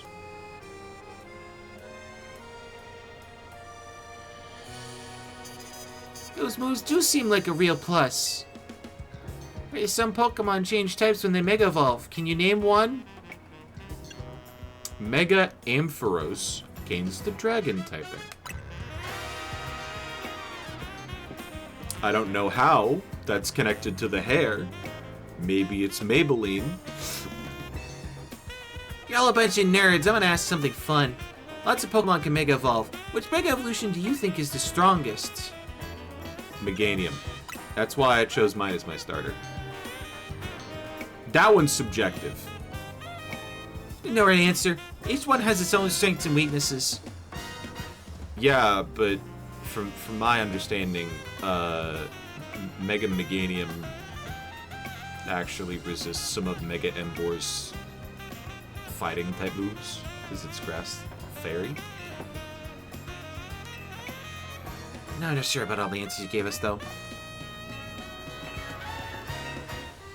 Everyone is saying that the strongest Mega Evolution user is gonna save Lumiose. Oh. I don't know if you've seen the news lately, kids, but that already happened.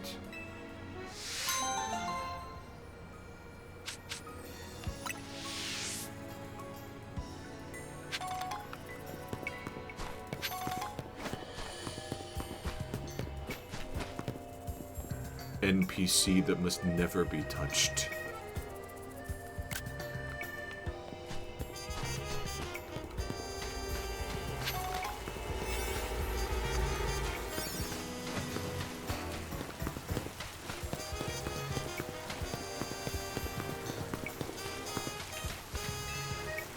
Bond.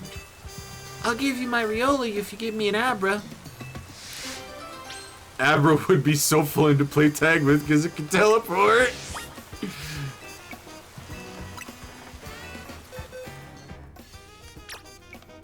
Yeah. Normal level 5 Abra.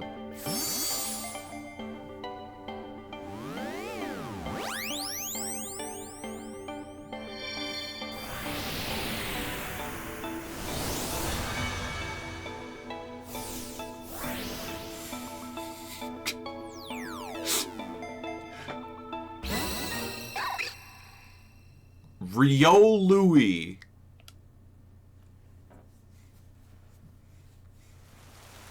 A real life Abra. Come on, Abra, let's play tag. Did you just go to sleep? That's not how you play tag, Abra. Wake up.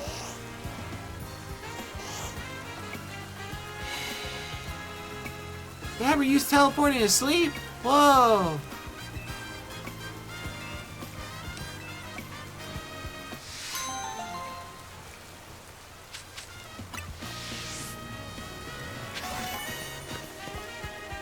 That's the first time I've gotten a Riolu. Wow. Wow. That sucks.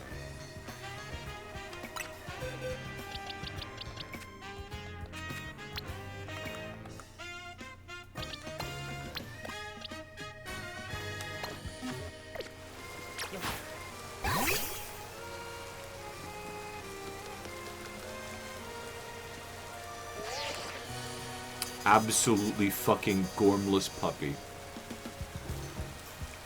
There are 0 brain cells behind those eyes.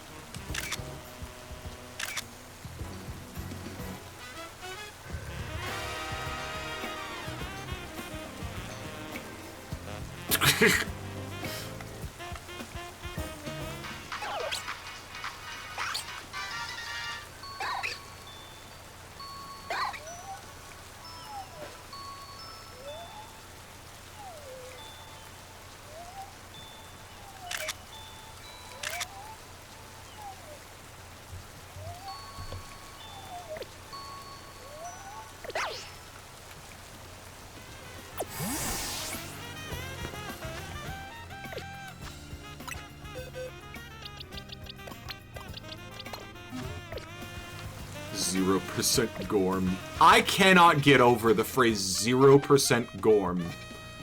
It is just so funny.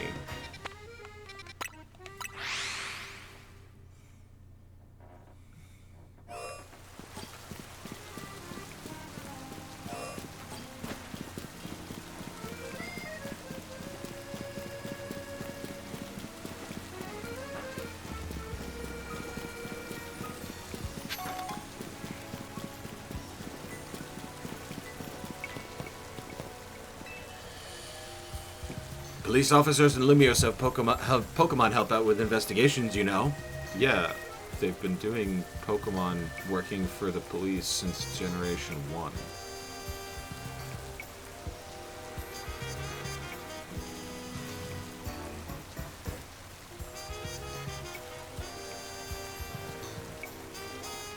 Hold on.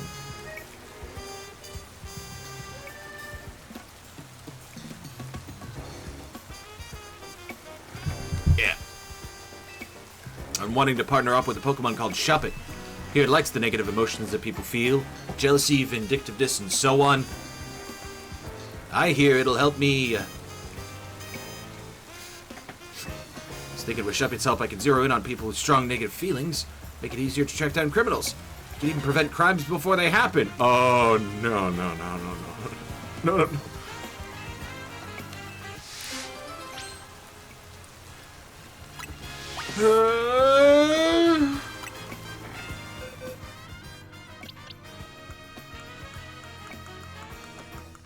They only have the 2 Shuppet. Oh, there we go. Nice to meet you, Shuppet. Piece of Lumios depends on you. Let's see what you can do. Being said, I don't expect you to start reeling in criminals right off the bat, of course.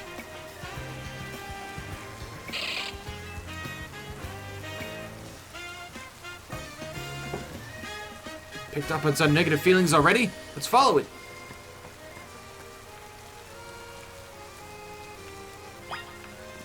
Jesus Christ.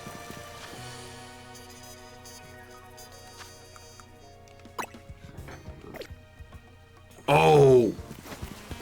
Is zooped.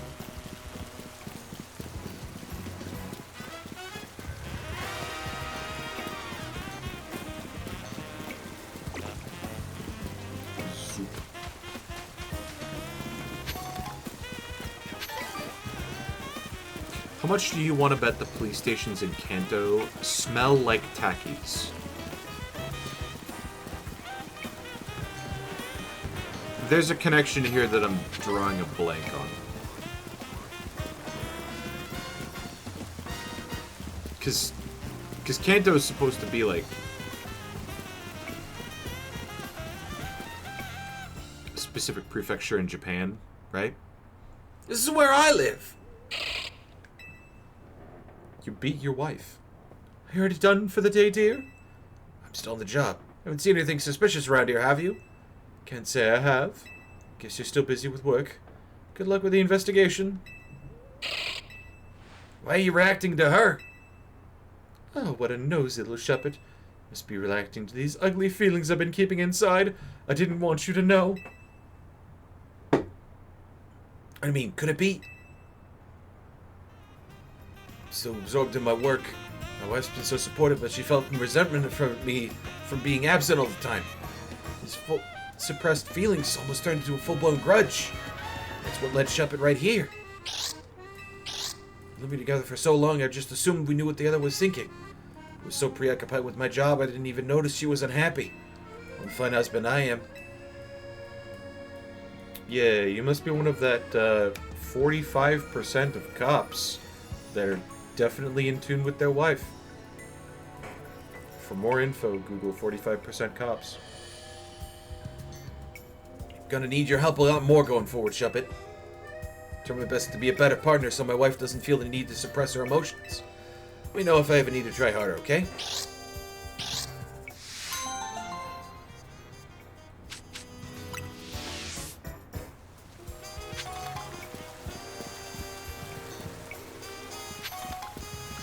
Okay. Weird hitbox for that, but okay.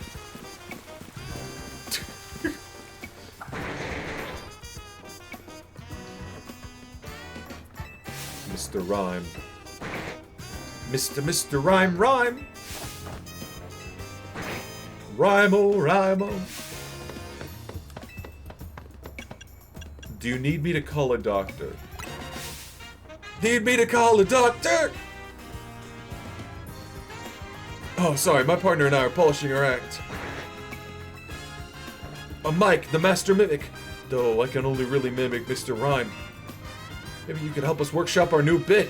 We'll do a Pokemon battle where we mimic your moves.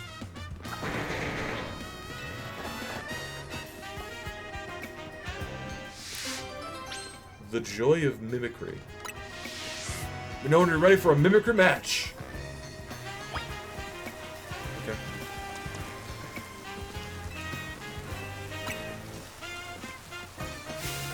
All set. Sorry, force of habit. Get ready for a mimicry match. My trusty partner, Mr. Rhyme, will have you seeing double.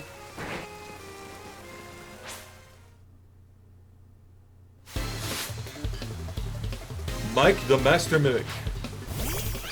Among Us!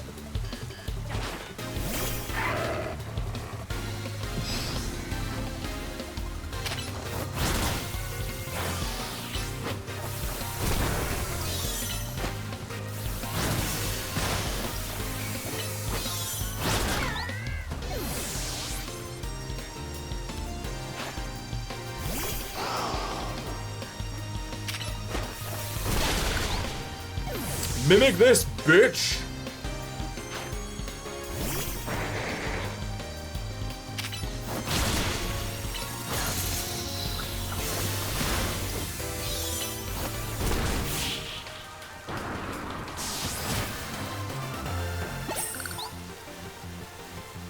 If only we could mimic your victory. Our mimicry couldn't keep up. You used to mimic like a pro, Mr. Rhyme. Just couldn't get the timing down right. What do you think of the mimicry match? Was it fun? Rai, me, me. Rai, me, me. Might be a better mimic than I am. Here's a TM for you to remember my name by. Spread the word. Mike. Move mimic lets you copy the move. Mimics have it tough. At least as tough as whoever we're mimicking.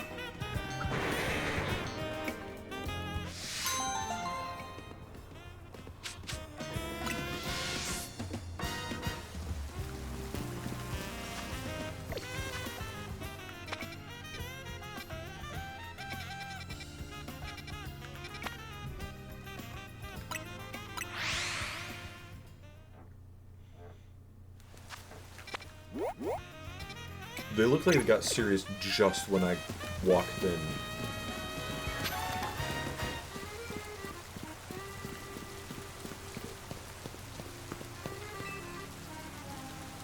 You want something from me? If it's a Pokemon battle you're after, I'd be happy to oblige.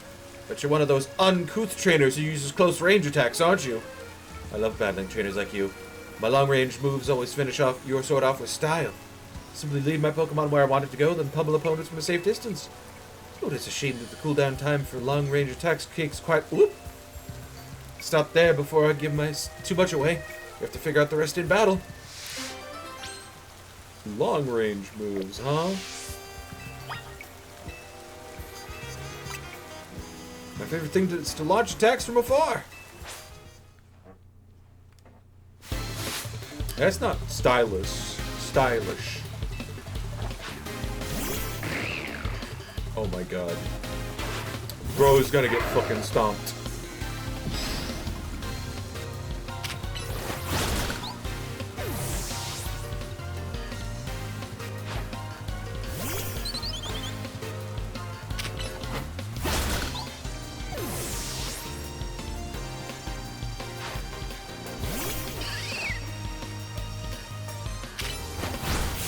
Why yes, my Pokemon do all use close range moves. They turn the far range into the close range.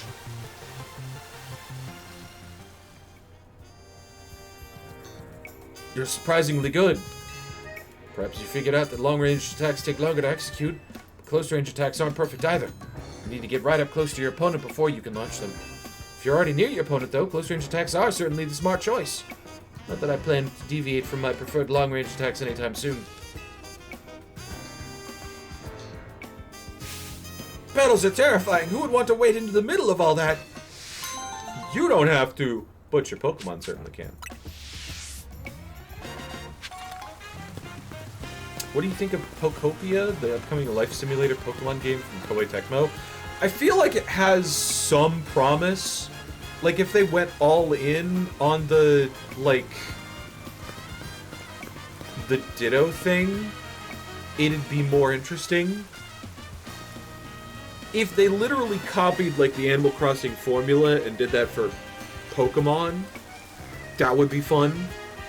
But it honestly looks like it's just going to be generating space for, like, tons of wild Pokemon to live. So everybody's going to have, like, the same or very similar layouts. I don't think I'm going to be picking it up myself, but I'm definitely going to be watching it, because Pokemon, I'm interested. Having a Ditto that half remembers their trainer as a protagonist for a game, sure, absolutely. I'm already playing Animal Crossing in 2026. I've got my hands busy. You there! Have you ever had someone use the move Protect against you? So neat when a Pokemon uses Protect and negates all incoming damage. I actually prefer the move Detect. Protect keeps your Pokemon safe for longer, but you can use Detect more frequently.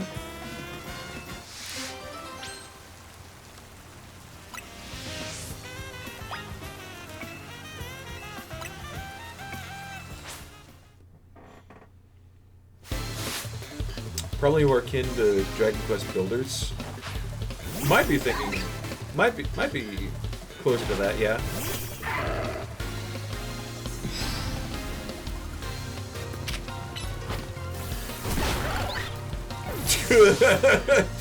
I'm so sorry.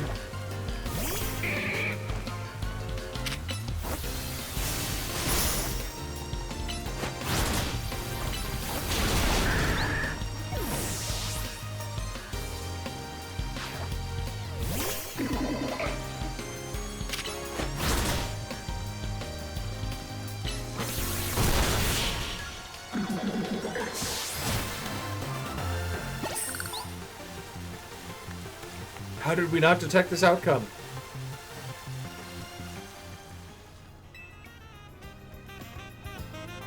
What'd you think of how my Pokemon use Detect? Way different than Protect, right?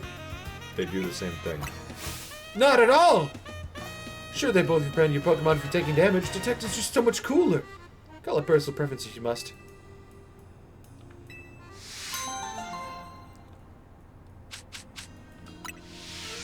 Belt.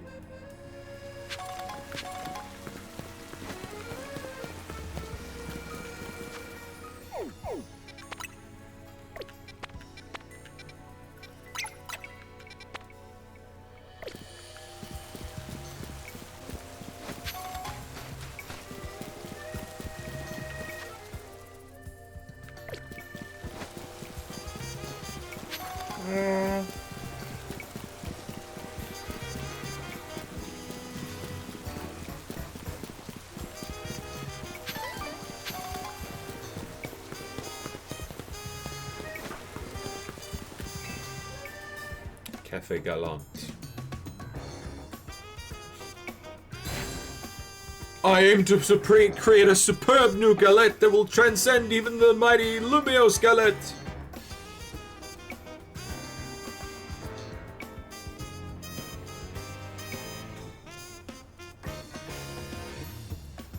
Does he now?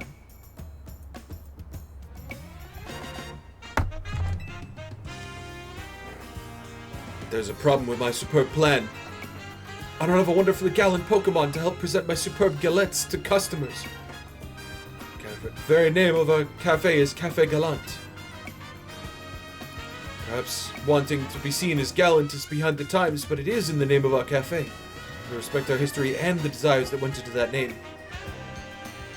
I suppose I got off topic there. The point is, I want a gallant and classy Pokemon who can help deliver my superb galettes to customers with style. Gallade? The gallant of Pokemon, the effortlessly cool Indeedee. Okay.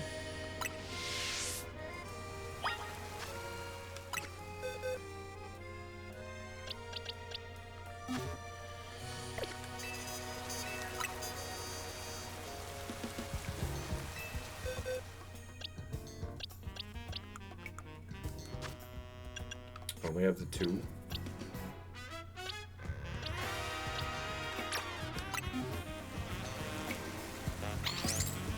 Maid outfit. The gallantry! All indeed are most gallant. Gallant, you might say in this case. Prepare my superb Lumiosquelette that shall transcend standard Lumiosquelettes.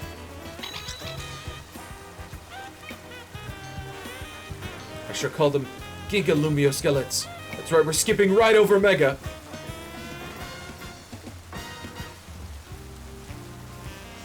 Good to know!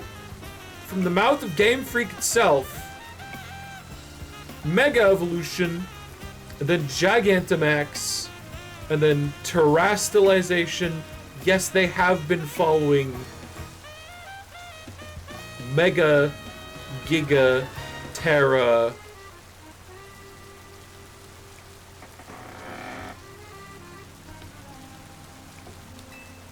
It's the kind of brilliant thinking and decisive action that is needed to be truly gallant.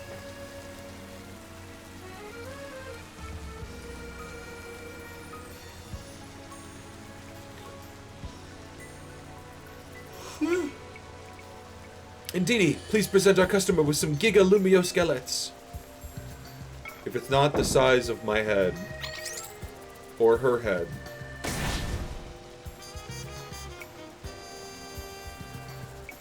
So large, there's no room to serve coffee or anything else alongside them. Just one. Just one. Perhaps gallantry should know some limits. But at least I get to see Indeedy's gallant service, and that's something to celebrate.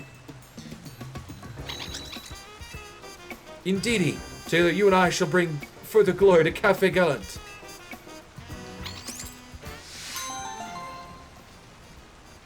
So Gen 10's gimmick will be Peta something? Perhaps?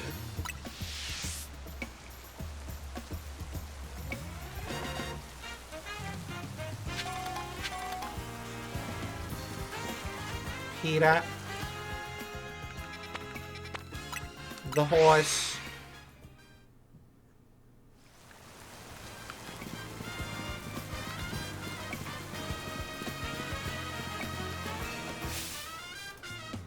You're still asking him, right? My favorite streamer in the whole world posted this photo the other day. Just look at it!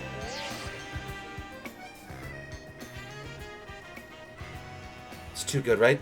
Canary just chilling with a bench on a bench with her Electros, looking amazing. I want to sit on the exact same bench and get my own shot with my electric, so I could really use your help. Help me find that bench! Imitation is the sincerest form of flattery.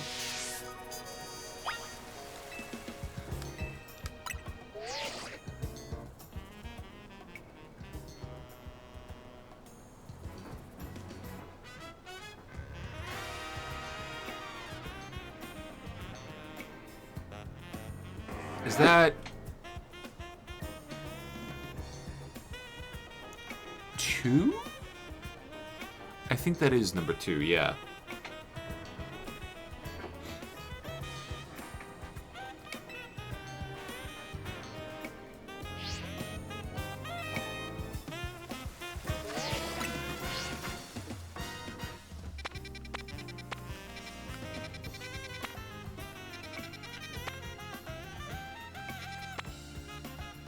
But that's Quasartico.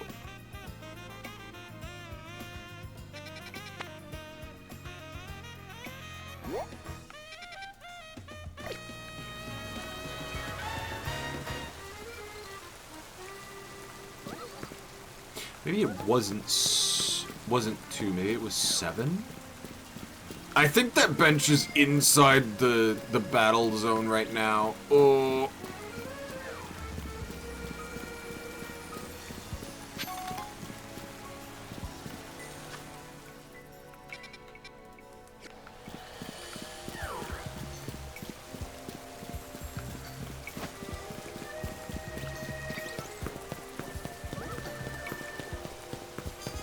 Yeah, you're closer than you think, girl. I feel like it would be right here.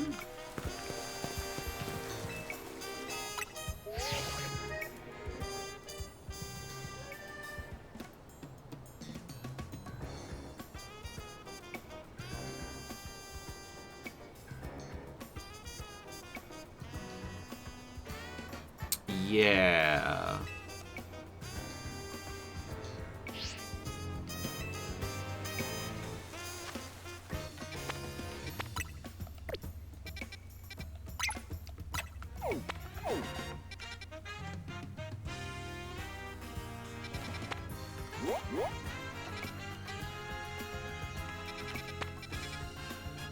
Might actually be in the battle zone.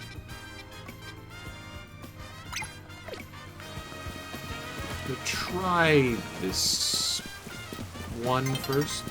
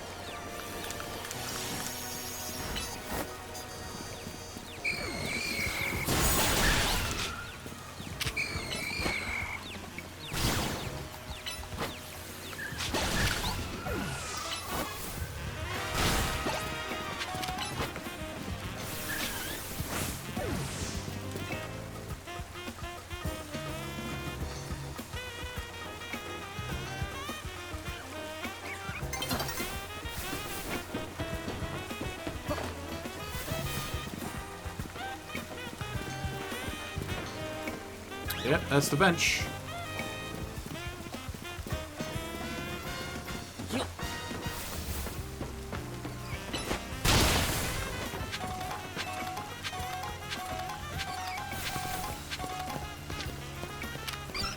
Mine.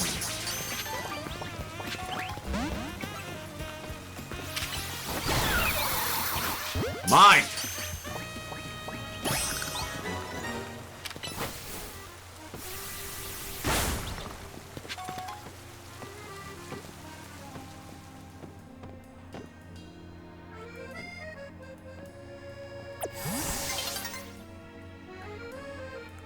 Sound just cut out?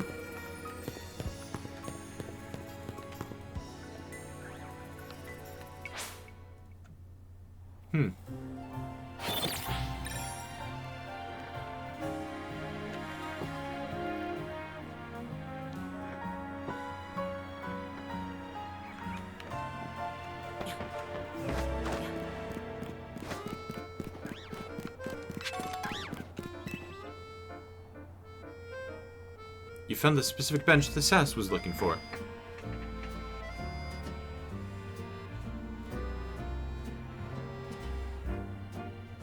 Got the two planters in a row, the same buildings in the background of the mountains?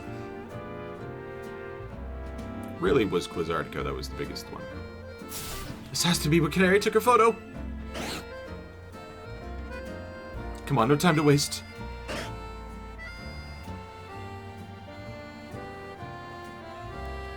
Don't I look just like Canary sitting here on the same bench she sat on? Can I ask one more teeny tiny thing of you? Can you take me a picture of me looking just like Canary did in the photo I showed you? It was at nighttime. Want it to be from exactly the same angle. Okay.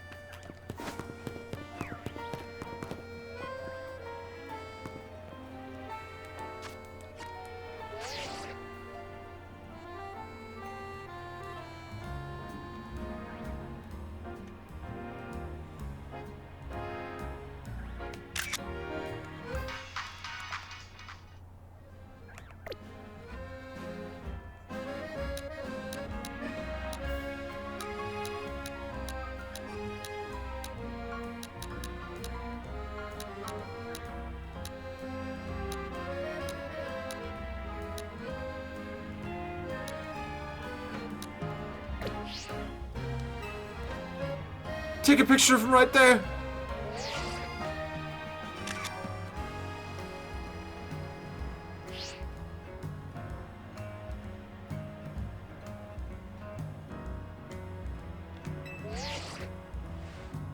Just like Canary. I'm uploading now, and there, it's up. Wonder who took that picture for Canary. Could it be that mysterious manager of hers? Apparently he's really evolved into work. Guess we have to him to thank for having canary bread and everything. They're not bad, but I'd really rather have canary keychains or, ooh, an acrylic standee. God, I'm fucking...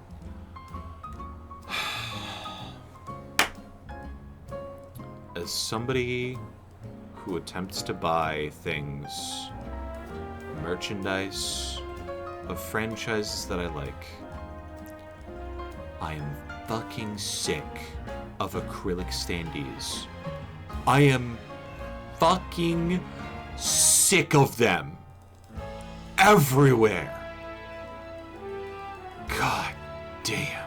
If you want acrylic, fucking go for it. Acrylic keychain. I've even got an acrylic pin. So many standees. Why?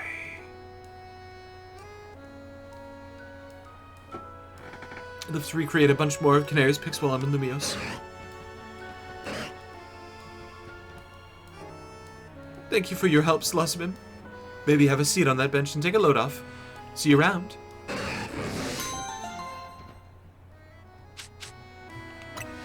Fastball.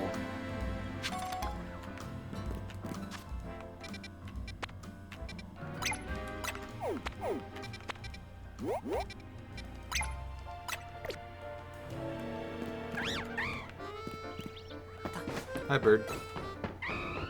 Just passing by. I'm just passing by. Yes, I'm a rich boy. Yes, you are.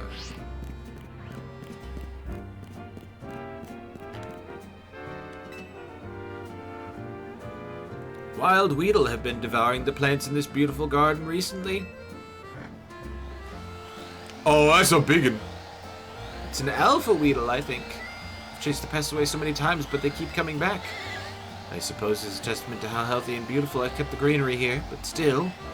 Maybe if someone could catch the alpha Weedle instead of chasing it away, the other Weedle would stop coming back as well. Please catch that alpha Weedle while it's around here during the day. Big weed problem.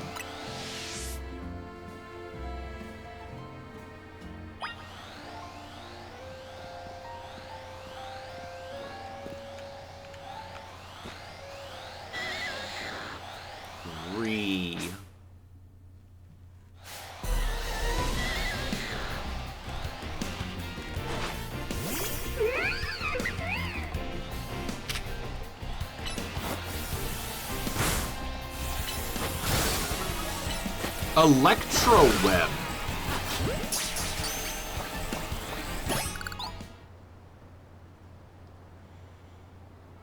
You successfully caught that giant pest. My dear plants should be safe now. I'm relieved, and yet I feel a little empty inside. Could it be that those Weedle wormed their way into my heart? I could give you the Weedle, and you could evolve it into Big B. It's yours. It's yours, my friend. As long as you have enough rubies. Magnificent poison stinger.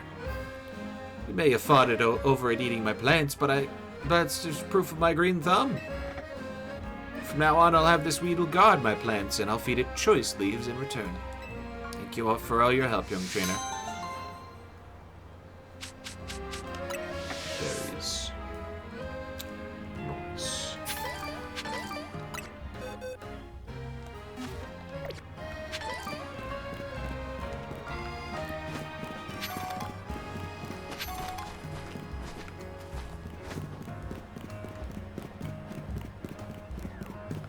You ever thought about having a bird Pokemon nest on your head?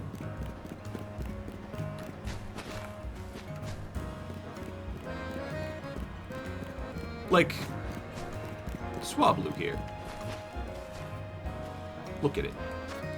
Isn't it adorable? Fluffy wings.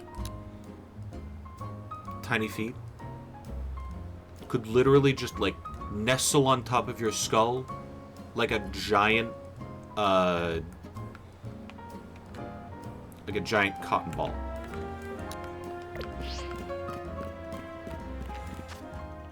Do I have...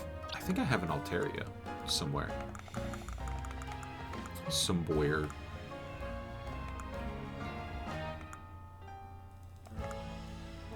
That's a lot of dogs. That's a lot of dogs.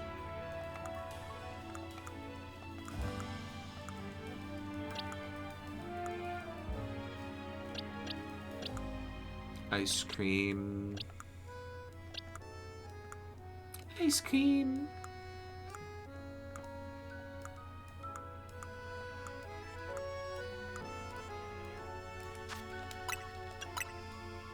Thought I had an Altaria. I do have an Altaria. It's just way far in.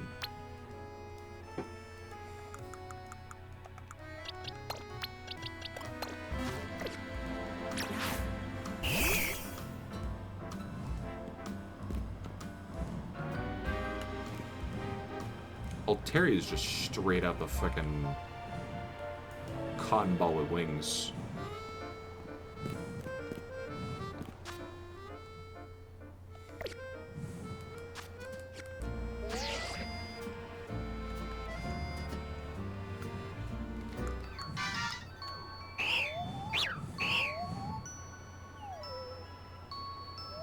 Aww. I wanted you to, like, roost on the ground or something.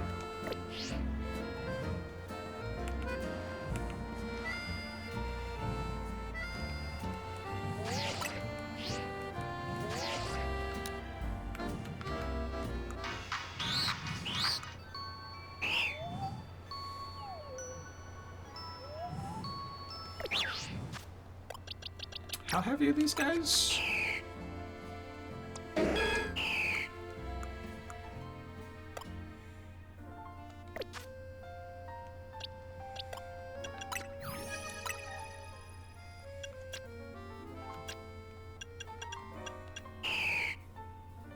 £45. Okay, so there's a lot there.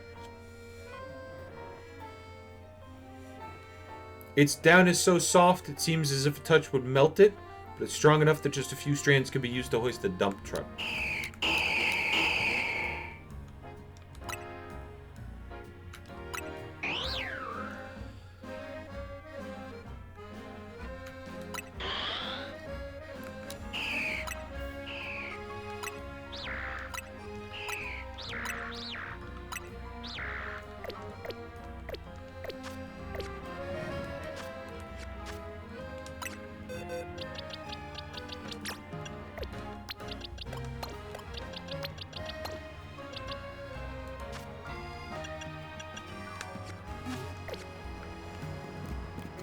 Well, anyway.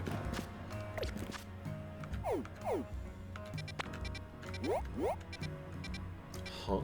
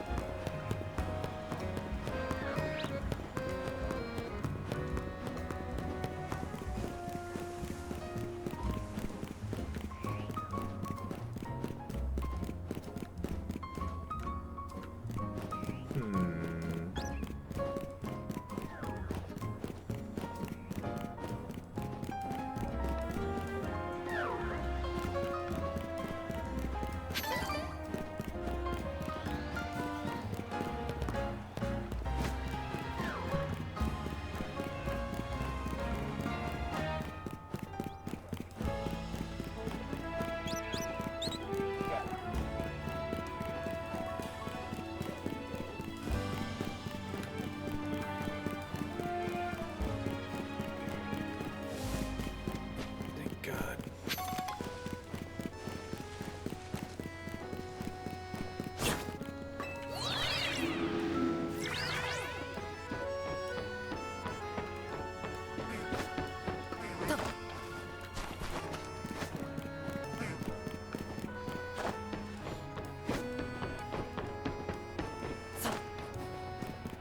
Two swords. Two swords.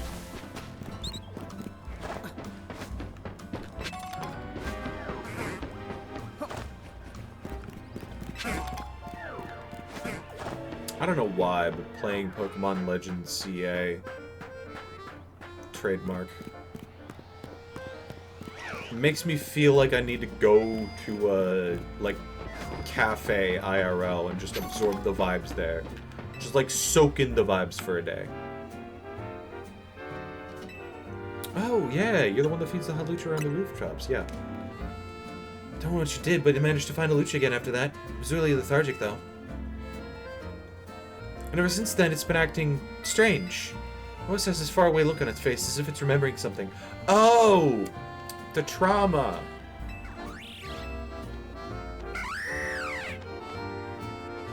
What's going on, Hawlucha? Looks like it wants to battle. Do you think maybe it wants to have a battle against you? Guess it must want a rematch. Pardon? I don't quite follow. Not sure what's going on, but if Hawlucha wants a battle, could you grant its wish?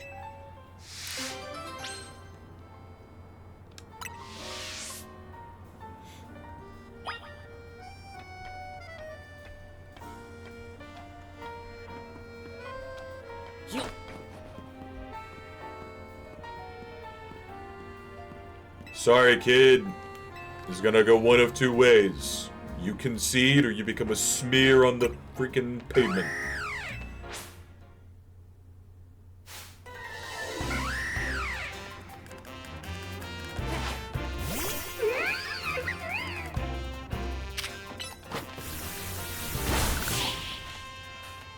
Smear.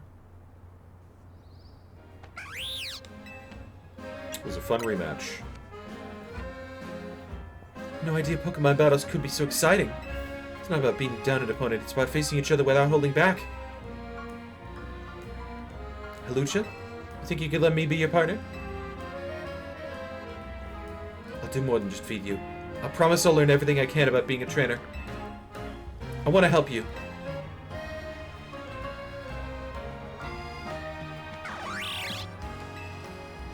I won't let you down.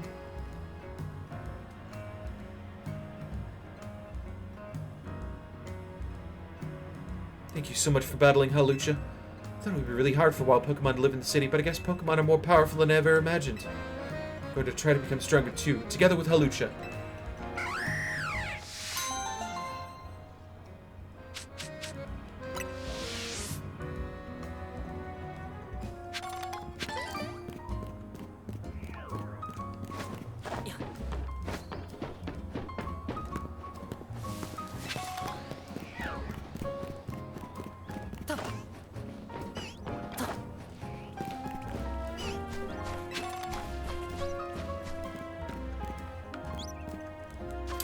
Way more explicit about it being a rematch.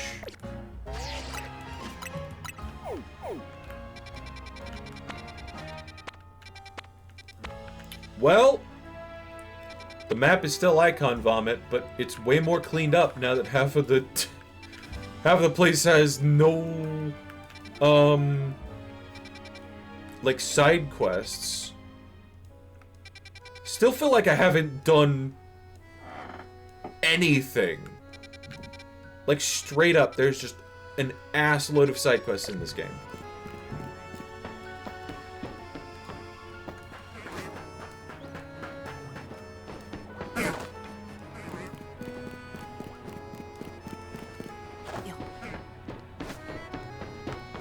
They did this with Legends Arceus, too. Where was pretty much 70% of the content was side content.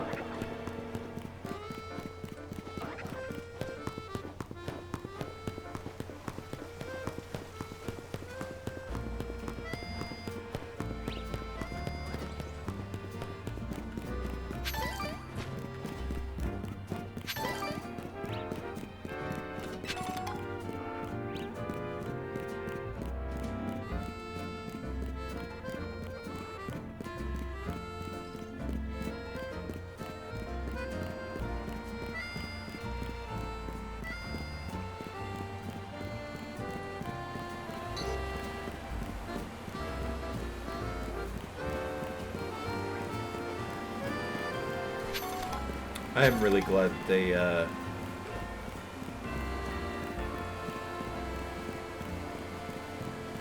redid Lumiose for this. Because, like, the canal here, they absolutely could not have done something similar to the canal on the 3DS.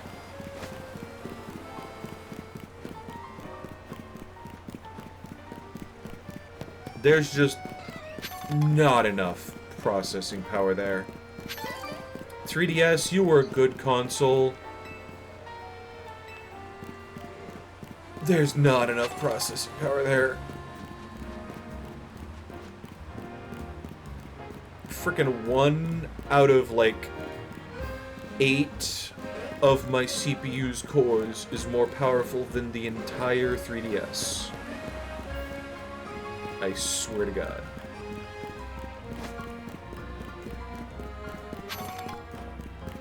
Actually, 3DS hardware specs.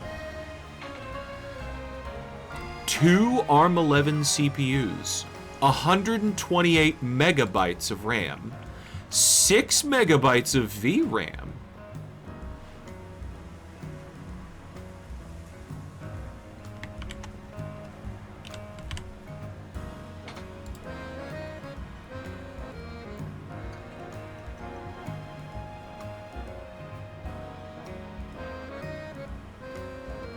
Gigs storage. That's why they did it in bytes.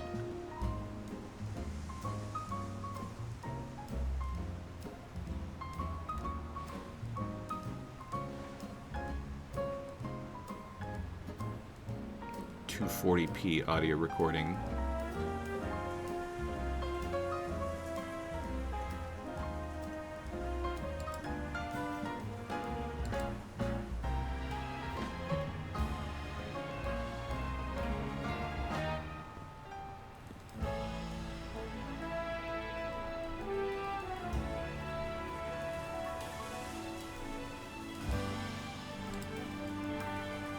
Only problem with the 3DS was that its main gimmick of 3D sucked and just made your eyes hurt. Well, yeah. I'll admit, was a, like, problem. But that's also why it was a slider. Always accessible slider. On the top console of the console itself. You can always turn that shit down or off. I have a feeling that that was, like, probably one of the first things that they did. Like, yeah, okay, so that Virtual Boy thing kinda sucked. Let's make that, but it doesn't suck. And let's make that an optional part. Like, I personally really enjoyed the depth of field that, the like, sense of depth that the 3DS gave. Ugh.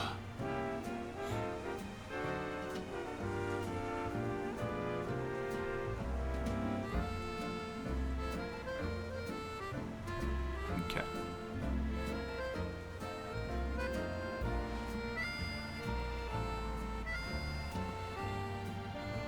32-bit. 32-bit system.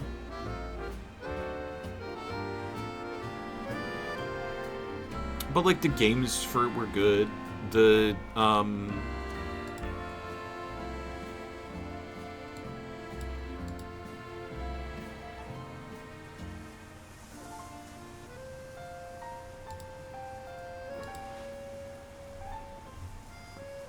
the games were good. The handheld was, like, felt really good in your hands and was, like, good to play. The gimmick for it, admittedly, yeah, very gimmicky, but it was always an option, not forced. I personally never had problems with the, like, 3D on the 3DS. Didn't really make my eyes hurt. I will admit that it helped suck the battery life down, so I turned that off 50% of the time.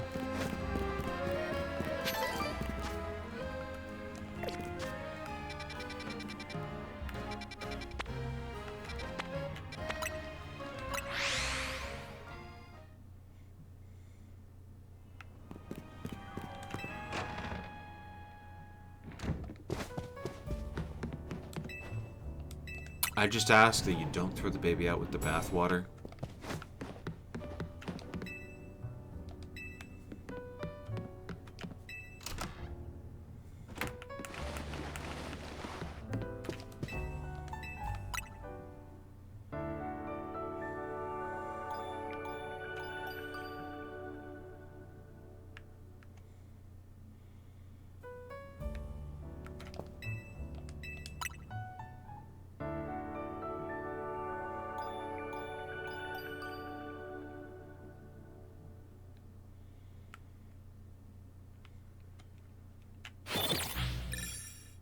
Ah, yeah, okay.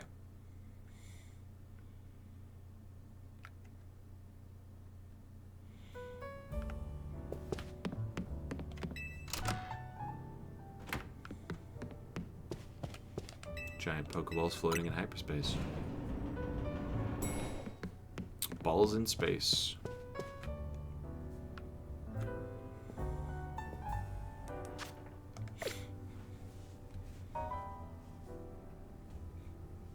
Man, technology used to be fun and cool, and I'm just looking at the, like, this is something that has, like, a less powerful processor than my phone, less battery life than my headphones, and probably less RAM than my smartwatch. And I love the fucking 3DS. Man, I fucking love that thing to death. It's at the point where I'm tempted to, like, dig out my 3DS. At this point, it would be a 3DS XL. And I like, see how I can play with that. Because so many other people are doing the same thing. And yeah, it's because it's about 12 years out. 3DS XL started, yeah, 2012.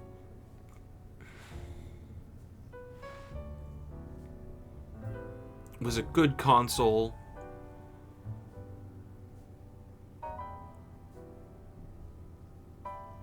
Had some good games.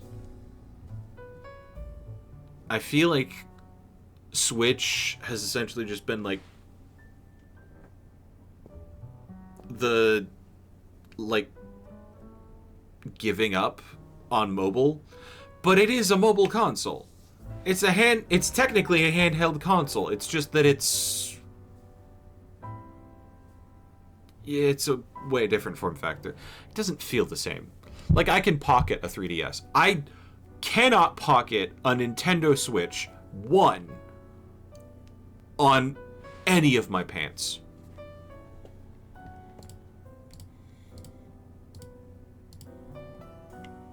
Because there's portable and then there's portable.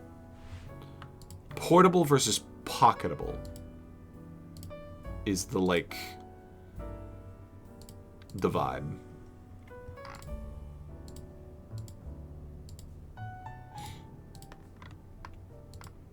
MC Hammer parachute. Yeah.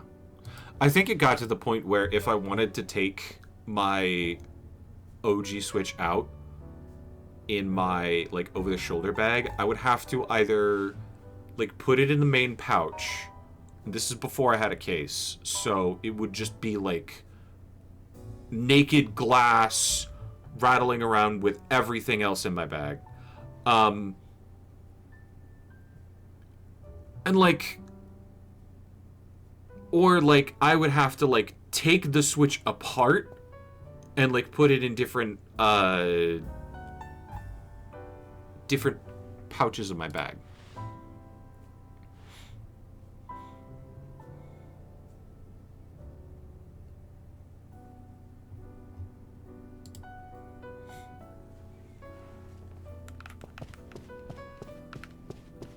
.3DS was good. 3DS is the worst out of all of my, like, modern tech specs wise, and I loved it more than all of my current generation tech, because, like, Yeah. That's where my childhood lived.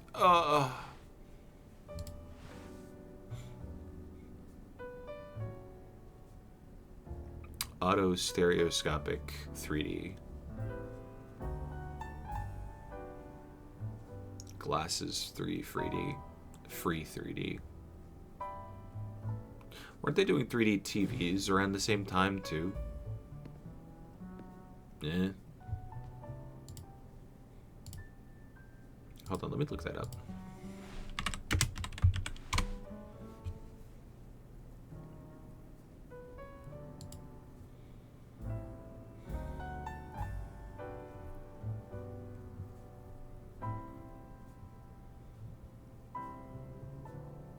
"2010 trade show. Major manufacturers begin selling full lineup of 3D TVs following the success of Avatar for blue people."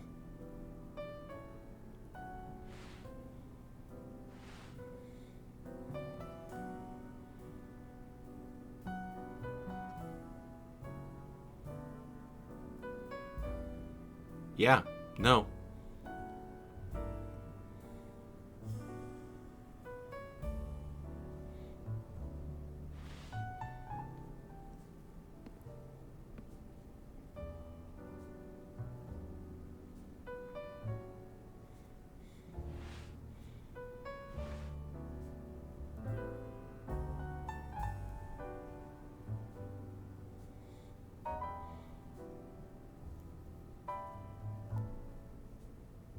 It was 2010, and the Nintendo 3DS launched 2011, so it was deep into 3D craze.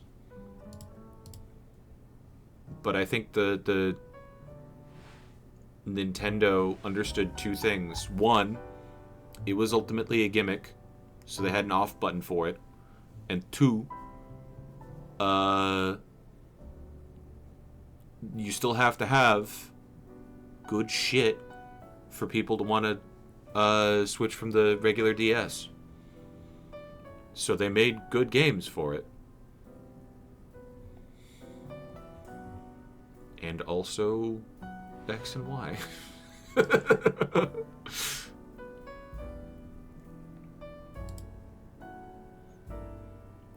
Holy crap. Wait a minute.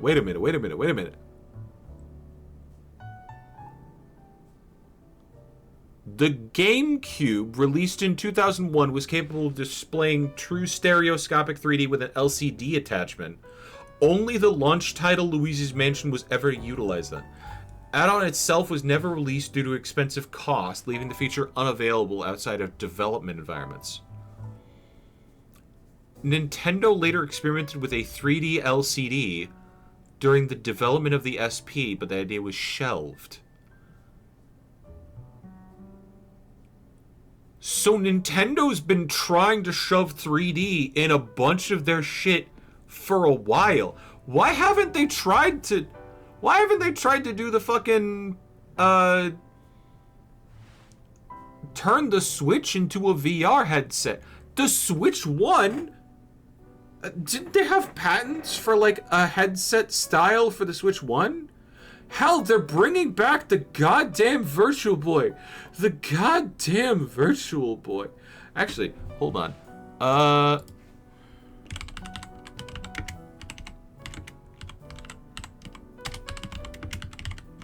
Is the Virtual Boy Virtual Console on just the Switch 2? Or is it on Switch 1?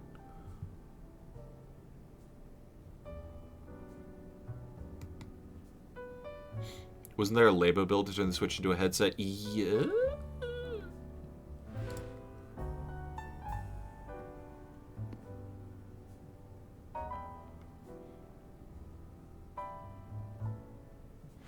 Cardboard version of the Virtual Boy for $25.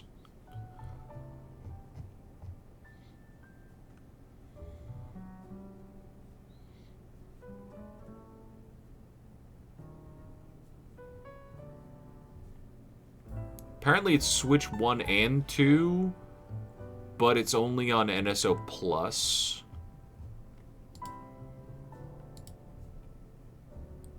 and the ability to change color on the VB Virtual Console is an update they're making later. Brother, I can get that upgraded with like an EXE on my desktop right now. And I'm not afraid to say it.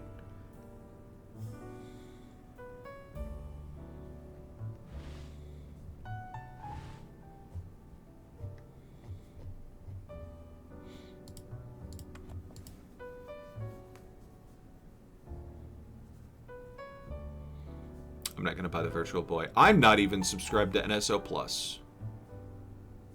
It's not... I will buy pick and part DLC. I'm not buying enough to get my money's worth out of NSO Plus.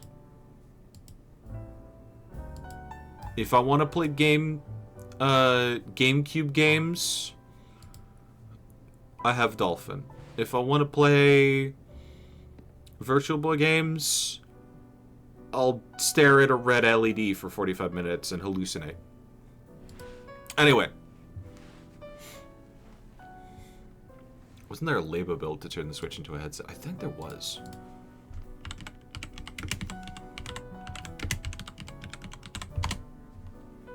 But the fact that it was only a, like, Labo headset. Yeah, no, it was. VR kit.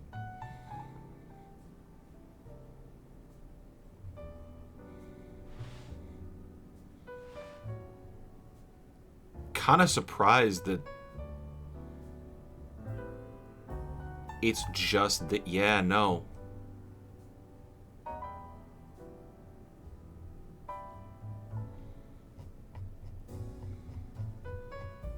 This completely flew under my radar.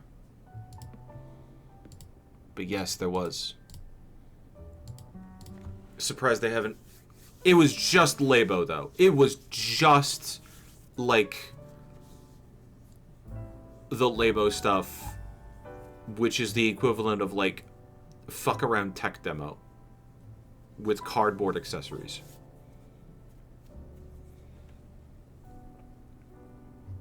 Anyway. I need to get some sleep, man. I'm starting to crash hard. It's been fun. Just doing the side quests has been fun, man. I deprive myself of some fun content for the sake of shotgunning the plot like it was going to be spoiled at any moment.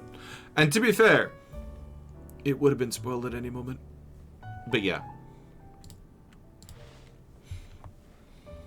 I'm going to save.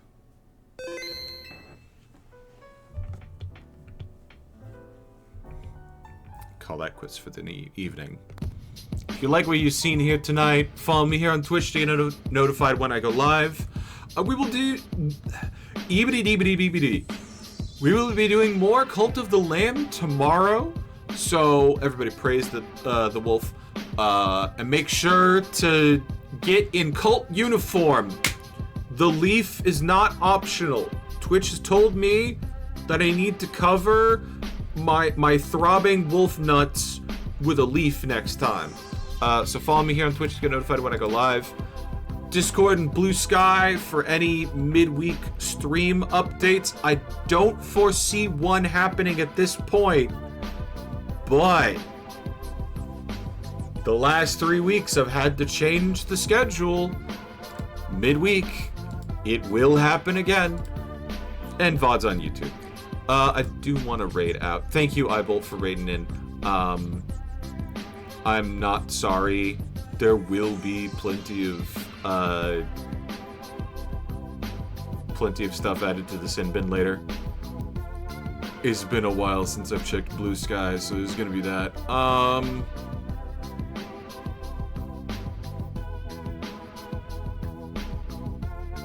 Who am I?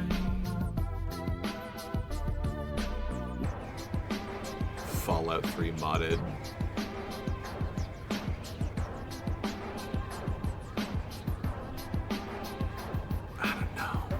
I don't know who to raid. I don't have a good person to raid.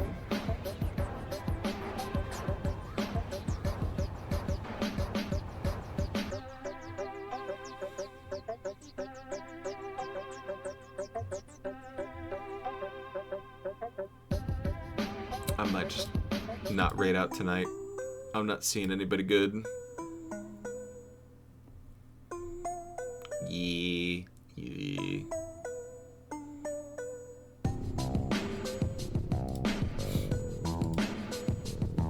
No raid tonight.